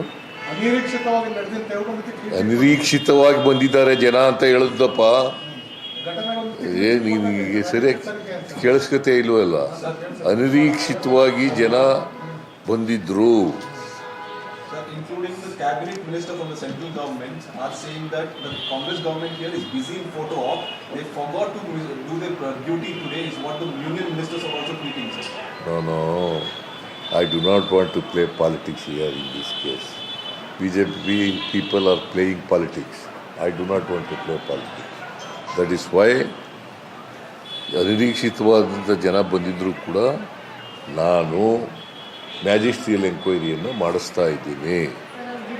ಯಾರು ತಪ್ಪಿತಸ್ಥಿದ್ದಾರೆ, ಅದು ಭದ್ರತಾ ವೈಫಲ್ಯ ಇರ್ಬೋದು, ಇನ್ಯಾವುದೇ ವೈಫಲ್ಯ ಇರ್ಬೋದು, ಯಾವುದೇ ಇರ್ಬೋದು, ಅವೆಲ್ಲಕ್ಕೂ ಕೂಡ ಮ್ಯಾಜಿಸ್ಟ್ರಿಯಲ್ ಎಂಕ್ವೈರಿಯನ್ನು ಮಾಡಿಸ್ತಾರೆ.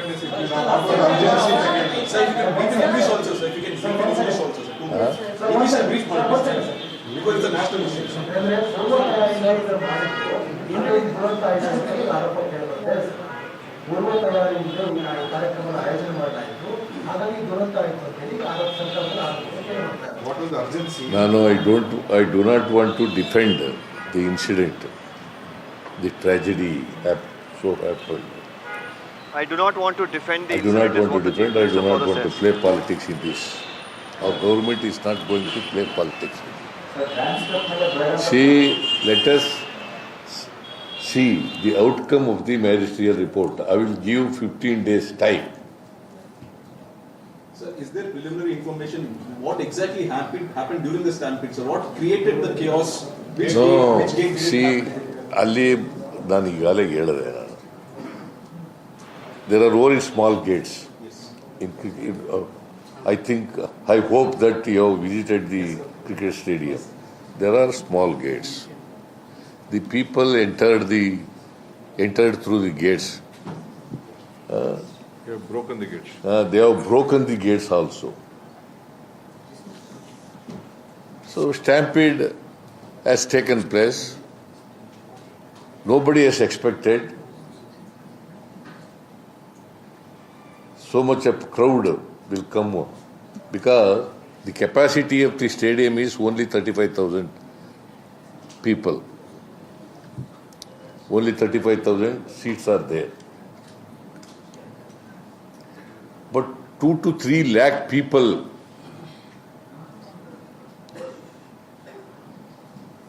have come to participate in the celebration.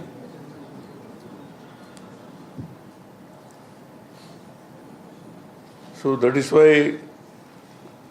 see, ಮೇಲ್ನೋಟಕ್ಕೆ ಹಂಗನ್ಸುತ್ತೆ, ಪ್ರೇಮ ಪೇಶಿ, it looks like that. It doesn't mean that ನಾನು ಖಚಿತವಾಗಿ ಏನು ನಡೆದೇ ಇಲ್ಲ ಅಂತ ಏನು ಹೇಳಿಲ್ಲ. That is why I ordered magisterial inquiry and I given 15 days time. Rahul Gandhi has just tweeted, sir, every safety protocol for public event must be reviewed by the government and strictly enforced. ಅಂತ tweet ಮಾಡಿದ್ರು sir Rahul Gandhi. Just ನಾವು ನಾನು ನೋಡಿಲ್ಲ, ನಾನು ನೋಡಿಲ್ಲ.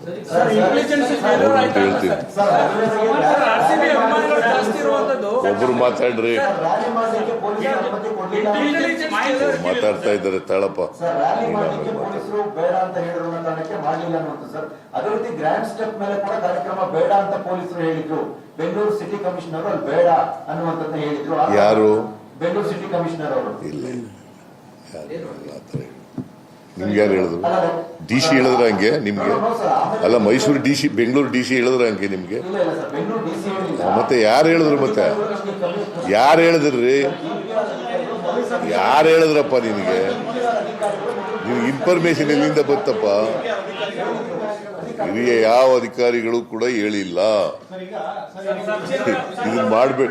C, it is cricket association which arrange the program ಅಲ್ವಾ? ನಮಗೇನು ಹೇಳಿಲ್ಲ ಅದನ್ನ. ನಾವು ಇಲ್ಲಿ ಅರಮನೆ ಅಲ್ಲಿ ಅಂತ ವಿಧಾನಸೌಧ ಮುಂದ್ಗಡೆ ಮಾಡಿದ್ದವ್ರು. ಅಲ್ಲೇನಾರು ಆಗಿದೆಯಾ? ಇಲ್ಲ ಅಲ್ವಾ? ಅಲ್ಲಿ ಸುಖಾಂತ್ಯವಾಗಿ ನಡೆದಿದೆ.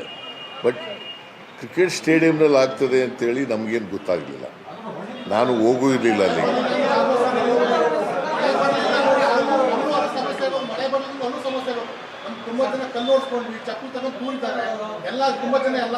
ಯಾರು?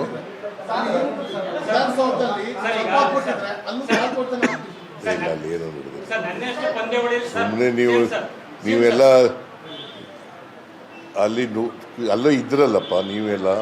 ಅಲ್ಲೇನು ನಡೀತು? ನನಗೆ ಗೊತ್ತಿರೋ ಮಟ್ಟಿಗೆ ಏನೂ ನಡೆದಿಲ್ಲ ಅಲ್ಲಿ. ನನಗೆ ಗೊತ್ತಿರೋ ಮಟ್ಟಿಗೆ, ನನಗಿರೋ ಇನ್ಫಾರ್ಮೇಶನ್ ಪ್ರಕಾರ ಏನೂ ನಡೆದಿಲ್ಲ.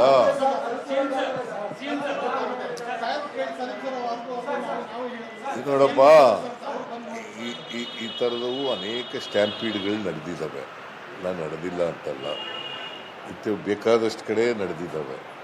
ಆದರೆ ನಾನು ಎಲ್ಲನೂ ಈಗ ಡಿಫೆಂಡ್ ಮಾಡ್ಕೊಳಕ್ಕೆ ಹೋಗಲ್ಲ. ಅಲ್ಲಿ ನಡೆದಿದ್ದಾವೆ, ಹಿಂದೆ ನಡೆದಿತ್ತು, ಇದರಲ್ಲಿ ಕುಂಭಮೇಳದಲ್ಲಿ ನಡೆದಿತ್ತು ಅಂತ ಹೇಳಿ ಇಲ್ಲಿ ಡಿಫೆಂಡ್ ಮಾಡ್ಕೊಳಕ್ಕೆ ನಾನು ಹೋಗಿದ್ದೀನ. ಕುಂಭಮೇಳದಲ್ಲಿ ಎಷ್ಟು ಒಂದು 50-60 ಜನ ಸತ್ತಿದ್ರು stampede.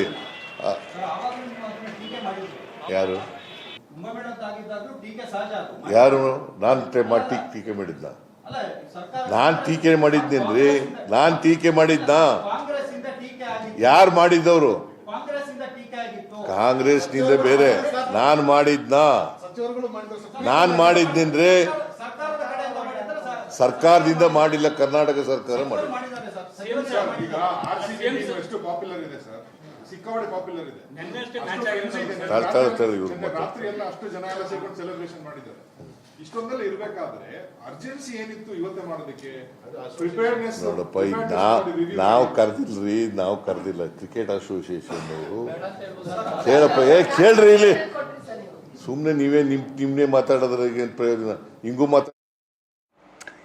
11 people dead, 33 injured. Chief Minister Siddaramaiah of Karnataka addressing a detailed press conference and taking questions on an incident where joyful celebrations in a matter of just 6 minutes have turned into one of the worst tragedies of the year. I want to quickly bring in our team from the ground, Veera Raghav, Hari Priya. We'll get Deepak as well in just a moment from now. Veera, to you first. We've just heard many elements coming out from that press conference. You were there, reporting on this entire celebration that turned tragic. What are the key points that stand out to you from this press conference? Very, very important, Shiv. I think he says that the Cricket Association organized the event at the stadium and the government organized it here at the Vidhan Soudha. There was a lot of police presence here at the Vidhan Soudha. There was very, very limited presence there at the cricket stadium, Chinnaswamy Stadium, just a stone's throw away. He's also saying that he will do an inquiry and take action against whoever is responsible. But I think there are some really important questions, Shiv, that I've jotted down which need to be raised. One, was it all done in a big hurry? Was there a need to do such a big event today? Was there a FOMO for the government from missing out in the euphoria? Two, were 2 events necessary? Because remember, the police force is also overstretched. When you have 2 big events of this nature at such a short interval, was it absolutely necessary? Should it have just been in one place? And 3, more important, who is to be held responsible is a question that everyone will ask. But was the stadium event badly planned? And that's a very important question because, as I point out, Shiv, anyone who understands the crowd, from about 3 o'clock, 4 o'clock onwards, I moved out of there a little away because you knew it was getting very, very, very chaotic. There were huge crowds that was there. There was confusion over whether there was going to be a victory parade, whether there was not going to be a victory parade. I think it all boils down to A, the frenzy, B, what was the kind of management that was there at the Chinnaswamy Stadium. It was all very chaotic and unplanned. So some serious questions that need to be raised, apart from the fact that is such frenzy even justified at the end of the day when you bring small kids and old people out there, which we saw outside the stadium. Shiv, these are my key questions for today. And those questions are going to be raised even louder here on NDTV. Veera, one more question before I let you go is this magisterial inquiry that the Chief Minister has ordered now is obviously, hopefully, going to be a time-bound one. He's named the organizers. Like you said, FOMO as far as the euphoria is concerned. There are all of these different moving parts as we still absorb the scale of this tragedy. What do you think of that? Magisterial inquiries in the past don't have a great track record as far as nailing accountability for something like this. compensation, magisterial inquiry are the routine responses of government to a tragedy. So there will be heads that will roll, and I think there will be questions raised to the police and the police officers.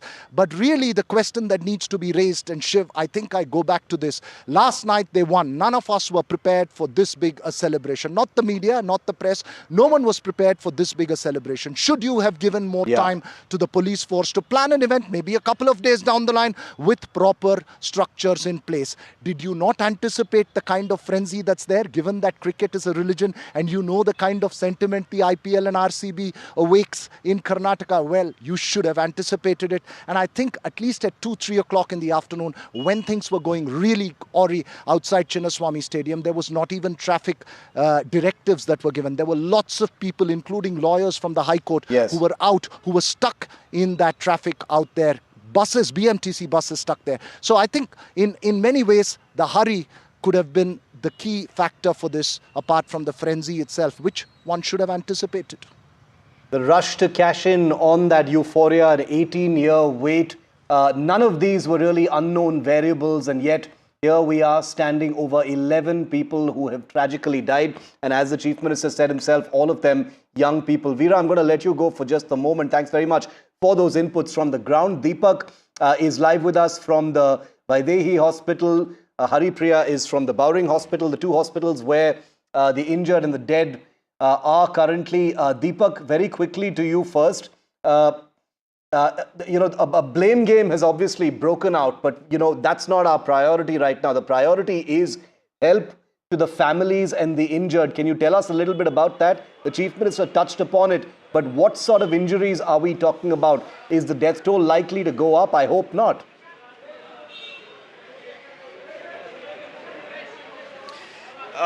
Well, Shiv, as of now, those who are injured are out of danger, at least at the Malya Hospital. I spoke to the doctor. That's the update that I can bring to our viewers. But absolutely, this was something that shouldn't have happened. On a day where celebrations were the order of the day, tragedy striking is something that was quite uncalled for. The Chief Minister says they didn't expect the kind of crowds. We know even during a cricket match, when there are tickets that are sold for a stadium, which he in fact confirms that there are 35,000 people, there are at least 5,000 to 10,000 people on a match day that turn up and wait outside. On the day when there were talks of a victory parade, initially, of course, the Home Minister says there was no victory parade. Then why was a bus being prepped? Why was that bus, which was supposed to, mirror a victory parade bus, brought into the Vidhan Soudha along with the two buses in which the players came? These are some pertinent questions. And also, was there a need to have these two different locations and felicitations happening there? Because, the movement of the bus from one location to the other also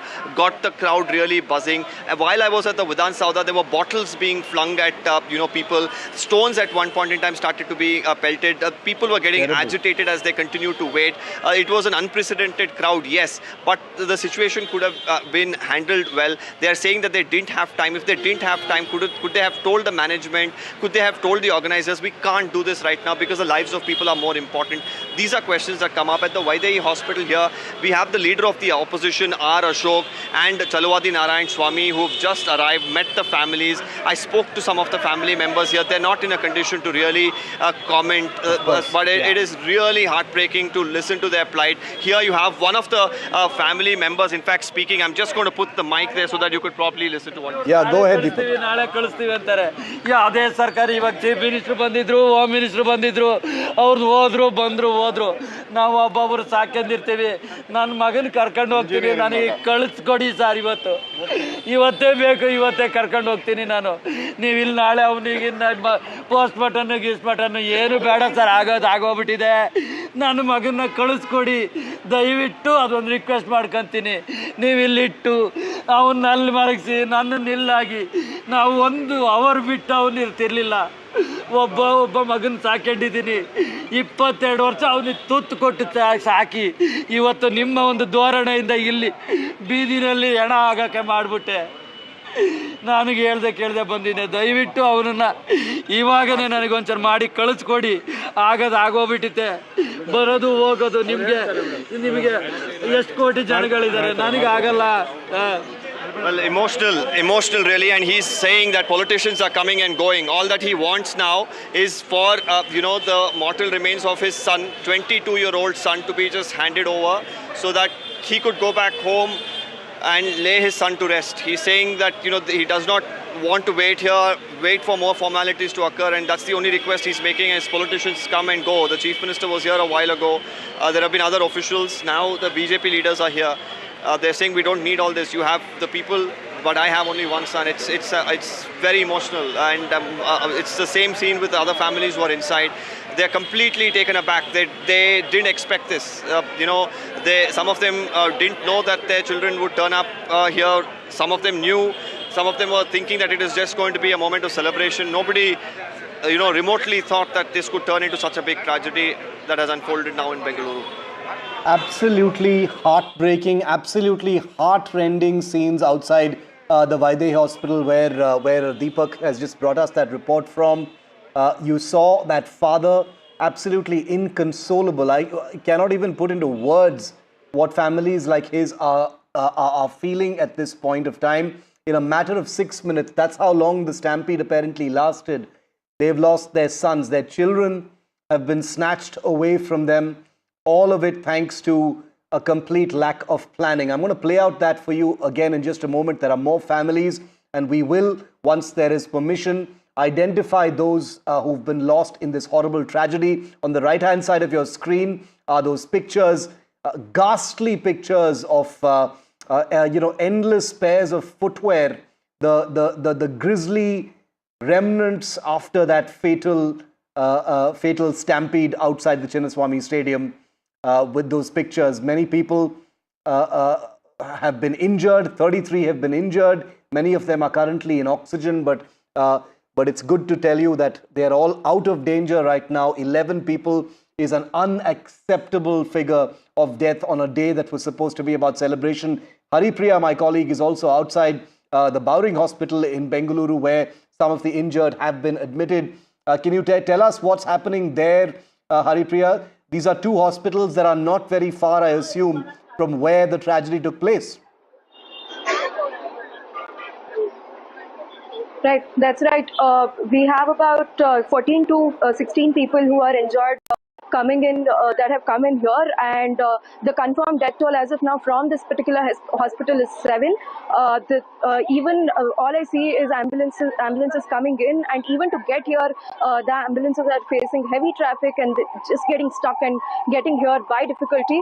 I also saw some of the imagery from inside the Bowring Hospital, although we've not been let in.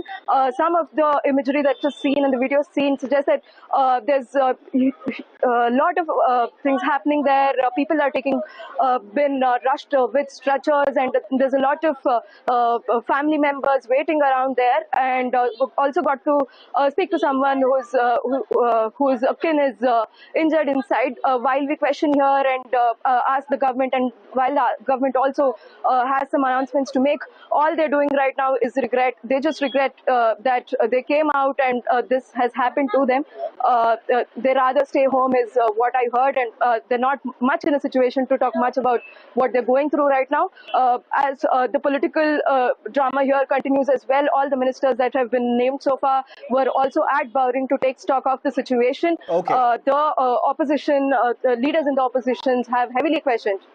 All right, Haripriya, thank you very much for that input. It's going to be a long night, a terribly heartbreaking night for 11 families. But here on NDTV, as we report from the ground in Bengaluru, we are going to raise the big questions, because this is the 7th such stampede in the country in the last 12 months. We are zooming into Bengaluru, but we're also zooming out to the rest of the country and asking the big questions right after this break. Stay with us.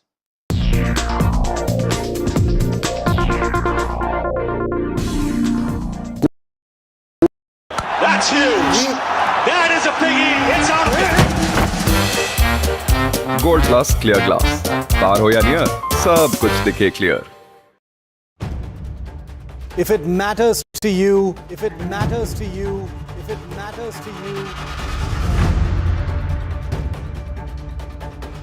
it matters to India. It matters to India. And it matters to me. And it matters to me. India Matters with Shivaru. Only on NDTV 24/7. I've been reporting on all issues big and small from Andhra Pradesh, Telangana, rest of South India, bringing you all the action, all that you need to know, all that you want to know. The energy of maximum city is infectious. I'm bringing that energy in our news coverage from financial capital Mumbai. Covering from the southernmost part of India over the last 23 years, I bring in-depth and 360-degree coverage from the Dravidian heartland. The land of Mishti, also known for its bitter politics. I have seen much water flow under the Howrah Bridge, covering Bengal in all its vivid colors. India's IT capital is always bustling, a city full of startups, stories and surprises. And I keep you ahead on all the Bengaluru buzz. In today's interconnected world, India's voice is more crucial than ever. When India speaks, the world listens. At NDTV World, we are that voice, bringing you intelligent and insightful news from India and beyond. From geopolitics and diplomacy to economic shifts, migrations, tech disruptions, and the stories of our diaspora. We cover the news that shapes our global future. NDTV World, your new home for global news is here. मैं नरेंद्र दामोदर दास मोदी ईश्वर की शपथ लेता हूं कि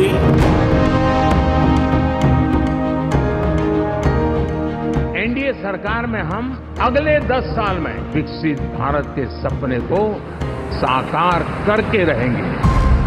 अटल से तो विकसित भारत की तस्वीर है। प्रेरणा और प्रगति जब एक साथ जुड़ते हैं तो एक नए युग की नींव पड़ती है।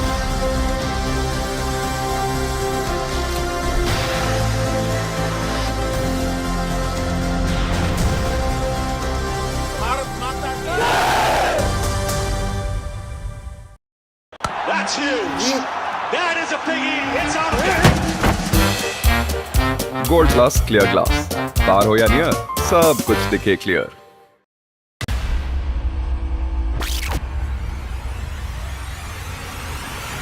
In the last 1 month, if you see, the share prices of Denzol Engineering has fallen more than 58%. Why are the rating firms calling the debt payments as default? We have two credible credit rating agencies on March 4th coming and downgrading the stock to D. Statements are consistently being proven wrong, and transactions are being taken place which are different from what they were originally pictured to be.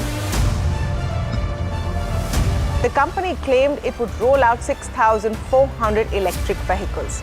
But what it has rolled out is a shocking scam. Funds meant for the project were funneled allegedly back to the promoters, the Jaggi brothers. What did the money buy? Motorola, India's leading AI smartphone brand.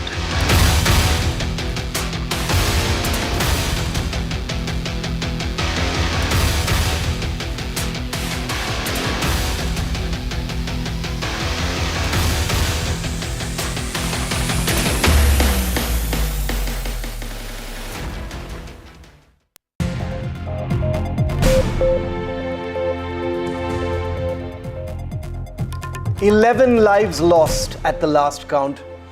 During what should have been a moment of joy, Bengaluru was celebrating an 18-year wait for a long-desired IPL victory by the Royal Challengers Bengaluru. But that joy curdled into horror as a stampede broke out during the victory celebrations. 11 of our citizens are dead, all of them young people. They weren't part of a protest, they weren't part of any agitation. They were simply cricket fans who came to cheer a long-awaited victory. They came to see their team, their boys, and they died. What happened was not just tragic, it was totally avoidable. There are some burning questions the Karnataka government must face, and they've just addressed a press conference. Who planned and organized the various events across the city? Who cleared the permissions for gathering of such magnitude, especially just hours after crowd chaos had previously played out just the previous night?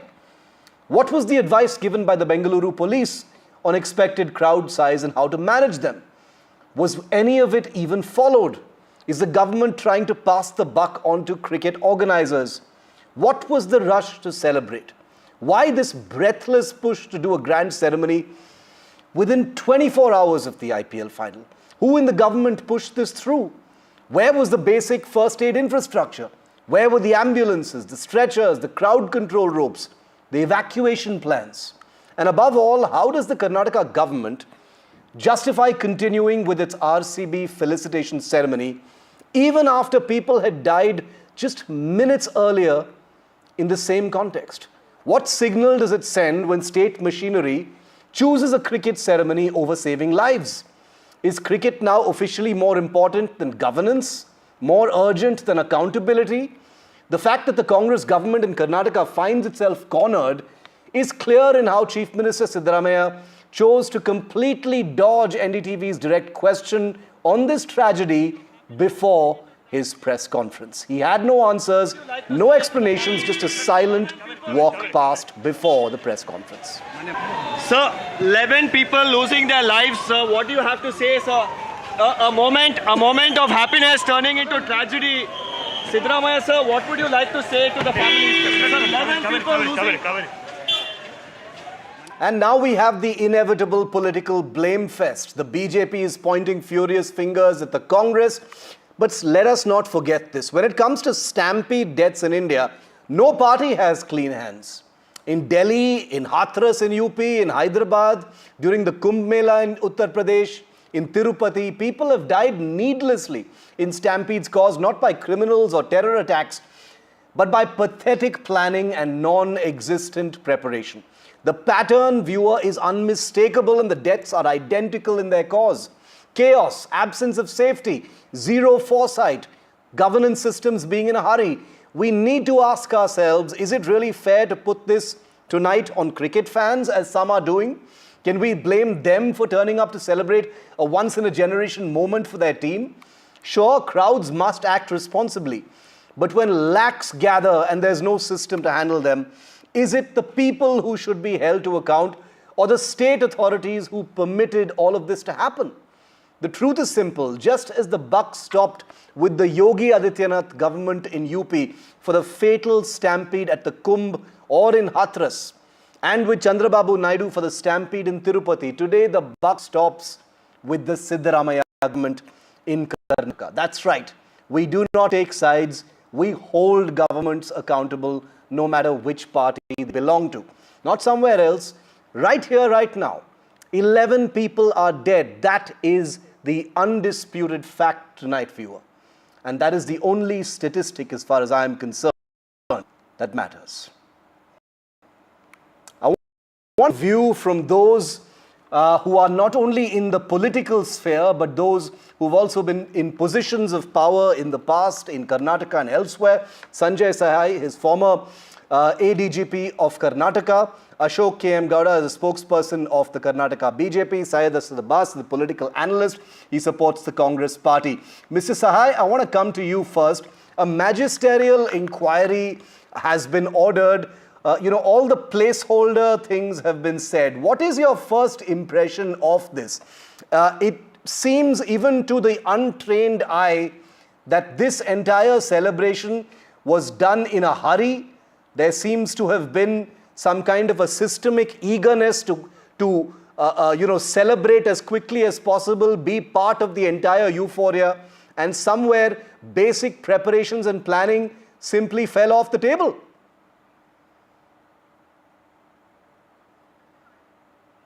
Mr. Sahai, you're muted. My first reaction is the nature of audacity. It which the political dispensation has talked about this strategy. And if you reverse back, you will understand, you will get the whole sequence of things. It is very difficult to make out, and never ever we have been able to make out in any stampede, whether the political class has decided or the police leadership has started.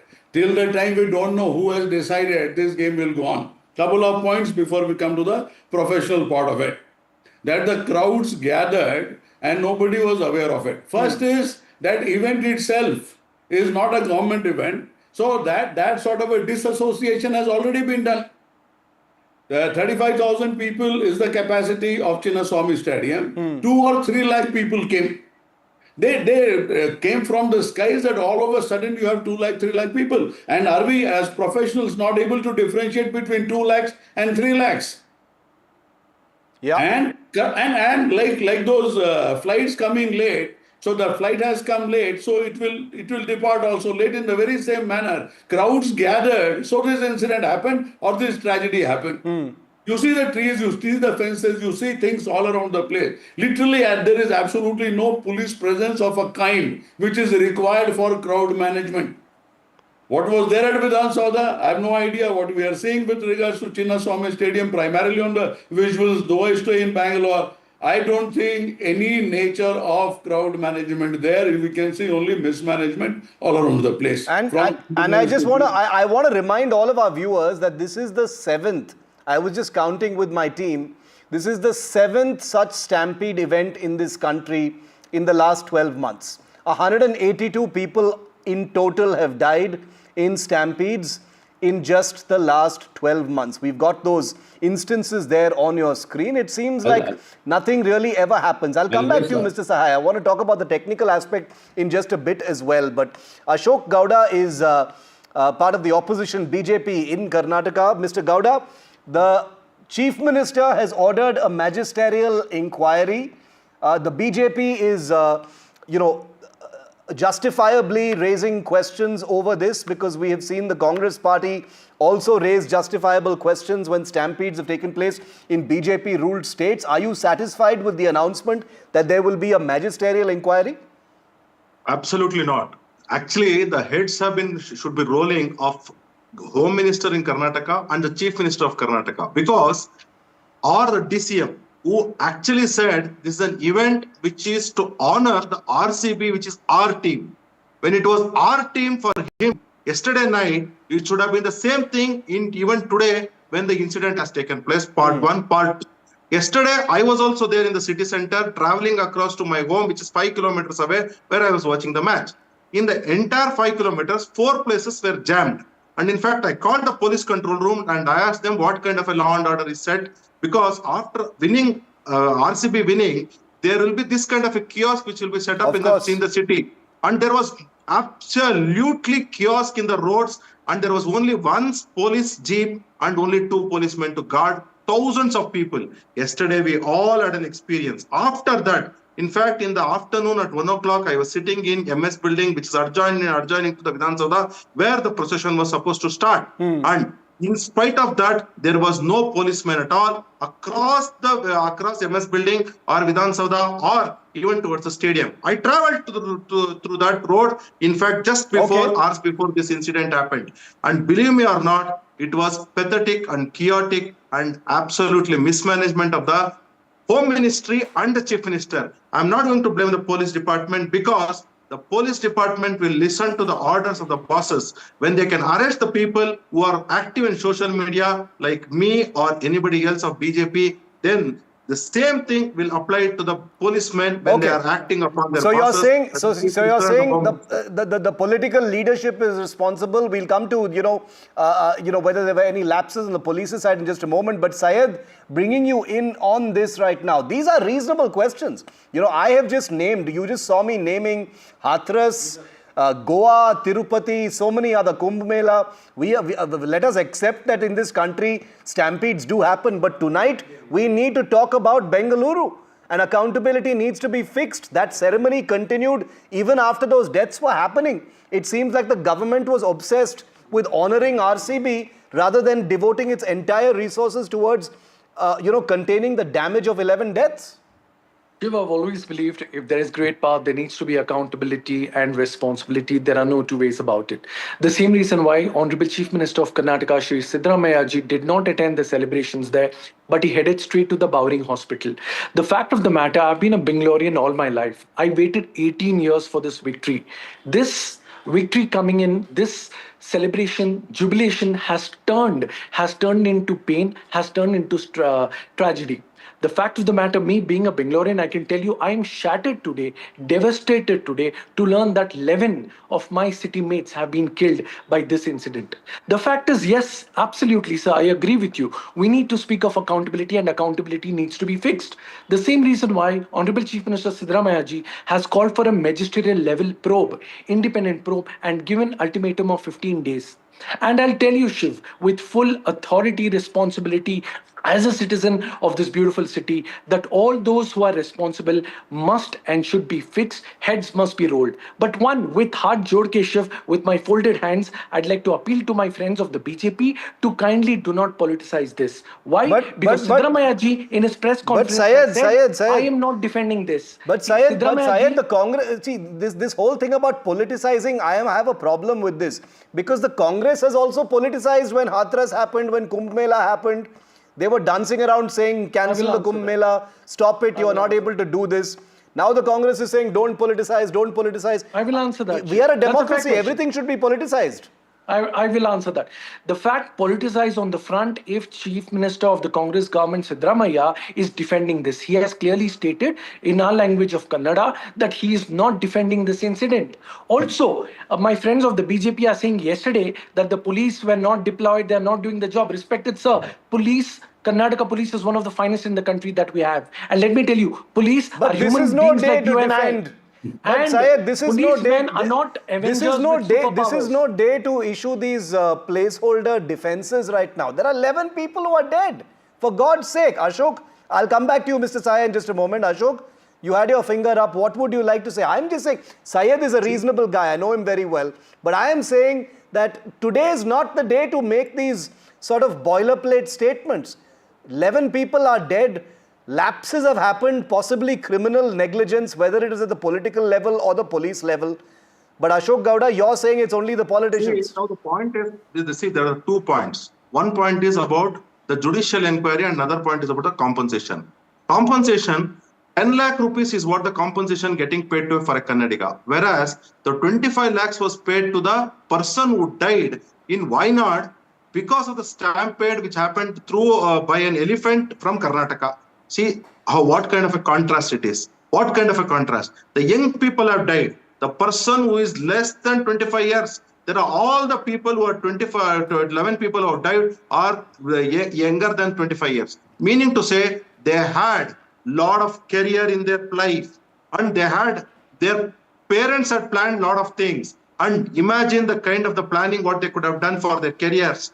See, all these things should have been kept in mind when announcing the compensation. And when you can pay 25 lakh rupees for a person who is getting, who died because of stampede of an elephant from Karnataka, why can't you not pay more than that? When you are ready to pay, give sites to the people who won the match for Bengaluru, why can't you not pay compensation? Okay, so Mr. Gowda, this gets added to the many things that the BJP is currently saying as far as the Siddaramaiah government is concerned. But Mr. Sahai, I want to bring you back in on this because the BJP, which is in the opposition, saying that it's only the politicians who are to blame, not the police. But my question is, at some point while this entire crowd swell was evolving, did the alarm bells not go off anywhere? There is a huge discrepancy between 35,000 and 2 to 3 lakh people. And I agree completely with Syed when he says the Karnataka police is a very professional police. Yes.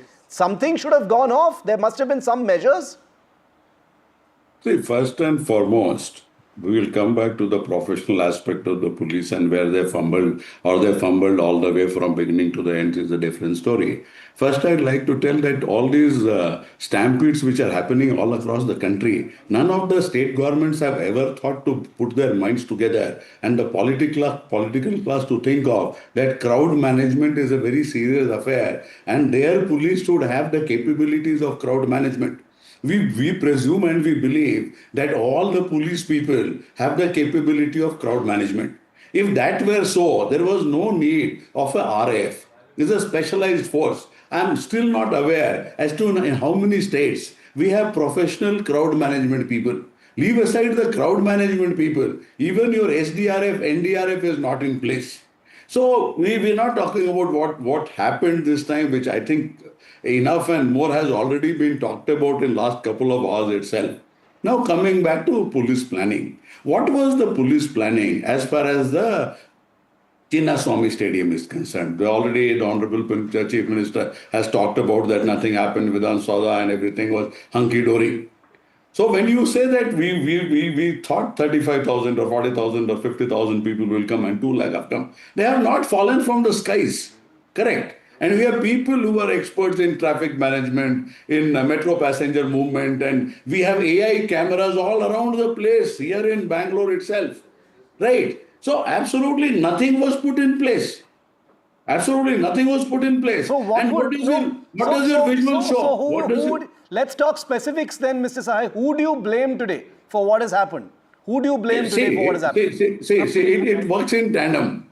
So many times I keep telling people, when you say bureaucrats and police guys are different and the political class is different. Till 77 years, strange bedfellows cannot get together. So it is basically in tandem. So these people come up with something and those people agree, or those people come with something and these people agree. Very rarely it will happen when the police leadership will tell that this we are not going to do. It is not. I am hearing that there was a lathi charge in front of the Vidhan Soudha before the ceremony even began. Leave aside the lathi charge part. They see the way people have gathered. You can see the shots on our screen right now. I mean, that alone should have given the system some kind of alarm bell. No, I'm not talking about lathi charge and how the people came. You see the trees, you see the fences, you see all over the place. Where are the police guys still before the lathi charge started? This needs a very meticulous, very different sort of a planning. Sir, I'll tell you. See, I think when you say that the chiefs of all states should put their heads together, the problem why it will never happen is no magisterial inquiry has ever made serious heads roll. It's always some small fry. I'm not talking about the magisterial inquiry. I'm not talking about the magic. I'm talking about the heads of government or heads of police. I'll tell you why, sir. I'll tell you why it doesn't happen. And I have covered these stampedes in the past. You know it better, but let me say it anyway. The reason why it doesn't happen is because when a Kumbh Mela stampede takes place, the opposition will jump justifiably, like I said in my opening comment, on the government over there and say, poor planning, you don't know what you're doing, cancel the Kumbh Mela, cancel all this. You are irresponsible, criminal negligence. All these harsh words that tie you down will be said. And the same people now will address press conferences and say, please don't politicize it. The same people will say that. That is the problem. Why it does not happen? I'm taking away my police officer's hat and I'm telling you why it does not happen. It does not happen because of a complete casual nature of all governance in all states. And because life is cheap. All amount of clarity. Okay, now you're talking of magisterial inquiry and you give me reference of magisterial inquiries and you have seen enough and more how things are happening. In the press conference itself, the direction of magisterial inquiry has literally been shown. Yeah, correct. Yeah. This particular organization at Chinnaswamy Stadium, that is not a part of state government's responsibility, period. In a different language. So there was already an effort to shift blame. Yeah, I agree. I saw that. What will the magistrate do? Will be? He'll be a deputy commissioner? He will be a deputy commissioner. He will do the magisterial inquiry. You are saying that this crowd gathered on its own. Okay, so I have 2 minutes left and I'll give 60 seconds to each of our political guests. Syed, the seeds have already been planted for no accountability to be fixed. That is the subtext. And also, life is cheap in this country, which is why ultimately we will all move on. We moved on from 120 people killed in Hathras. We will move on from 11 people killed in Bengaluru. Shiv, look at the unfortunate state of affairs. Yesterday, my beautiful city of Bengaluru was lit up like the beautiful joy, the beautiful city of lights, like we're celebrating Diwali. It was nothing next to that. And Abhi, the same city, we are heartbroken today, Shiv. And let me tell you, my dear friend, all your questions are apt, articulate, and to the point, and I agree with you. There are no two ways about it. Accountability must and should be fixed. And as Honorable Chief Minister Sri Siddaramaiah ji has said, 15 days of ultimatum, heads must roll, resignations must come in, and those responsible must come through. One word, Shiv, 10 seconds, Shiv, one word. Let me tell you, Shiv, my friends are testimony to the fact Hundreds of lives today were saved by policemen. They were taking people in their arms and rushing them to the ambulances, to the hospitals. Let us not villainize the police. Nobody is villainizing police anyone. Personnel were deployed. Nobody is villainizing anyone. The buck does not stop with the police. Okay. Karnataka police today. I have 60 seconds left. Ashok Gowda, 50. Do you have faith that in 15 days heads will roll? Accountability will be fixed? That is the promise. See, I'll tell you, nothing has happened on the people who are killed in different districts in Karnataka. Nothing has happened in Karnataka after the 4 decades which have happened in Karnataka. So there is a lot of things which is happening in the failing of the law and order in Karnataka. Yet the heads have not rolled. Yet they say that, like, you know, because of this 11 deaths, the heads will roll. What will they do? They will remove the commissioner. They will remove the DCP. That's all. But actual point is, the Home Minister who lacks the skill of being a Home Minister should be removed. And as well as the Chief Minister should be held accountable, and he should answer the people of Karnataka. And the deaths of the 11 Kannadigas, innocent Kannadigas, are the cause of the mismanagement and misplanning and complete failure of Congress government's law and order in Karnataka. This is the actual fact. So who else should be held responsible? It is not DG and IGP, it is not a commissioner, it is not a DCP. Home Minister and the CM of Karnataka are people who should be held responsible. Even the Mallikarjun Kharge has tweeted saying that from further onwards, take care. It is not further onwards. Today, please answer. Today, please answer. So Rahul Gandhi should answer. Okay. Thank you, Ashok Gowda, Syed Asad Abbas, Mr. Sahai as well for being here on this discussion. These are angry early moments in a tragedy that reminds us of so many tragedies that have happened before. This one feels personal. I am from Karnataka, Bengaluru. I think we can all agree is a beautiful city, but accountability needs to be fixed. Let us remember those 11 families whose lives have been turned devastatingly upside down in a matter of just 6 minutes because of someone's negligence and lack of planning. That's it tonight on the show. Thanks for watching. This continues to be our top story.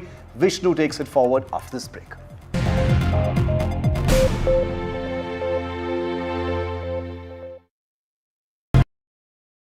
तू ही तो है जिसकी सच्चाई वाली clarity की वजह से मैं आज यहाँ हूँ। गोल्ड प्लस सिल्वॉक्सी मिरर्स, ऐसी क्लैरिटी कि आपको सिर्फ सच नजर आए, चाहे कितने भी साल बीत जाएं। News is not just headlines, it is what impacts you. And news should never be mistaken for noise. What matters is the reality. Accurate, in-depth, and with the right perspective. For over 20 years, I have been a journalist, and never has clarity mattered more than now. At Newsnight, we go beyond the surface. We dissect the details, challenge the narratives, and bring you the unparalleled clarity you deserve in a world clouded by misinformation. We are bold, we are direct. Newsnight, for the news in your interest. Only on NDTV 24/7.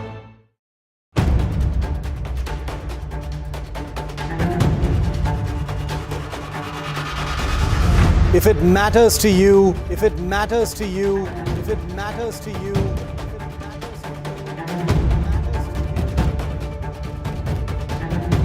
it matters to India. It matters to India. It matters to India. And it matters to me. And it matters to me.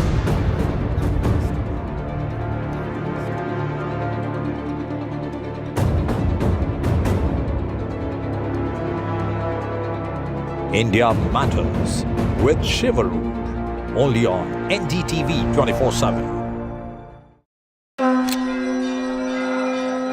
15 months after the Ram Mandir rose, the next big Pran Pratishtha. All eyes on the Ram Darbar, the 3-day Ram Rajya splendor. NDTV in the holy city of Ram to capture each moment live.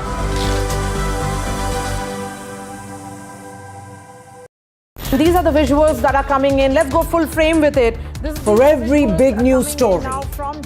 You can't defend the indefensible Ruchira Kamboj, but that's what Pakistan has been doing for a very, very long time. We are sifting through a lot of information. Some is right, some is not right. But I think we are India right tunes most in in terms of NDTV. the information we put on air. In fact, on NDTV, like we've been doing for the last few hours, we've been For not only fast, reporting what's clear happening and authentically, credible news. We've also been, busting a lot of misinformation that's been coming in. When I was standing on the road, I saw these lights going off in the NDTV, sky, and I could hear where credibility sounds of like comes what sound like first. blasts happening. When Pakistan started shelling and first shell landed here, you can see this. Well, we have reached at ground zero, and this village is NDTV. First, fast, factual.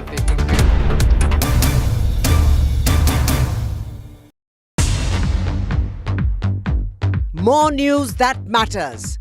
Big exclusive. Tulsi Gabbard gunned down by Pakistan-backed cowards. When you interact with people,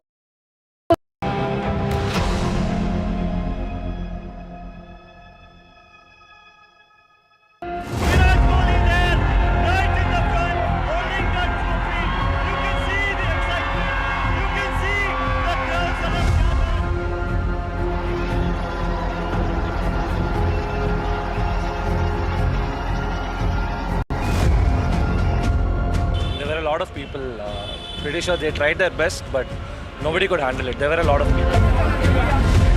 A moment of happiness turning into tragedy. Siddaramaiah sir, what would you like to say to the families?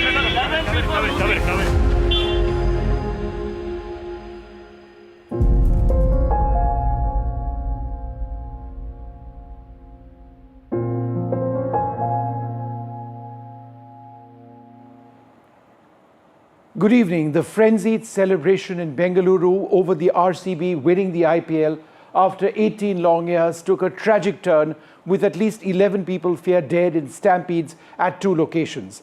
The chaos began after a crowd gathered near the Chinnaswamy Stadium for a felicitation of the team held by the Karnataka State Cricket Association.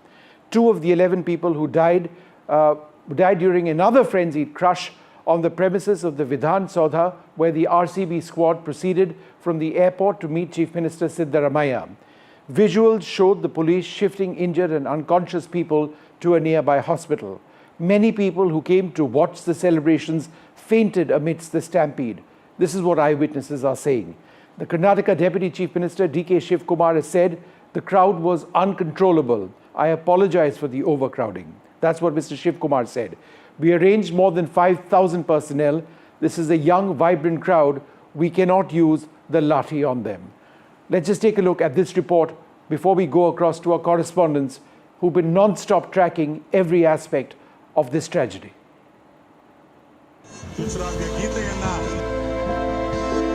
Dream run that turned into a nightmare within minutes. Lakhs lined up Bengaluru streets to welcome the heroes, Team RCB. A day that started with euphoria turned into screams of death pain.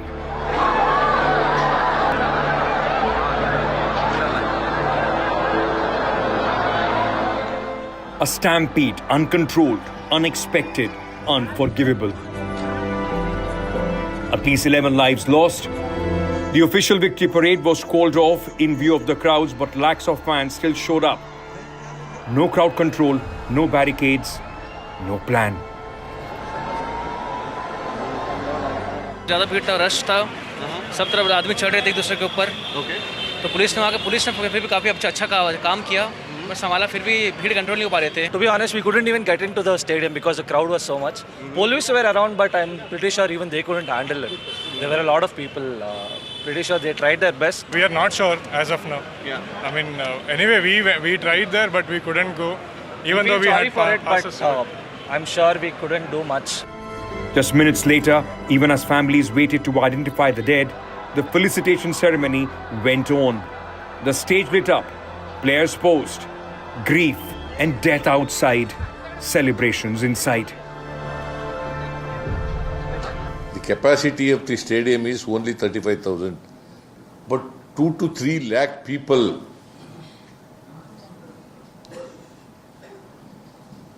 have come to participate in the celebration. I ordered magisterial inquiry and I given 15 days time. Opposition BJP was quick to question the government's haste in holding the event. I demand Chief Minister to take up the responsibility and he should refer the matter for the judicial inquiry. Bengaluru should have been celebrating. Instead, the city is mourning. RCB homecoming bled red with another stampede shaming the nation. With Deepak Bopanna, TM Veeraraghav and Haripriya, Bureau Report by Malvika Murli. Well, let's go straight across to NDTV's Veeraraghav, who joins us at this stage. Veeraraghav, and I'm also joined by Deepak, but Veeraraghav, how many people at this juncture do we know have lost their lives and how many people are injured? 11 is the last count. Is that what still remains the case? Yes, that's the official number at the moment. Deepak is outside at the hospital in case he has an update. But for the moment, the last official number that we've heard is that 11. Of course, over 40 people were injured, not all very seriously. Most of them out. Some still have injuries, but 11, Vishnu, is the number given by the government at the moment to us. Veera, do we have any idea of the condition of those who are injured? Are there those who are also critical among the 40 who are injured? Well, I think Deepak Bopanna is at the hospital tracking that bit, Vishnu. He will have Hold further on, Veera, I'm updates going on to it. put that But across. given a stampede kind of situation, usually... Just hang on, Veera, I'm coming back to you. I'll put that across to Deepak. No, Deepak, 40 injuries. How many among these 40 are in critical condition? That seems to be the only good news that has come in the last couple of hours, that those who are admitted with injuries are out of danger. This is something that I got a confirmation from when I came to the hospital, Vishnu, a little while ago. I spoke to the doctor. The Chief Minister in his press conference reiterated that right now those who are injured are out of danger. Now the count is being said is around 47, but let me tell you that the count is much more because many people didn't report themselves to the hospital. Many of them complained of pain in the chest. Some of them have a sprain, some of them a fracture, and they left to towards their homes, tried to at least, because there was a very bad situation as far as public transport is concerned.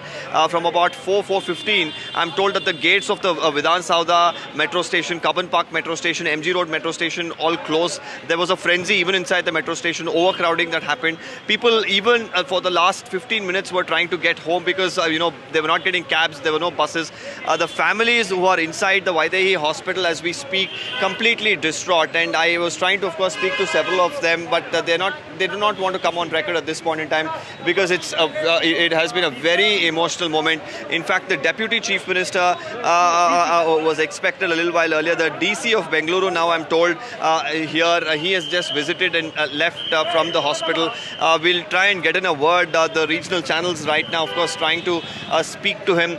But overall, it hasn't been great news really for the last 4 to 5 hours. There's politics that has seeped into it as well, with the BJP saying, was there a need to have 2 separate events at 2 different locations? The police, meanwhile, from morning we've been reporting this. There was a lot of confusion about, how there was no clarity whether there will be an open bus parade. But even then, a bus meant for this was brought to the Vidhan Soudha. The police were also dilly-dallying about this decision, whether there's going to be a parade or not. Many people said there wasn't enough security considering the amount of crowd that turned up. The Chief Minister himself admitted to this, saying that we didn't expect the number of people who actually came to turn up. This is being countered by the BJP by saying what happened to the intelligence of the state government. Now, if the Chief Minister, of course, is going to argue that they didn't expect this crowd, one thing that pertinently needs to be asked here, the stadium capacity is about 35,000. On a match day, when there are fixed amount of tickets that are sold, that would mean there are 35,000 odd tickets that are sold. Usually you have 5 to 10,000 people more that turn up. So on a day like this, you would easily assume that number would be massive. And there have been television channels reporting on these numbers, the crowds from as early as 1 p.m., especially around the Chinnaswamy itself. So there should have been more, police. The reserve police should have been there in larger numbers. This could have been done. If they didn't have time to do this, was this celebration at the cost of these lives necessary is the question that comes up. We're also joined by our correspondent Haripriya. Haripriya, where exactly are you? And can you give us a sense, Haripriya, of what you've been seeing and reporting in the last several hours? मेरा दो दोस्त था पूरा cricket देखा मैं want to Haripriya, go ahead.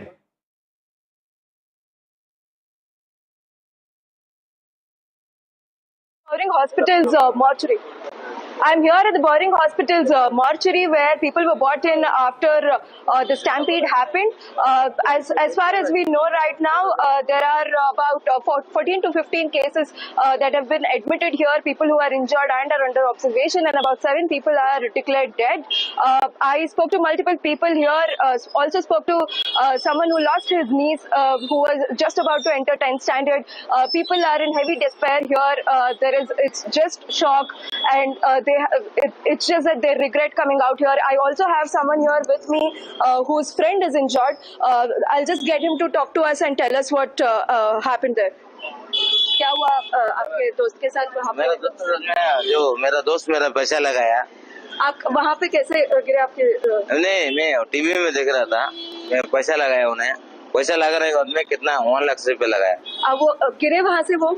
गिरा बोलो तो ऐसा एंजॉय करके गिर गया. बहुत भीड़ था उधर? हाँ बहुत कोई ये था. What he says is there was a lot of chaos there and his friend fell and hurt himself. He's currently getting treated inside. And I also spoke with many people who are grieving right now and have their families inside.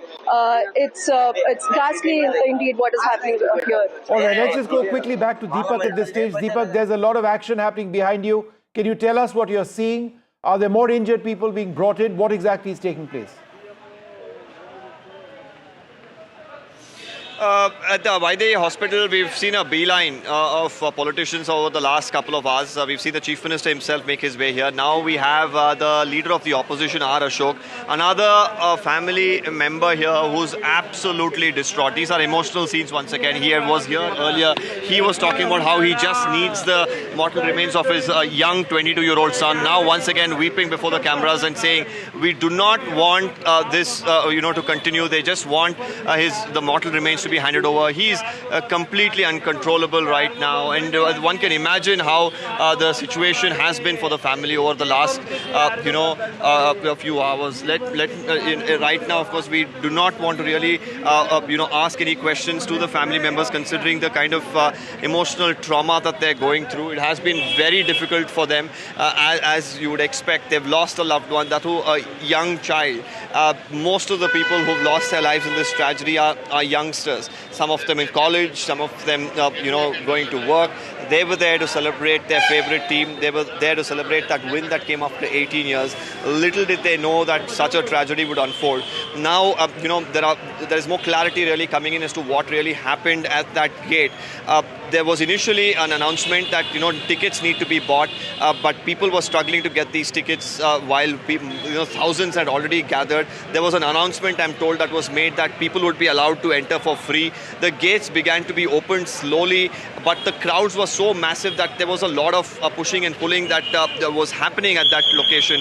And I have some videos that we'll of course put out for our viewers in a short while from now, where they're trying to open the gate, create a small gap through which people can come in, but right at the hind side of the gate, there were thousands of them trying to make their way into the Chinnaswamy Stadium because there was an event that was being planned there. That was when the stampede happened. Some of the barricades fell down, people below the barricade, people getting stepped on.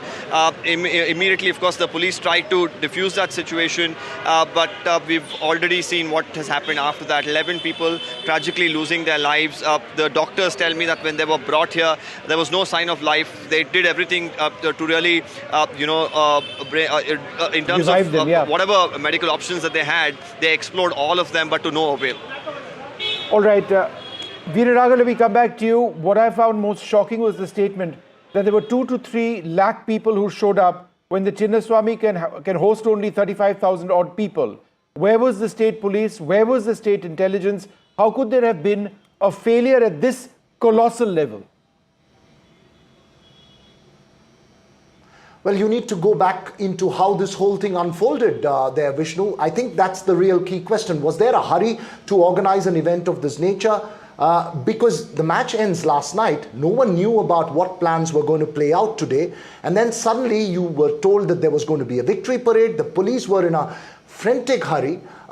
You had an event at the Vidhan Soudha, and then you had, for which about 1 lakh of people came, and then you were supposed to go through on a victory parade. So most people were not aware that the victory parade was cancelled and that the event was going to be at Chinnaswamy Stadium.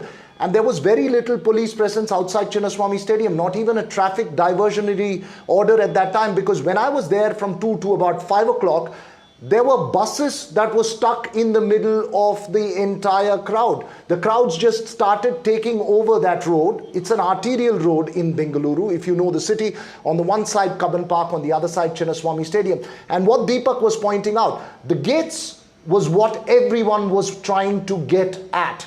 The ones closest to the gates. And there was a barricading that was there to sort of create a queue and not allow people to come out on the roads. But people were all over the place. And when you open the gates, that's when a stampede happens. This is not new. This is the same in every such incident, whether it is a movie release or whether it is a cricket match. When you open that gate small, then the whole crowd tries to push it. And I assume that's exactly what happened here. The stronger got through, the weaker got mauled in it. And as you were pointing out, you know, when it comes to a stampede of this nature, the crowds that were building out at about 2:30, you know, one got a sense that this was getting a little out of control.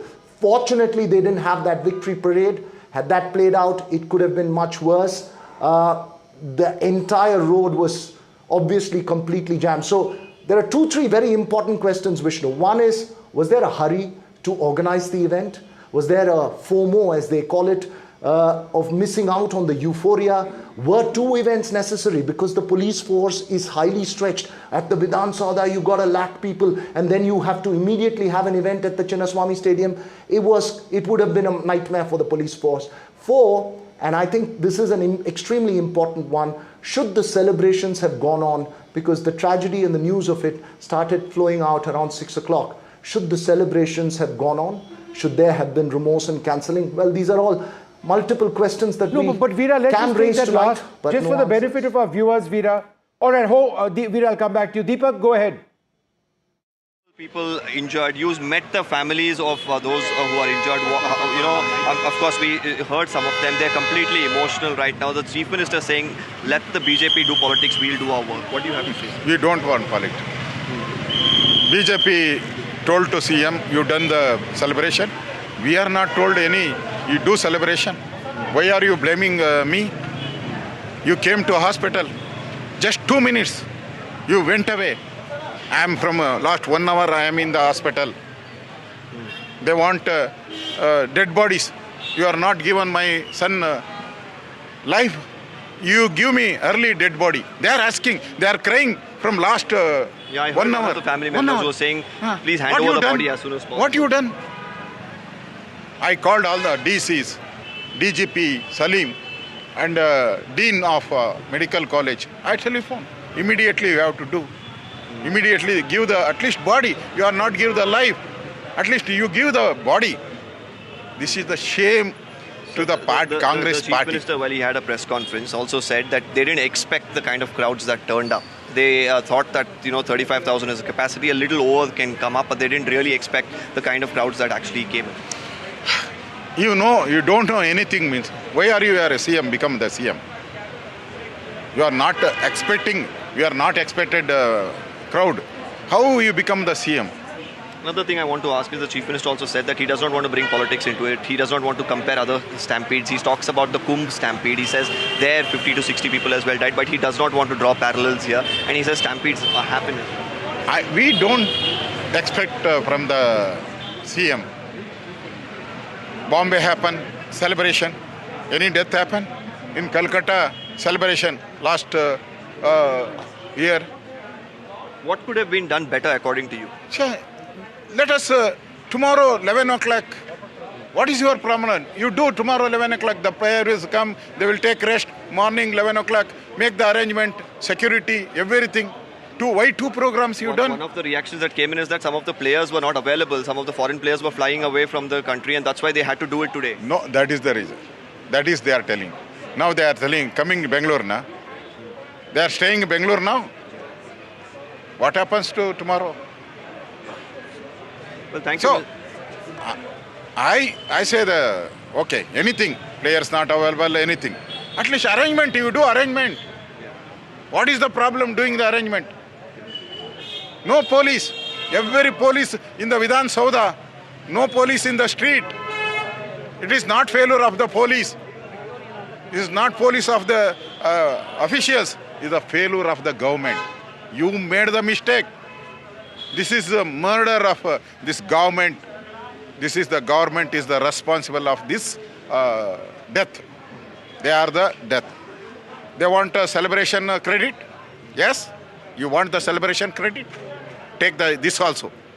Take the responsibility of this. You take it. I demand you take it. Well, that was the leader of the opposition, Mr. R. Ashok. Very strong worded statement coming in from Mr. R. Ashok about what the Chief Minister had to say, about what the demands are. He's saying, well, they wanted to take credit for the celebrations.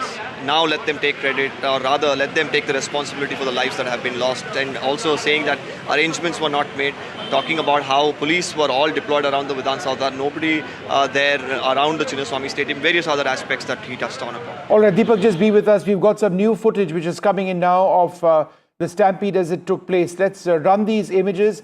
You have an idea of the crowds over here, people jostling for space over there, the situation getting progressively out of control. The most startling statistic, the most startling number in all of this is that up to between 2 and 3 lakh people had assembled. The police, the authorities seem to have no idea of that. You can see people collapsing over here in the midst of these crowds.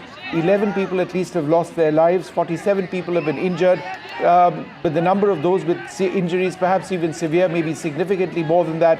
At this juncture, however, of the 47, what I'm now told, who are injured, we are told that they are all right, by and large. But this is new footage coming in of people who've been crushed in the stampede, and desperate efforts to try and lift them, pat them, try and get them up over here. This was a situation which was meant to be a celebration. It's turned into this horrific tragedy, one of the worst that we've seen in recent times when it comes to stampedes, something which unfortunately in our country keeps happening over and over again. Yes, this is a colossal failure of the administration in being unable to understand the extent of the crowds which would be present. It is certainly a colossal failure of the administration and not having enough security personnel deployed. We will talk about all of that in a little while from now. I'm joined by Prashant JS, the spokesperson of the BJP, Prakash Singh, former Director General of Police, Tehseen Poonawala with us, Professor Sanjal Shastri at Flame University, and the great Farooq Engineer, the former India cricketer. Farooq bhai, let me come to you first. You know, we were meant to have a discussion today where we were celebrating cricket, we were celebrating, the victorious RCB. We were meant to sort of celebrate Virat Kohli as well. Unfortunately, we are talking about a ghastly, ghastly situation. Your thoughts at this tragedy that's taken place? Farooq Saab. Well, Vishnu, we've done some very happy interviews in the past. But this is a very, very, very sad and disappointed Farooq Engineer addressing thousands of miles away I am. We're not here to play a blame game. But first and foremost, my heartfelt condolences to all the bereaved parents. It was so sad to see. I'm a parent myself. To see your young child or your daughter trampled to death or something, it's a shocking thing. And even more shocking was to hear the celebrations were still going on in spite of all this. We are a cricket-frenzied nation. Cricket is a religion in our country. As an ex-Indian cricketer, I'm hugely proud of that. But where there's frenzy, there's crowds. And unfortunately, someone has to be accountable for this, because the celebration that turned into a tragedy may possibly be, better controlled in my mind. They came only to cheer for their heroes, and some of them lost their lives, sadly lost their lives, women and children. I mean, I'm in tears thousands of miles away, and my heart bleeds for everyone here. Such a tragedy, because cricket is a game that's meant to be enjoyed. I mean, they enjoyed RCB winning after so many years. It was wonderful. Congratulations to them. But did anyone envisage, lakhs of people turning up in a stadium where the capacity was only about 30,000? I don't know. Many questions have to be asked. and someone has to be held accountable. But as I'm saying, I'm not here to play a political game. It's just a sad day for Indian cricket, and I'm deeply, deeply saddened by it all. The president has just tweeted. She says the loss of lives and the tragic happening at a stadium in Bengaluru is shocking and heartbreaking. My condolences to the bereaved families and prayers for the speedy recovery of the injured. Let me go across to Mr. Prakash Singh, sir. Dealing with massive crowds is nothing new in India. It's the job of the police, it's the job of the administration to figure out something like this. And if it's too big to handle, then you ensure that it doesn't handle. Is it not surprising that now in 2025, after so many stampedes and tragedies, this sort of thing keeps going on? It just shows a desperate failure of the administration. I mean, that's my reading. What do you think, sir? Well, Vishnu, I think the government and the police, at both the levels, there has been complete mismanagement of the victory celebrations. It's not that we don't know how to manage such crowds. In fact, we have managed much bigger crowds. During the Kumbh Mela, you would recall on peak days, we had crowds of up to 4 crores. Not 3 lakhs, but 4 crores or 5 crores. That is the kind of crowd we managed, and without any major event, the bathing festival went on. But here they could not manage. Now, firstly, it seems there was no clarity about the kind of program they are going to have, which is very strange. But whether they are whether they will have it at the Chinnaswamy Stadium or at the Vidhan Soudha, this kind of confusion should not have been there. Secondly, once it was decided that there will be celebration at the Chinnaswamy Stadium, I think arrangements should have been in place. And the Chief Minister, for the Chief Minister to say that we didn't have enough time to prepare, that is not acceptable either at the government level or at the police level. Once you decide, you have to have enough manpower. Enough manpower was not there. Then one of the very basic principles of crowd management is access control. If the stadium has a capacity for only 35,000 people, once the stadium was filled, I think all roads leading to the stadium should have, there should have been checkpoints where the inflow of crowd should have been stopped, instead of the entire crowd of 2 lakh being allowed to come to the stadium and then trying to jostle their way and push their way into the stadium. The basic principle of access control was not exercised. Then it seems the regulatory orders were not in place. Everything was done in a very ad hoc manner, and therefore the systems just collapsed.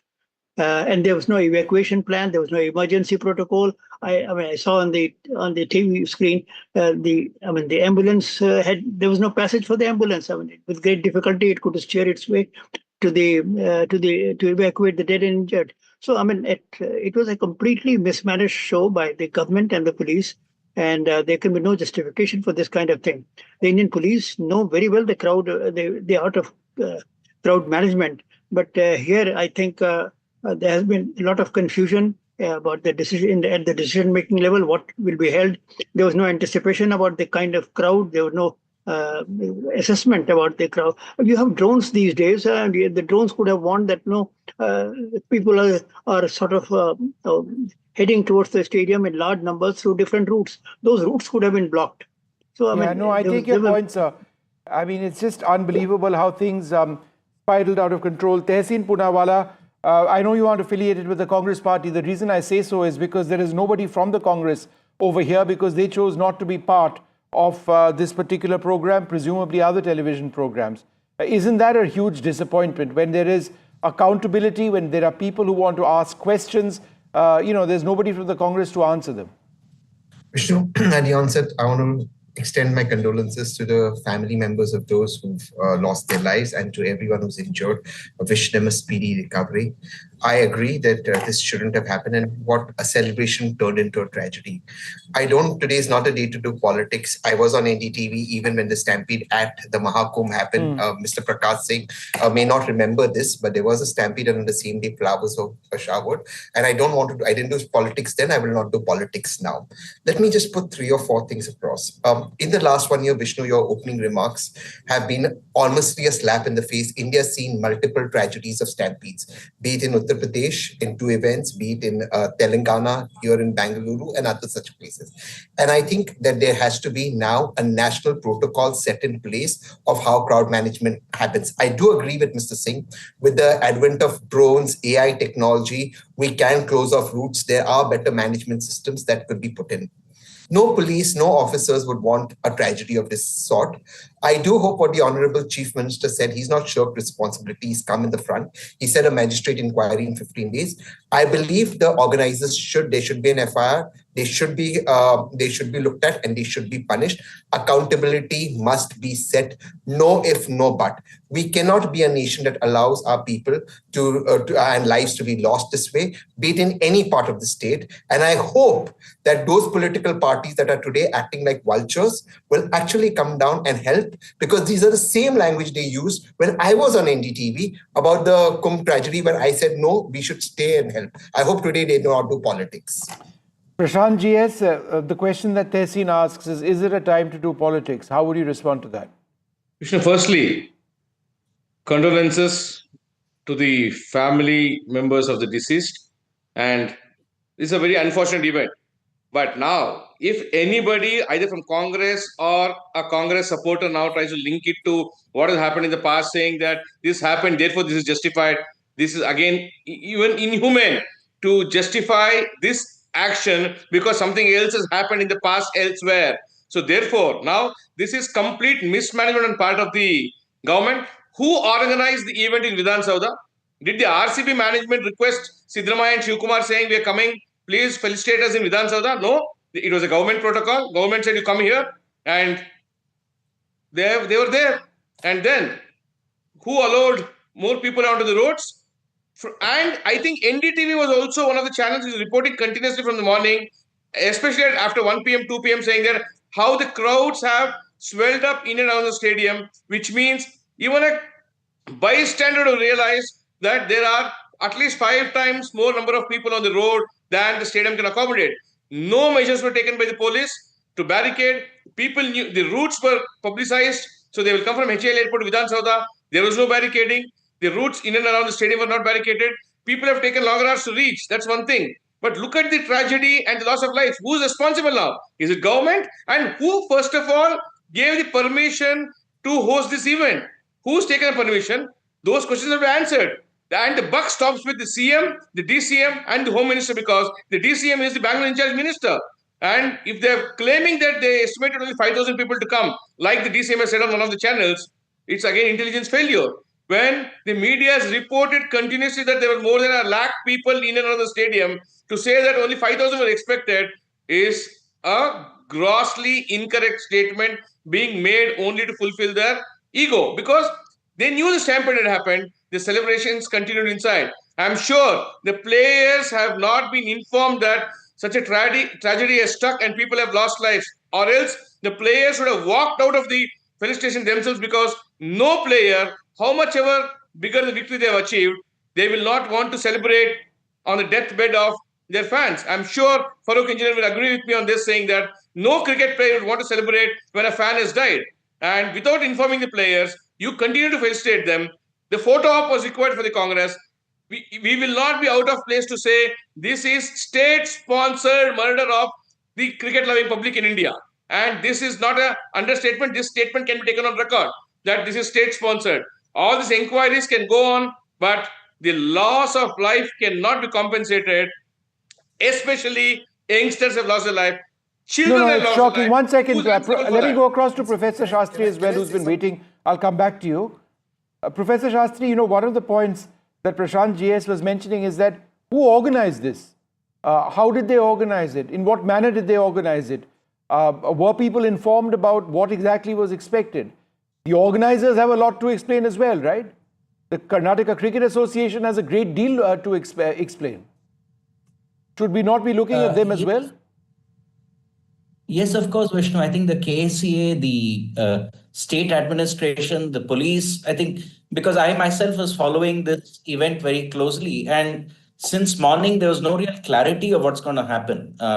Early morning, there was a tweet saying we are going to have an open top parade from Vidhan Soudha to, but then more details awaited. So there was absolutely no clarity of how, what's going to happen, what's the plan. And I think this lack of information is very dangerous in such situations where large number of people gather. The second point, I think I was following what a lot of statements from officials, the government officials said that we expected a crowd of 30 to 40,000 to come. That capacity of stadium was 35,000 and we expected 35 to 50,000 to come.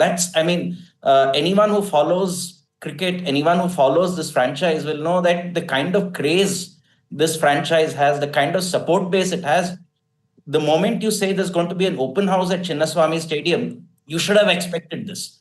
So I'm quite surprised that the fact that 3 lakh people turned up itself was a surprise. So there should have been careful planning. And I think a lot of what has been said last couple of hours, that why the hurry to host this? You could have taken a day or two to plan out and have the authorities sort of chalk out a proper plan and then organize this event. So I think at multiple levels, questions need to be answered towards the KSCA, towards the Karnataka government, towards this administration. So I think there are multiple questions, multiple people need to answer tonight. All right. I'm just going to play out what my colleague Virat sent a little while back, describing the situation and this, what the state government is saying at this stage. Let's listen in. Chief Minister Siddaramaiah there facing some tough questions at the press conference, of course, giving out information that the stadium event was organized by the Cricket Association. There were a huge crowd in Vidhan Soudha. Even they did not anticipate the kind of response that they got. But at the stadium, there was complete chaos. He was saying that the casualties happened when some fans tried to break through the gates of the stadium, and that's when chaos ensued. But then, as a judicial inquiry, as a magistrate inquiry goes on and compensation released, there are serious questions to be raised. The first and the most important, was there a hurry to organize the event, given that it happened only last time and there is a frenzy that one should anticipate when it comes to cricket? RCB, they know the kind of emotion that plays out. Was there a hurry to organize the event in such haste the next day itself, without giving enough time to the authorities to prepare or plan for such an event? Because remember, until about 4 o'clock, there were not even traffic diversions that was there. Though there were warnings that was there, several buses were stuck in those crowds outside the Chinnaswamy Stadium. The other key question, was there 2 events necessary? One at Vidhan Soudha and one in quick succession at the Chinnaswamy Stadium, because the police force is also overstretched and they had to shift from here to there. The Vidhan Soudha event was perhaps better organized, but at Chinnaswamy Stadium, there was very, very little presence of police force before all this played out. The crowds had even come out on the roads with traffic stuck all over the place. Was the stadium event planned badly? That's another key question. Was too much force at the Vidhan Soudha and not at the stadium is another question that we should be raising. The Cricket Association in charge of that event, says the Chief Minister, one has to find out who is responsible for it. In all, after all of this, one final question would also be about fans themselves when they saw that kind of huge crowds. Is a frenzy really worth going through that kind of crowds, which did seem dangerous, which did seem hugely packed outside Chinnaswamy Stadium? So multiple questions, perhaps no answers this evening. Just a sad note at the loss of lives. A day that began with dancing and celebrations for us turned very, very swiftly into one of sadness and tragedy. All right, what I'd like to do at this stage is just go back to full-frame imagery and videos, including some of the latest images which have been coming in, where we can actually tell our viewers and showcase what has taken place. It is a horrific tragedy in Bengaluru, where 11 people have lost their lives. The frenzied celebration over the RCB winning the Indian Premier League of Cricket after 18 years took this tragic turn, with at least 11 people feared dead in stampedes at 2 locations. The chaos began after a crowd gathered near M. Chinnaswamy Stadium for a felicitation of the team held by the Karnataka State Cricket Association. 2 of the 11 people died during another frenzied crush on the premises of the Vidhana Soudha, where the RCB squad proceeded from the airport to meet Chief Minister Siddaramaiah. Visuals showed the police shifting the injured and unconscious people to a nearby hospital. Many people who came to watch the celebrations fainted amidst the stampede. This is what eyewitnesses have said. The Karnataka Deputy Chief Minister D.K. Shivkumar said, "The crowd was uncontrollable. I apologize for the overcrowding." He said, "We arranged more than 5,000 personnel. This is a young, vibrant crowd. We can't use a lathi on them." In fact, in some places, we did see the police being quite aggressive, but the situation had clearly gone out of hand, out of control.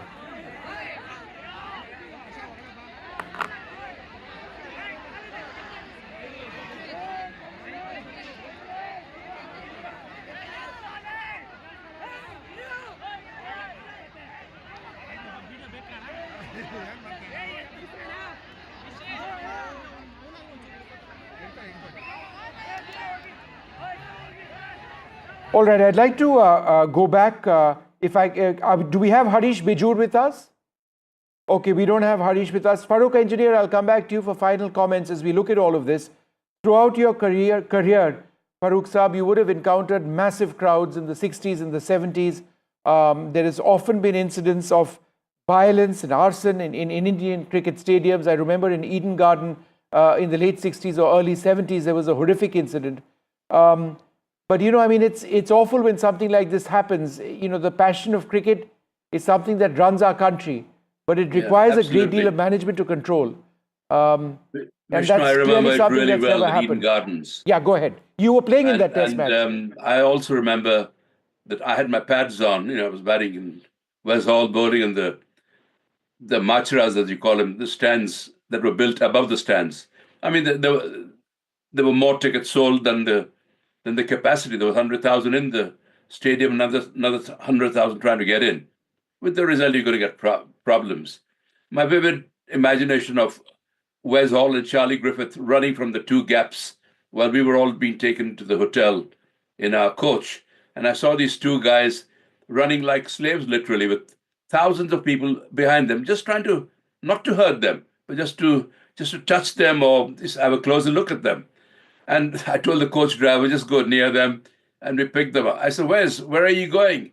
He said, I'm going to Dum Dum Airport. You know, they were so sort of, you know, sorry to bring a bit of a lighthearted thing, and such a horrendous day for Indian cricket.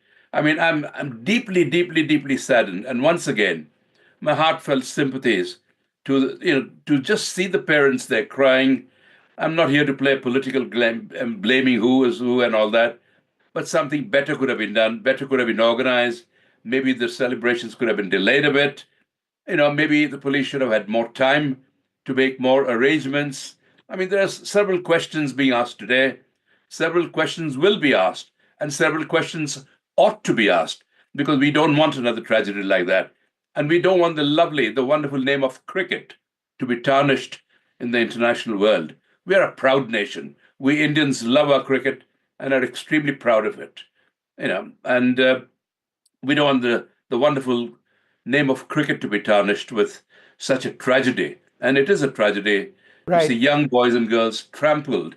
You know, the stronger people were, you know. But if the celebrations went on in spite of the tragedies, and if the players knew, certainly they should have cut. All right, Farooq Saab, just 1 second. The Royal Challengers Bengaluru have released a statement just now. I'm reading that. We are deeply anguished by the unfortunate incidents that have come to light through media reports regarding public gatherings all over Bengaluru in anticipation of the team's arrival this afternoon. So it's interesting that they say this. They say that through media reports that they've found out, they weren't aware themselves of what was happening around the city. You know, I mean, clearly these were cricketers who have no part in this. They've come to celebrate, but somebody else has to handle that situation. I'm going to keep reading the statement. The safety and well-being of everyone is of utmost importance to us. RCB mourns the tragic loss of lives and extends our heartfelt condolences to the affected families. Immediately upon being made aware of the situation, we promptly amended our program and followed the guidance and administration of the local administration. We urge all our supporters to please stay safe, is what this statement has said. So they did bring an end to their program. They were clearly not aware of the crazy crowds. Well, that's great. That's great news to know from an ex-cricketer's point of view, because no cricketer wants to see, you know, lives, you know, being threatened or physical injuries to people. No cricketer wants to see that. They want to join in the celebrations with the fans. And I, as an ex-cricketer, am extremely proud to have heard that statement. It's wonderful news, that some consolation to the families of the bereaved. You know, Professor Shastri, one of the things that will follow very soon. There will be magisterial inquiries and then judicial probes, and then there'll be perhaps the CBI which is called in, this, that and the other. There'll be a few heads that will roll. Is it not a fact almost in our country? We've been seeing this for decades, and for whatever the reasons are, stampedes keep happening, whether it's callousness, indifference, call it what you want. This is something which is a reality in our country. Over and over again, these things happen, and somehow, systemically, we aren't able to prevent this. I think we need, it calls for greater awareness about crowd management. And I think that's a point that was brought in on the panel by, I think, Tehseen, that we need to have a broader national strategy on how to deal with large crowds. And especially, Vishnu, in the case of Bangalore, the gates opposite Cubbon Park, I think it is a very narrow passage. And every year when you have the IPL or when you have any other cricket match, even handling 30, 40,000 people is a challenge because of the sheer space constraint that the passage. So these are certain questions in the longer term. We need to take a call at one in Bangalore at how can this stadium, given it's located right next to an arterial road, the entrances inside that lead into the stadium can just handle 1 or 2 people at a time. So at the Bangalore level, we also need to take a call on how better to manage crowds. And as was mentioned on the panel, at a larger national level, we need to have a better strategy on how to deal with crowds. I think that's something we really need to get our heads together and really think about. Vishnu? All right. Vishnu, may I? Yes, Tehseen, go ahead briefly. Yes.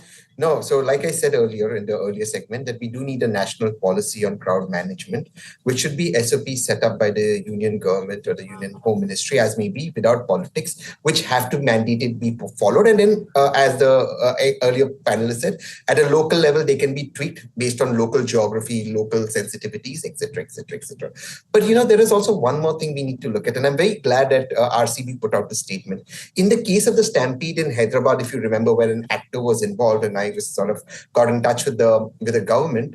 Do you know, Vishnu, that a local DCP had to go and ask the actor to leave the theater, and when the police had actually gone to the actor to ask him to leave the theater when the stampede happened, the actor and his bouncers refused to allow the police inside. So this is something that we have to reflect within ourselves, that people's lives are the most important. So I'm glad that in this particular case, in 10 minutes, it was called off, 15 minutes, RCB is also being responsible. But I think that the buck has to stop somewhere, number one. Number two, we must mandate use of technology. Technology is what will save lives. Ultimately, AI-powered drones, we have information must reach in real time. That must be communicated to people. Roads should work on technology. Unless we don't use technology, how are we going to move forward? If we are in an India that can send the Chandrayaan to the moon, and we're so proud of it, let's integrate technology in our daily lives. That is the only solution.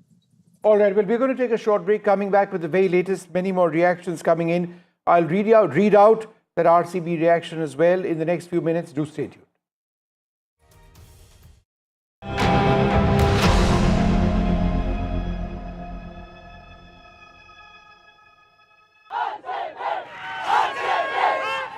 The RCB victory frolic turns fatal.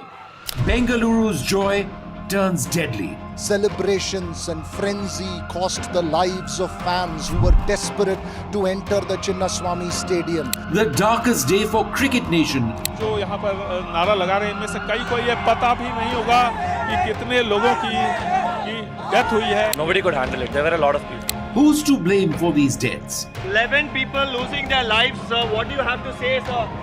NDTV reports from Bengaluru.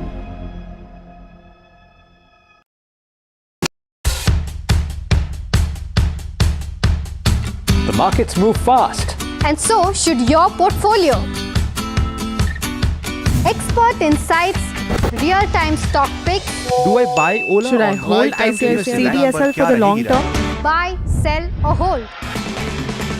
The answers you need, straight from the experts. Callers from India and across the world. Connect live, ask, decide and invest wisely.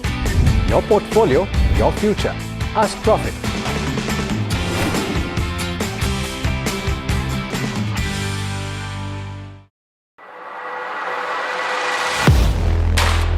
Do you really know the company you invest in? What is the real picture behind presentations and claims? Is the outlook as rosy as the company claims? Know Your Company, powered by NDTV Profit Research, shines a light on the biggest stock market movers.